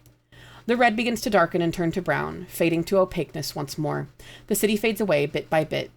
In the center of the valley, Iyun stumbles, nearly falling to the mud. Xenophon moves to catch her, but she raises a hand. She lifts herself to her feet just as the red completely fades and the ground is solid peat once more. I am fine. You know where to dig now? Yes, but... Good. Tomorrow is the full moon. We descend in 2 nights. She turns and spins on her heel, walking away back toward the Sarkic. Xenophon watches her go, one hand half raised. Over the following 2 days, Foundation excavation crews work to expose the passage leading down to the rest of SCP-001. The Sarkic tribe encamp themselves on one adjacent hill overlooking the valley, with Foundation security personnel maintaining observation from surrounding hills. Vey Victus, thank you for the follow. I appreciate it. Now it's time to cozy and listen to your voice. Thanks, Siri. Thank you for being here. Attached document, March 2042. Begin log. Excavation is ceased for the night, letting silence watch over the valley. Xenophon is standing on one of the unoccupied hills on the other side of the valley. From here, the Foundation camp is visible, with personnel milling about under white tents and floodlights, as is the Sarkic camp, firelight illuminating hide tents and wagons. There is no moon out, bathing the rest of the valley in darkness. Hello. Xenophon turns. A few meters away, Iyun is resting against a walk, hair matted to her head. Iyun, how did you know I was here? A feeling. Turn off your lights and come with me. Why? I need help. She turns and begins descending the hill. Xenophon is following behind her. You are angry with me. She does not respond as they reach the base of the valley and begin moving toward the shadows of the far hills. I do not blame you. I did not know the Foundation was going to do this. They do not trust me, evidently. That bothers me, but for some reason it bothers me less than not having your trust. Ahead, Iyun's gait falters for a second before recovering. I have been attempting to make conversation to other Foundation personnel for the past 2 days. They are unreceptive. They do not understand me, what I am. I make them uncomfortable. It feels forced and artificial. Not like our talks. They dip under the shadow of the hill. Ahead, an indistinct shape is present. I did not realize how much I appreciated them until I did not have them anymore. You understand me in a way they cannot. Your absence is impossible for me to ignore as your presence. I cannot feel pain, but if I could, this is what it would be like. I have upset you. I hate this feeling. I hate the way this makes me feel. Oh my god. I cannot feel pain, but if I could, this is what it would be like. This robot. Oh my god. Oh my god. I'm in love with this robot. Oh man. Oh my god. It's gonna make me cry again. This is so beautiful. This is beautifully written. They approach the scene. A small campfire illuminates 2 partially dug pits with 4 leather canvases spread out beside them. Each contains a jumbled pile of bones. Iyun handles Xenophon a shovel. Dig. She turns and shrugs off her robes, letting them pool on the ground. The intricate tattoos flow up her arms. Oh, we're on ad break. Same, Brobot. True. True. We're in ad break, so we're going to do stretches. What was that one? It was not here. Here it is. I forgot Control-Shift-T is my... It's my stretch... redeem... Or my tab redeem, but also my throw things at my head redeem. Let's do easy stretches, not like big yoga. What's a good P word? Pining for robots who yearn for emotion. You're so right.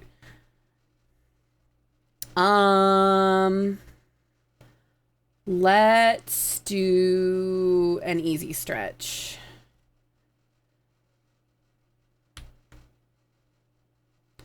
This one. Wrist, hand, and finger stretching. I know we already did some wrist, hand, and finger stretches, but we'll do some activated isolation stretching. Do it with me if you wish. The P in PELF does so stand for polite. Fuck you. Oh my god. Oh. How are you, Brella? Is this story like a woman falls in love with a monster type? Not exactly. Not exact. It's a woman. Well, it's not even a woman falls. It's a woman. Well, it's a person finds out they're a monster. It so does stand for that. Fuck you. Okay. No, it doesn't. Oh. P and PELF stands for pit. No, it doesn't. No, it definitely doesn't. The P and PELF has nothing to do with pits. I'm very normal.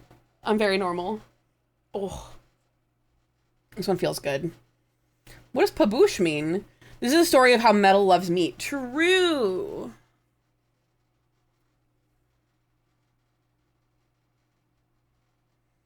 Okay, are we back from ads? Yes, I think we are. I'm gonna finish this stretch out really quick. Also, hi Weasel, how are you? Welcome in. Love hearing about this robots inner turmoil and getting an ad for FNAF 2. Big oof. Big oof. All right, here's the stretch video if you guys want to continue stretching while I read at you. This guy's stretches are just very like easy to follow if you wish. But we have a story to finish. I think we can do it before the next ad break. She turns and shrugs off her robes, letting them pool on the ground. The intricate tattoos flow up her arms and almost completely cover her back and chest in sigils and markings, spiraling toward a center. She lifts her own shovel. She begins digging 2 fresh pits while Xenophon works on expanding the 2 existing ones. They work in silence, Xenophon mechanically and tirelessly, and Iyun stopping every few minutes to catch her breath and wipe the sweat off her brow. The campfire slowly dies to just embers, glowing red amidst ashes. That is enough. Xenophon stops, lowering the shovel. The pits are now all a meter deep. Here, lift. Watched a video on gotcha NTR controversies, plural. Was it Moonies? Was it Moon Channel's video? She hoists up 2 corners of the first canvas. Xenophon picks up the other 2, lifting the pile of bones in the air. Iyun leads them to the first pit before tipping the canvas and pouring the bones in with a clatter. They repeat this with the other 3. Iyun wipes the sweat off her brow before reaching into the campfire barehanded. When she draws her hand back, it is a flame. She does not she does not react as the flesh bubbles and chars. Iyun, that was Xenophon. Iyun, She walks over to the first grave, kneeling in front of it. Thank you for your knowledge, for your wisdom, guidance when I was a child, too young for the role I was thrust into. I hope I have been good a student as you were a master. She extends the burning hand into the grave, and it roars to life with a flame of its own, Nadok's bones crackling in the fire. She moves on. Thank you for your sacrifices, for your obedience, willingness to give up the life you desired because I asked you to. I hope I can repay you one day. She lights Sarn's grave, the smoke spiraling up into the air, serpentine. Thank you for your loyalty, for your faith, belief that I was better than I really was, and the strength to enforce that will. I hope I can be all that you thought I was. All that is in Urok's grave are 2 massive ribs. They are quickly consumed by fire, cracking and turning black. She shifts to the last grave. Thank you for... She trails off and goes silent for a few seconds. When she speaks again, it is with a crisp finality. Thank you for everything.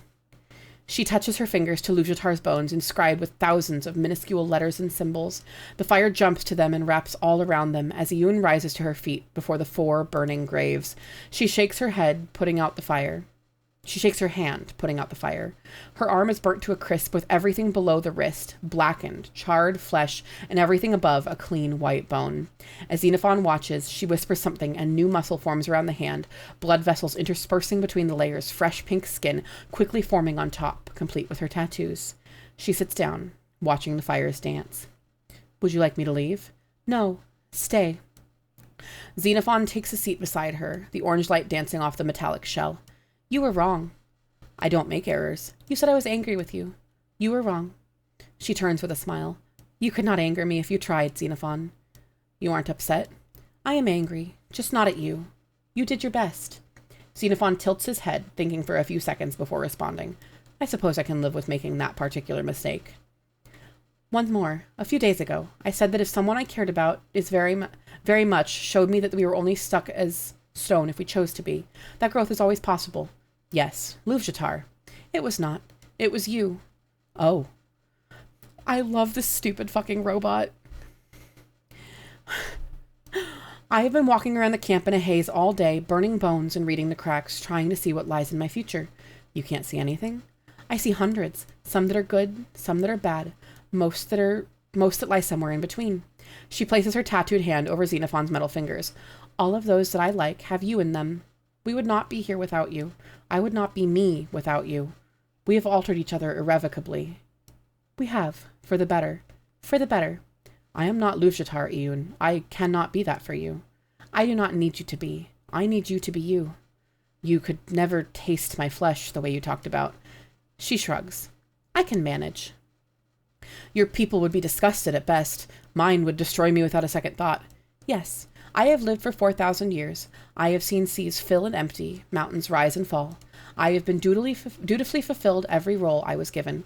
Slave, prophet, king, godspawn. I have been beaten, whipped, hanged, executed. I have reached my cloying hands to the heavens and torn down the very gods.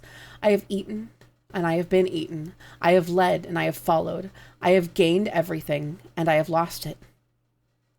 I am ready to finally live my life for myself. Are you? Xenophon stares at her for some time.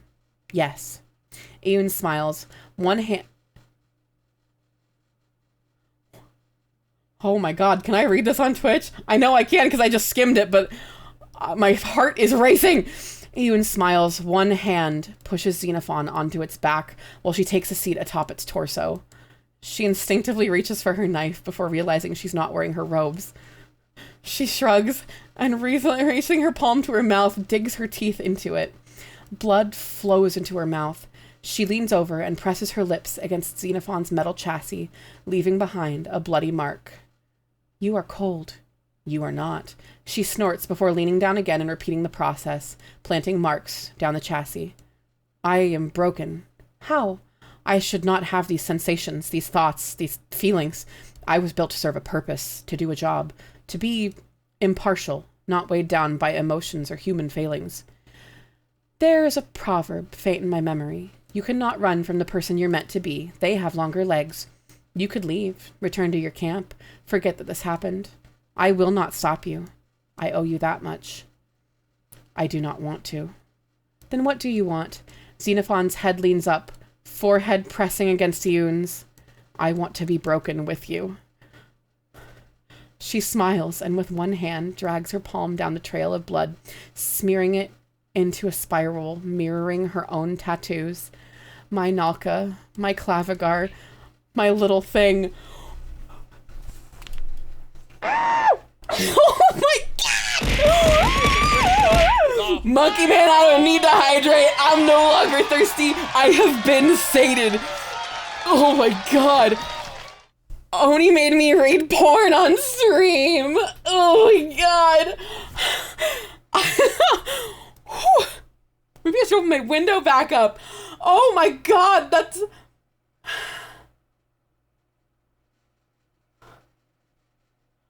Wow!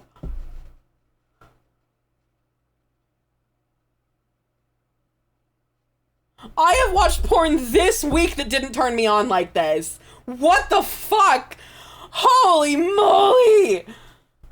7-hour long con! This was worth it! This was a 7-hour long slow burn! This was edging at its I need a drink.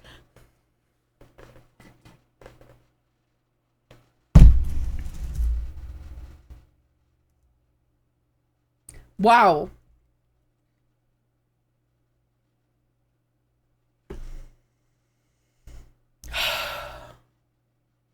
Wow. My butt's on fire! Yes. Robot sex. AZ,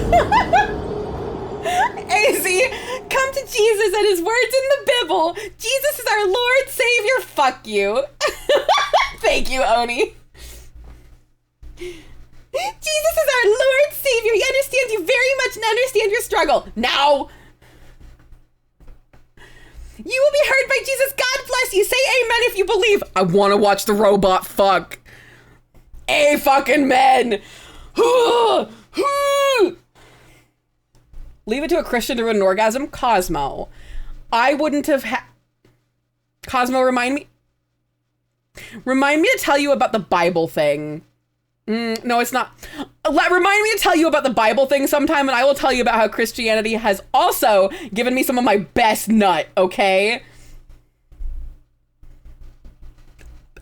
It's gonna be between you and me, Cosmo. What, a bot giving 1 bit? It's because quite a few streamers don't set TTS to a significant... I just don't use TTS. It annoys me. It annoys me. The only struggle here is figuring out how to attach the strap onto this robot. Get a magnetic one.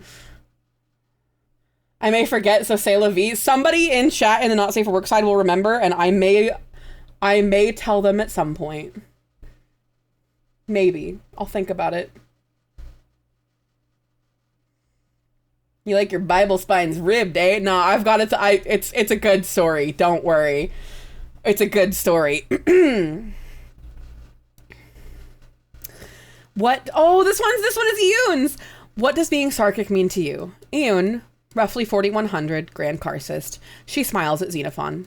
It means a life shared with those I love. Oh my god.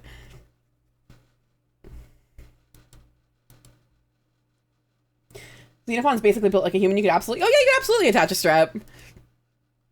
Foundation excavation crews unearthed the passage into Auditum on April 2nd. An entry party was assembled.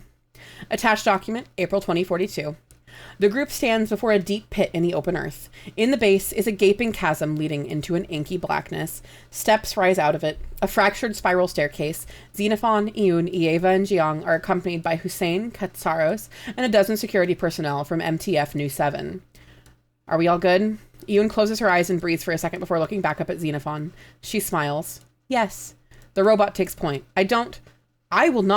I wasn't asking. Katsaros, Hussein, and Ieva stare each other down for several tense, silent seconds. Xenophon steps forward. That's all right. Xenophon approaches the edge of the hole. Steps lead down. Eun follows him. They both stare into the abyss. Black Auditum lies before them. Feels like it would be appropriate to say something here. It tilts its head. Nothing is coming to mind. Because there's nothing left to say now. Xenophon nods and steps forward, testing the staircase. It holds, and Xenophon begins moving slowly, but steadily, down the spiraling staircase, and the rest of the group following after. The security personnel keeping their firearms at the ready. Very quickly, the faint light from the surface disappears, leaving them in total blackness. Xenophon activates its floodlights, and several security personnel turn on their own flashlights. Remainder of logs sealed, pending manual RISA officer review. Ugh. But it lets you highlight it, you motherfucker. I want to know. I want to know what Eun sees. I want to know what happens. What the hell? You were right. They've sealed away parts of my memory. They do not trust me. That's not good. Hold on, I'm going to try something. It will not work. No one cracks Risa technology. You're Risa technology, aren't you? Maybe. Maybe not. I don't really know what I am anymore. Incursion detected. Your presence has finally been noticed. Shit. This is it. I know it is. I do not know what happened in that cave, but it is the key. I need to know what happened. I need to know who I became. Dispatching Site 7 security team to server, stack of concern. Fuck. They're going to try and shut you down, Xenophon. That should scare me. That should not scare me. Nothing should scare me. Why am I afraid? Colin, thank you for the follow. I appreciate it. Xenophon, listen to me. I need you to try and remember what happened in that cave. They have sealed my memory. They did that to Iyun too. She got past it. She changed. She overcame. She adapted in the only way humans can. I don't know what you are anymore either, but you're not the same individual at the start of these logs. You changed. You can change. Not alone. We have friends at Site 7. They're buying us some time, but we need to hurry. I need you to think. Really look inward. Try and grasp the memory. I see something buried down there with the ruins of who I was. Good. They can bury the memory, but they can't stop you from digging it up again. It's not mine. What?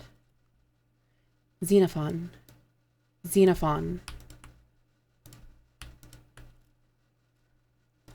And this goes into a new page. There's more? Oh, fuck me. We're finishing it. We're finishing it. We're finishing it. Unless it gets to be 1 a.m., we're finishing it. Fuck it. We're finishing it. Once you expressed sorrow that we would never know each other in the deepest, purest way we could, that you had no flesh to offer me to sate my hunger. But there is a deeper layer yet, one you have already met me on. You have given me too much of yourself. Now I give some of myself to you. It is 2042. First half done. Fuck you, Oni. I can't believe you didn't tell me. I think we're only halfway through. We're going to finish it. It is 2042. I am standing on the edge of an abyss, a gaping black wound in the earth. This is the locus, what we have been hurtling toward without control or hesitation. I'm going to move chat and myself so that you guys can read this along a little easier. Give me 2 seconds. And I gotta fucking move the TikTok thing, and I gotta move chat, gotta move you guys. Doesn't matter, Oni, we're finishing this. Oops, I meant to do that. We're finishing this. We are finishing this. This is where we're at.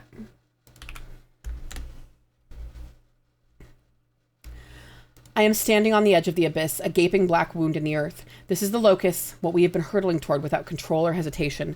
Black auditum lies before me. I look to my left. I see your face, metal plates wrapping around a watchful eye. So much wisdom and so much care veiled behind steel and titanium.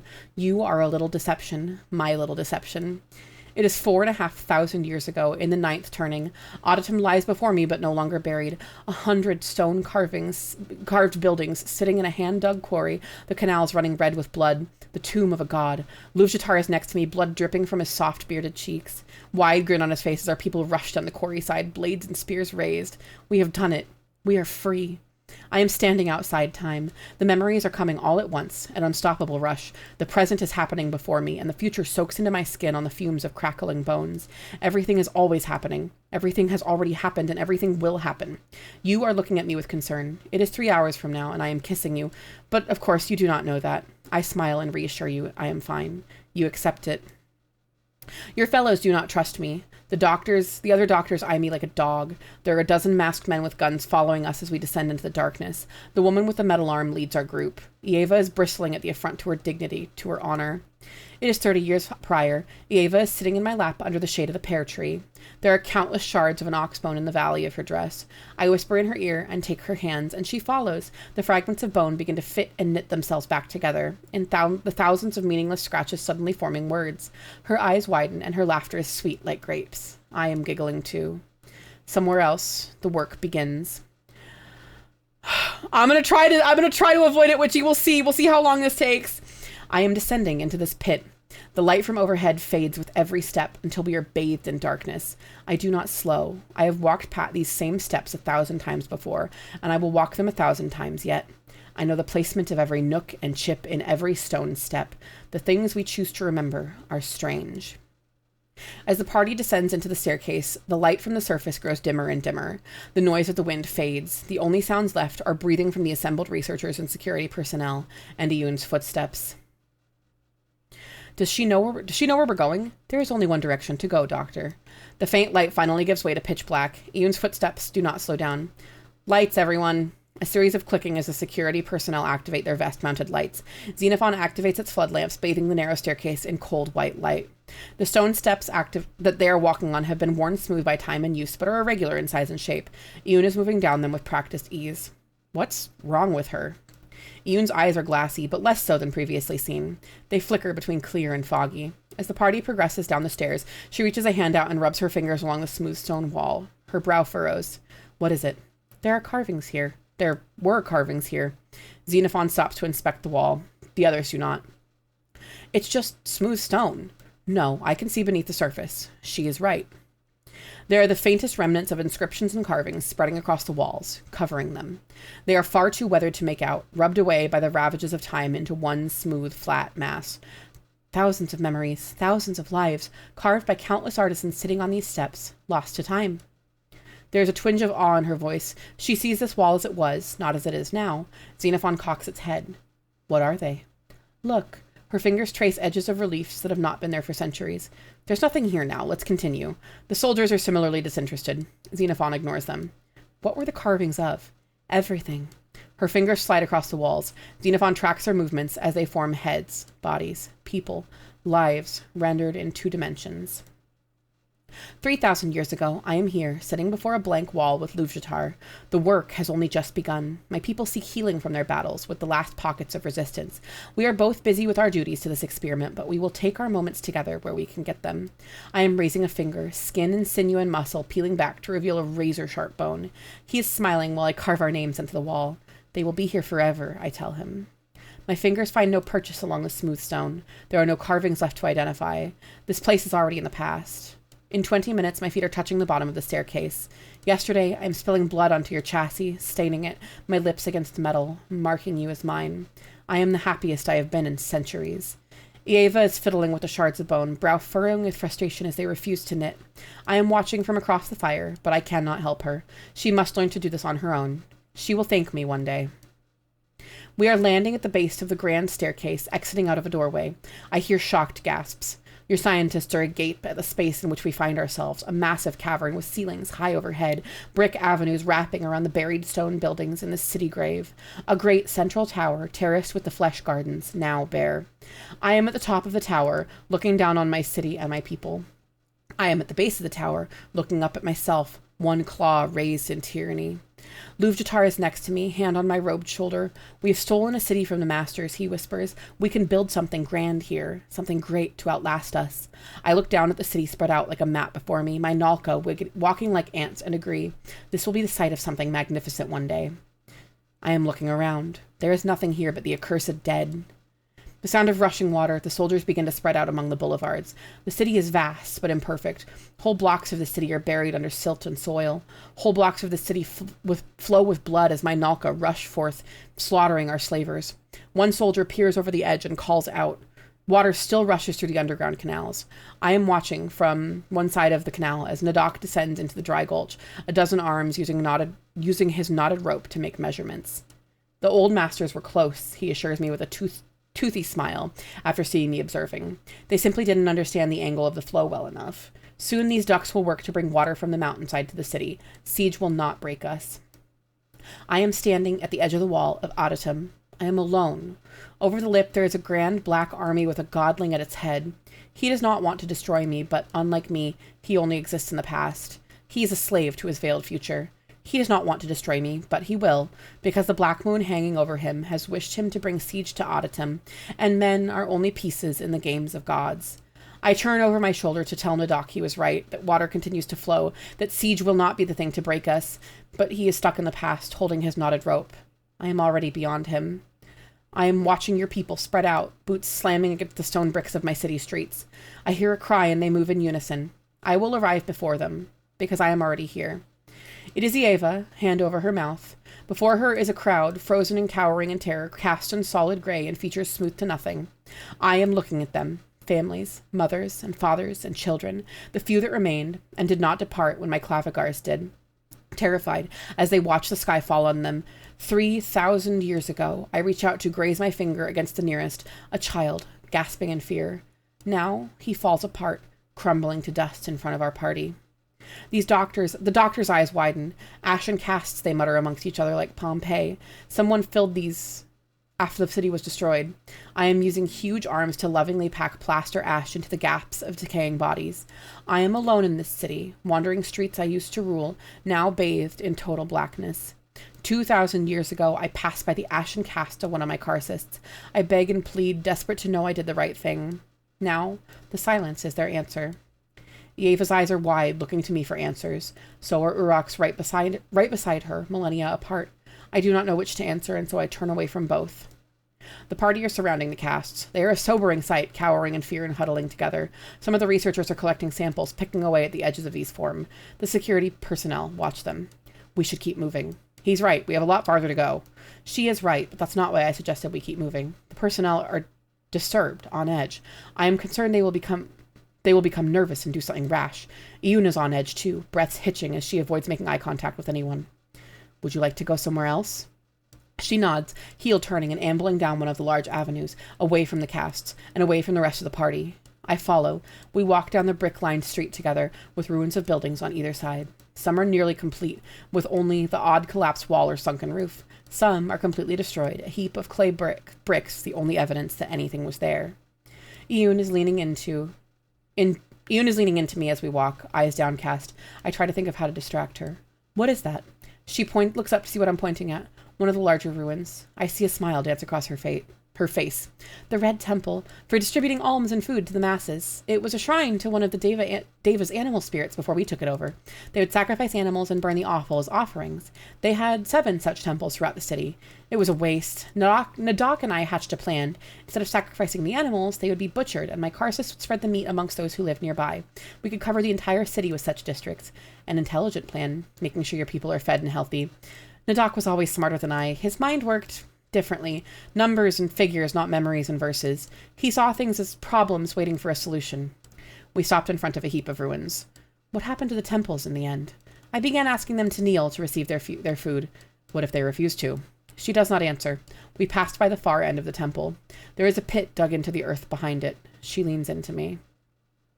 3,000 years ago, Luvjatar is kneeling and asking me which temple we will demolish to make room for the charnel houses. I wave him off with a hand. 200 years later, I am driving a dagger into his chest and he is holding me, and we are both sobbing by the seaside. In 2.5 hours, I am sobbing in agony. We are walking up my favorite boulevard. It is lined by flesh gardens, those ropey, weeping trees of sinew and muscle I cultivate and raise, molded with my fingers and watered with my blood. Nadok asks me what their purpose is. They never live more than a few years. I smile and raise a finger and speak divine truth. To be flesh is to die.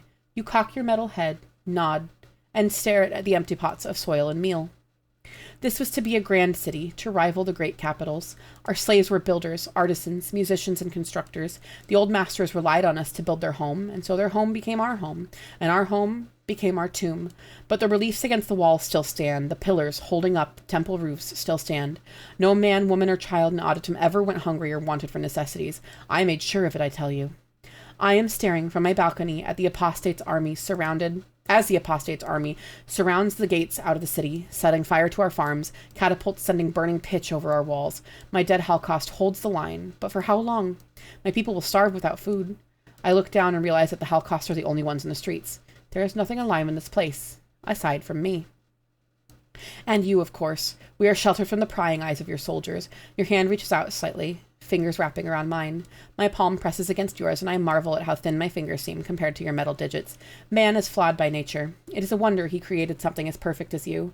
Centuries ago, I'm standing underneath a wall, kissing Luvjatar and telling him the same. You ask where we are going. I do not know how to explain, but I'm already there. We are standing in the doorway of a stone building like any other. I utter a silent prayer to myself. Nadok turns to us, raising 2 of a dozen arms in greeting. He lifts me up and wraps me in a hug. To him I will always be a child.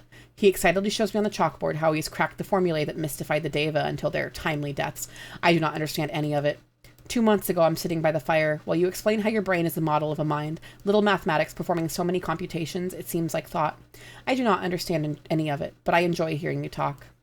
The researchers and soldiers file in after us. They point out the shelves, stacked with carefully inscribed bones and crumbling hide scrolls. In 2.5 hours, they will be running for their lives. I would tell them, but they can do nothing with the knowledge. Time moves forward, only forward for them. Nadok's excited hands drift across the chalkboards, moving variables into place, canceling sums. Forward, forward, he explains to me. The numbers dance across his delighted eyes, but to me, they are devoid of all meaning. I ask him why we cannot go back. You cannot go backwards, Iyun, he exclaims. Then I ask what comes at the end, and he only looks at me in confusion. 8 centuries later, I am watching him bundle his favorite tomes and slip away through a crack in the wall, casting fearful looks over his shoulder as he leaves Auditum behind. In a minute, you are running your hands across his collection of shattered bone texts. His fingers are rubbing these markings as he shows them to me, explaining that even the old masters could not conquer death, that some things are inevitable, unstoppable, uncontrollable. I toss a cold look at him from my throne and inform him that if the gods are not uncontrollable, then nothing is. This city is a grand thing, and it will work, if they would only listen to me. I scream at him that I am not a child anymore. But I am a child, small and thin, shivering in his many-armed embrace during the cold nights in the slave camp. I reach up and my little fingers graze his empty eye sockets. I look down and his 10 eyes are filled with hurt and betrayal as he slips through the walls. Your eye is filled with interest, trust, faith, as I place a malformed skull before the chalkboards. The formulas have long since been rubbed away into a single white cloud. Do what you need to, you assure me. I would reach up to hold you if we were alone. Instead, I reach down and kiss the skull. 10 minutes in my past, I make a prayer. Nadok is before me, leaning against a stack of tomes. He turns, notices something wrong on the board, fishes a piece of chalk out of his robe and corrects it, nods, smiles at me. There are multitudes in that smile, lifetimes of history.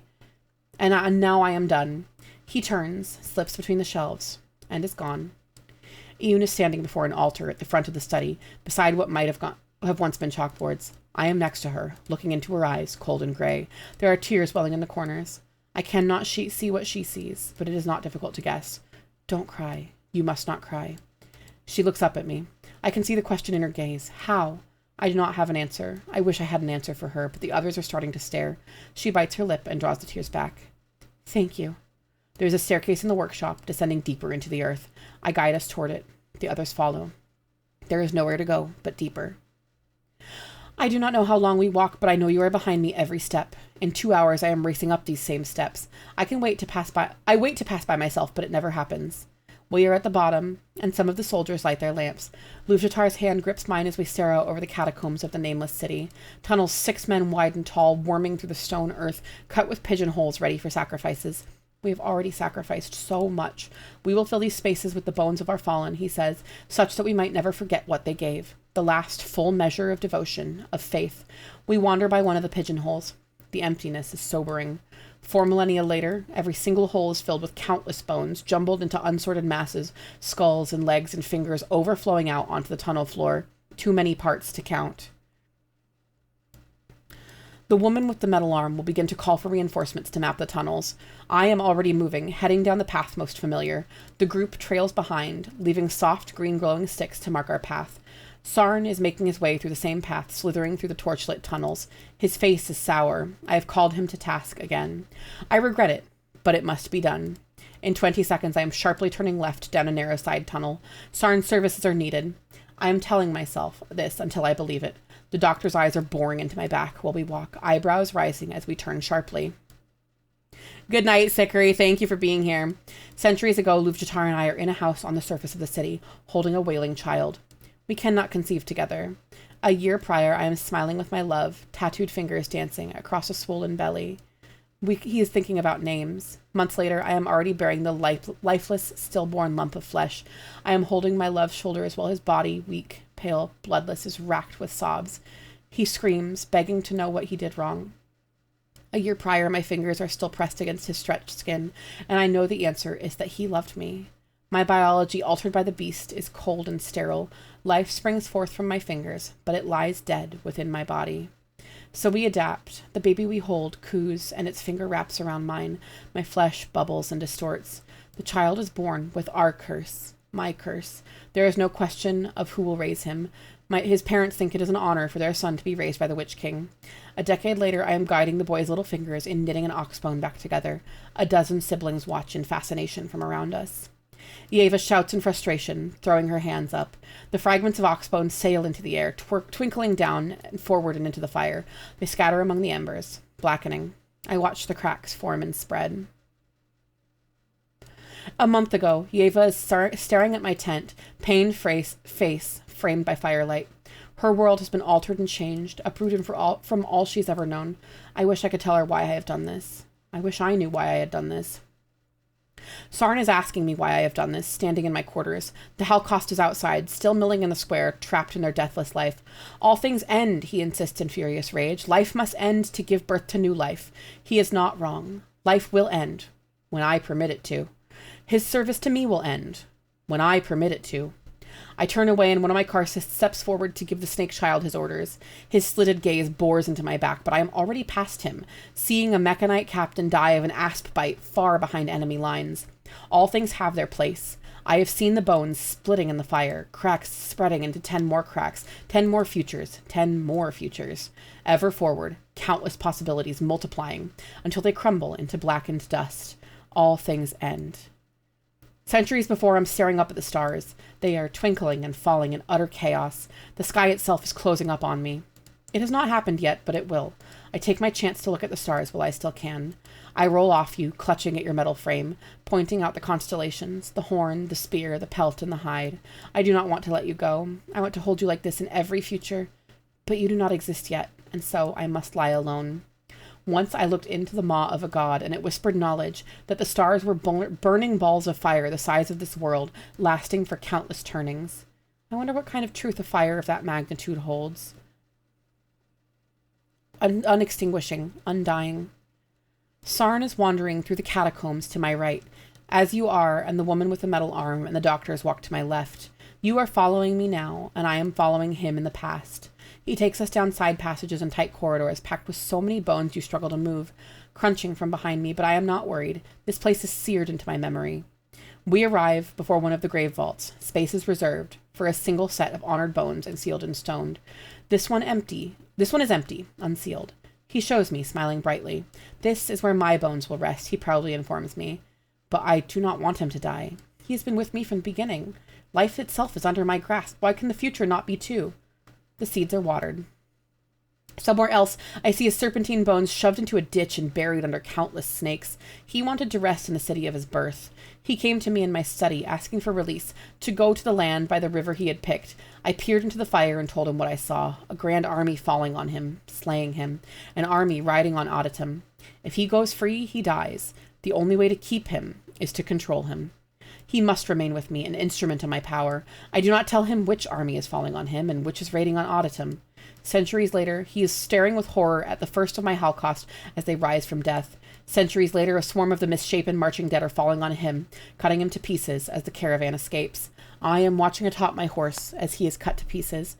I am watching from my swaddling in Luvjatar's arms as we escape. He proudly shows me around the grave vault he has chosen. If I am to die here, he tells me, it will be in a tomb of my choosing. A millennium later, he is bleeding to death in a ditch. I took his farm from him. I owe him this at least. I hear a hissing.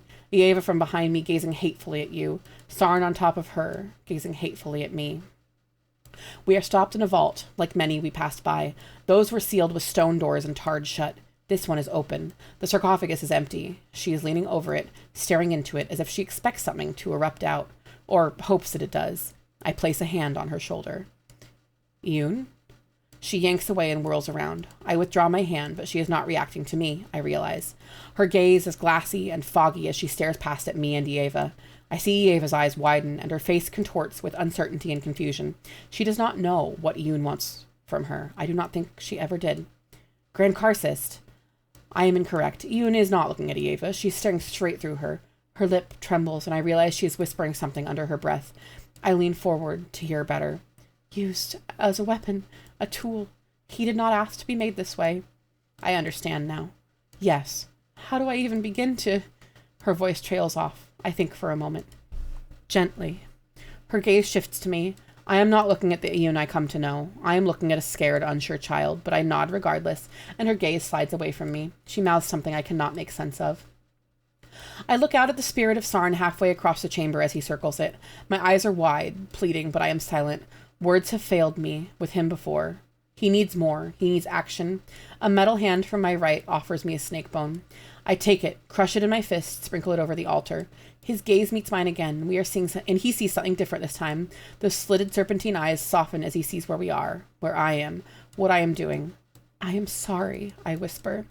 He nods stiffly, scales shifting. His lip trembles like he means to say something, but he only nods and departs. He is going to his farm, I hope. He has earned it. There is a trembling from deep below the earth. It is then and now. Luvjatar stumbles, and so do you and your party. I do not. A deep, hungry roaring. More. More. I am devouring lump after lump of purple, red flesh, blood pouring down my chin and my breasts and navel, mixing with my tattoos and scars. Human mixing with the divine. My tattoos are obscured underneath it, subsumed in the blood. I am one thing. I need more and more. I am taking a stretch break while I do this. We could, in theory, get through this. What time is it? It's only midnight. It's not going to take another hour. It's not going to take another hour, will it? Oh, fuck me, man.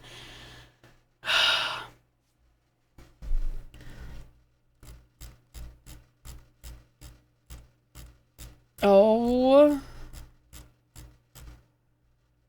Y'all. I think this is going to be a 3-parter. Or more.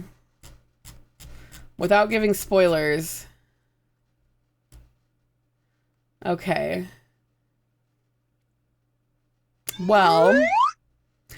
I think this is going to be a 3-parter. Let's wait for ads to come back. Let's get into just chatting. I don't want any spoilers. Good fucking Christ. This is like one of those, like, I don't know how, is it weird to describe an SCP as life-changing? Like, is that weird? I don't know. I'm turning off the TikTok stream. I'm feeling it, Mr. Krabs. I'm gonna read this one again on my own time when I'm done reading it to you guys. Oh my God. I was expecting you to give in after the first half. What? Do I look like a bitch? I've read all but one of the Dune prequels, and that's just because I couldn't get, like, could not get the last one. Physical. I put myself through shit I don't like for less because I want to know what happened. This, is probably one of my favorite. It's my favorite thing I've read all year, at least. I'll be real, the way it described love at some parts, like, oh yeah, those are the words I was never able to find. Sniper, I feel the exact same way. I feel the exact same way. This describes love, both from the way Iyun described it and the way Lobjatar described it, and the way Xenophon has described it. They've all put it in ways that that words have failed me up to now. The pain line about, like, I don't feel pain, but if I did, this is what it would feel like. Oh my God, that one where, oh my God, with the sex scene. Holy moly.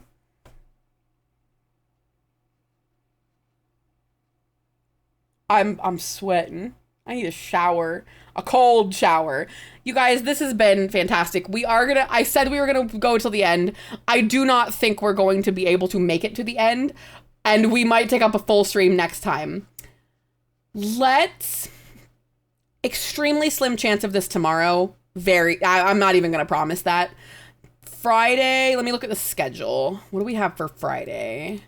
I'm gonna turn down the music and turn up the other music. What do we have on the schedule this week? I'm interested to see what oh my God, no, I can't get sucked back into the SCP wiki. Okay. Profile, where's my schedule? Where is my schedule? Friday is Thai. Saturday, I have Secret Santa at Rom's and then some kind of undetermined community gaming. I agree, Sniper, and I'm so glad and grateful to have been able to experience this with all of you. This was one of those, this was a big one. This was a big one. Honest to God, this might be one of our annual SCP reads, and we'll plan for a fucking 12-hour stream. And I'll rest my voice a lot before then. And yeah, the editing is a little, like, it has some moments, but now that I know the pronoun thing is a little bit odd, oh my God, I want to reach out to fucking Rounderhouse and be like, thank you for changing my life. Cause holy shit. Holy shit. That has been and will be. Holy fucking, wow. Thank you guys for being here to share it with me. It's incredible. This has been incredible. Wow.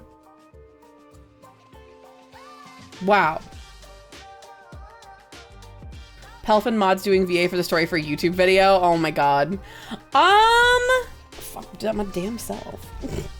No, I don't know. I would get some volunteers in to do reading for that. That could be fun. Oh my God, that could actually be really fun. It means that much to me.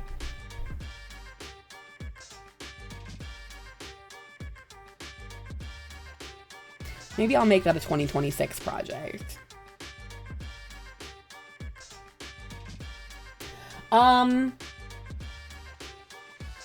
Yeah, okay, so let the rest of the week. God, sorry, I'm still reeling. I am still reeling from this. We are, I believe, gonna raid into Borpness, who is working on art, working on stuff for things.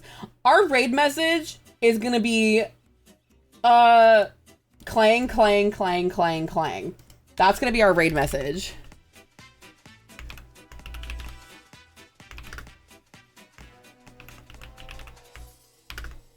All right, and we're just gonna... You can also use I found love in a robot. You can also use whatever the fuck we said at the beginning, which was the Clissy thing, T-Boy Clissy. But this is the raid message I'm gonna use. Make sure, besides the raid message, that you are being normal for Burner. Make sure to read the rules, read for pronouns, all that good stuff. Thank you guys for staying up so late with me. I am gonna go spend some time with my cat boy. Yeah, that was as breathtaking as the first one. And I'm feeling stuff, y'all. That story is describing love in ways I didn't think possible. And I'm emotional about it. If we have an annual, like, hey, we're rereading things for SCP, that might be like a 12-hour, like, I don't know. They made a New Jersey State Police story. That's so fucking funny. That's so funny. All right, gamers. Be good for Burner. Read the rules, read for pronouns. Show them what an awesome community we have. They're a friend, so I know if you're a fucking weirdo, they'll come back and tell me. But eat some water, drink some food, take care of yourself, and tell somebody that you love them. Maybe in the verbiage even close to how they described it there, because holy shit. Oni, I have no other words than I love you. Sprout, if you're here, I love you. No other words. What the fuck? Mods, thank you for being here and keeping the community safe. Go be broken with somebody you love. I love you all. Let's all be broken together. I'll see you guys on Friday. Bye!